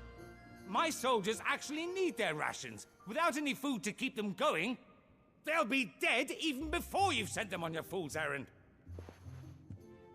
If I may, gentlemen, perhaps I might suggest an alternative approach. Though supply routes are indeed disrupted, there is no shortage of ships. Indeed, they bob away in every bay from here to Randalar, awaiting a safe haven. Allow them to make port and fill their bellies full of grain. And once those who crowd the cities are fed, ferry the displaced back to the countryside to work the fallow fields. But I'm sure that you wish to continue your discussion. Forgive the interruption. 2 such firm friends as yourselves need no help from the likes of me. Rutherford spoke fondly of the great bond between you. Us? Friends? I can't stand the man! Clive, I'm beginning to question the quality of the company you keep. And what kind of company were you expecting him to keep? The man's a criminal! Criminal? How dare you? You are not fit to breathe the same air as this fine, upstanding young gentleman. Upstanding? He calls himself Sid the bloody outlaw! Once more onto the breach.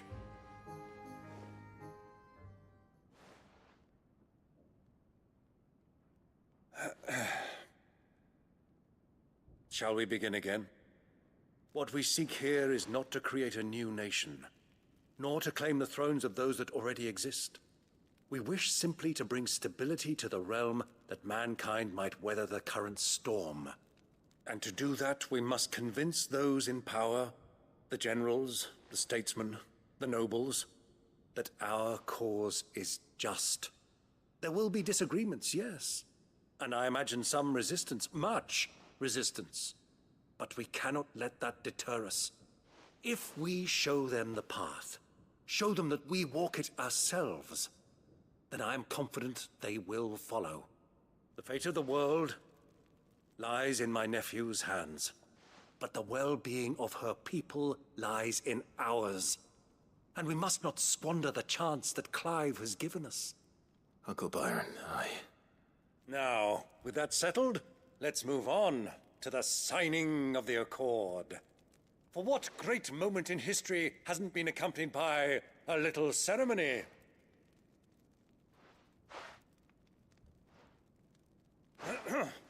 Citizens of Valisthea, I present to you the Triunity.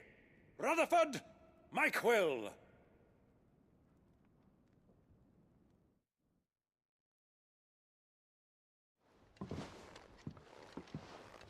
Well, my boy, the stage is set. That it is. This is the role you were born for. Now I ask only that you trust in the talents of your supporting cast. We shall play our parts to the best of our abilities, that you might have the opportunity to shine. The realm needs its Sir Crandall. And there is no better Crandall than you, Clive. I want you to keep this signed accord as proof of our faith in you. I will. Thank you, Uncle.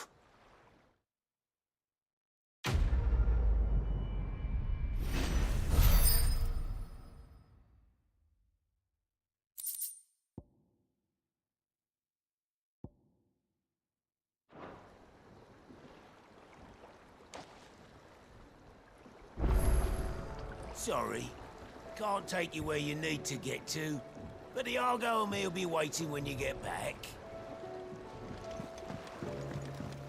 What do you think that thing is? How the hell is it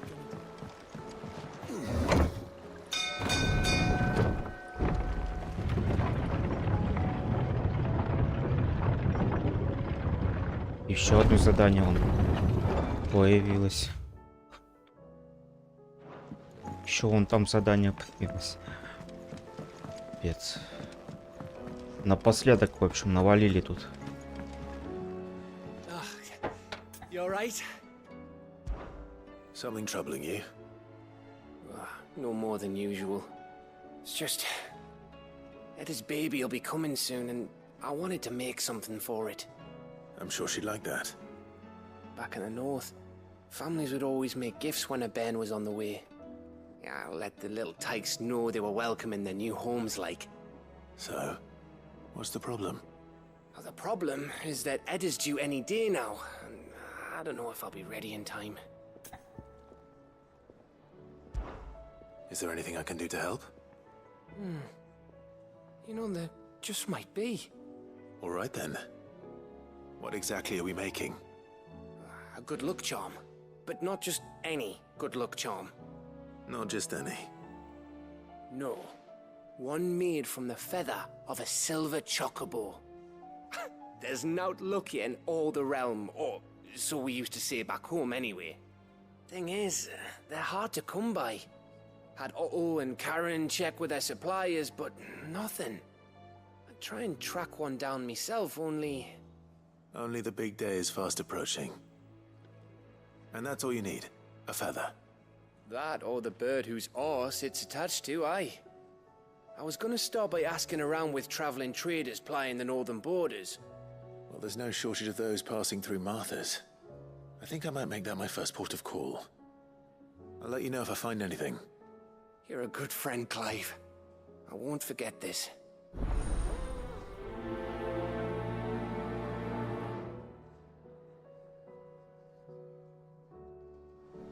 Can't say I've ever seen a silver chocobo myself, but I have seen one of their feathers.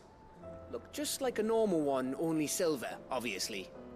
Well, grey. What can I get you, Sid? Honestly, Sid, you're too nice for your own good. Do you hear that, ladies and gents? The next round's courtesy of the realm's most benevolent outlaw.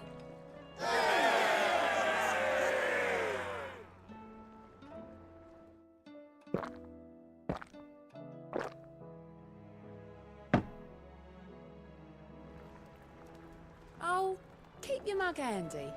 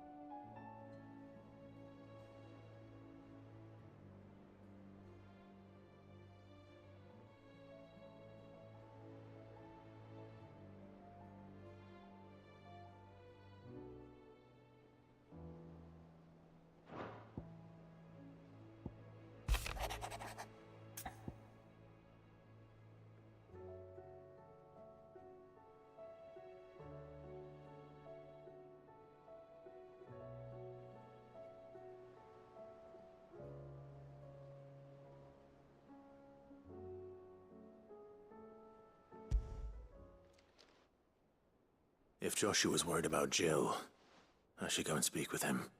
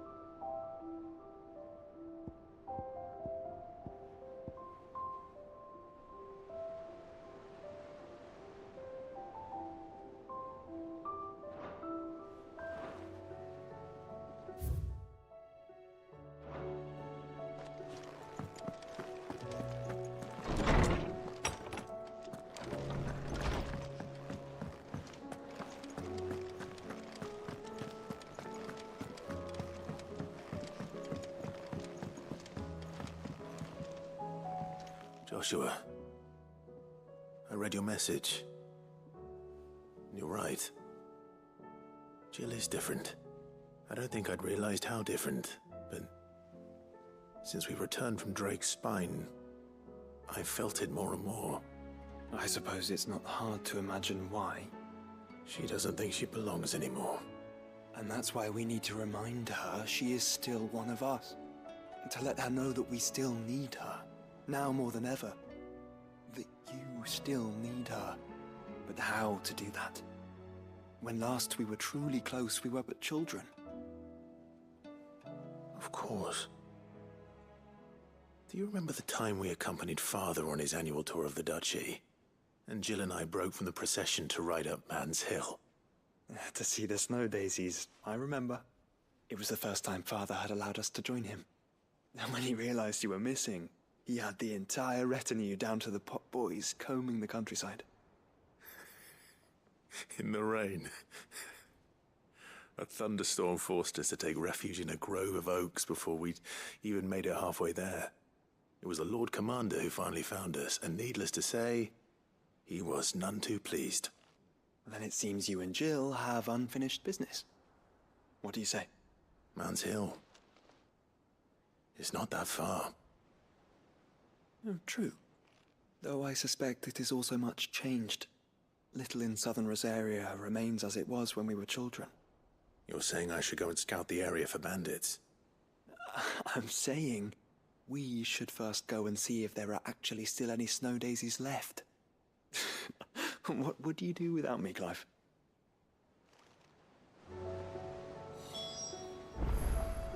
I can't say my travels ever took me back to Man's Hill. I'm curious to see how it has fared.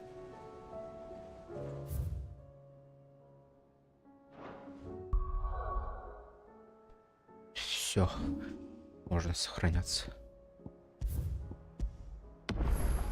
И на этом все.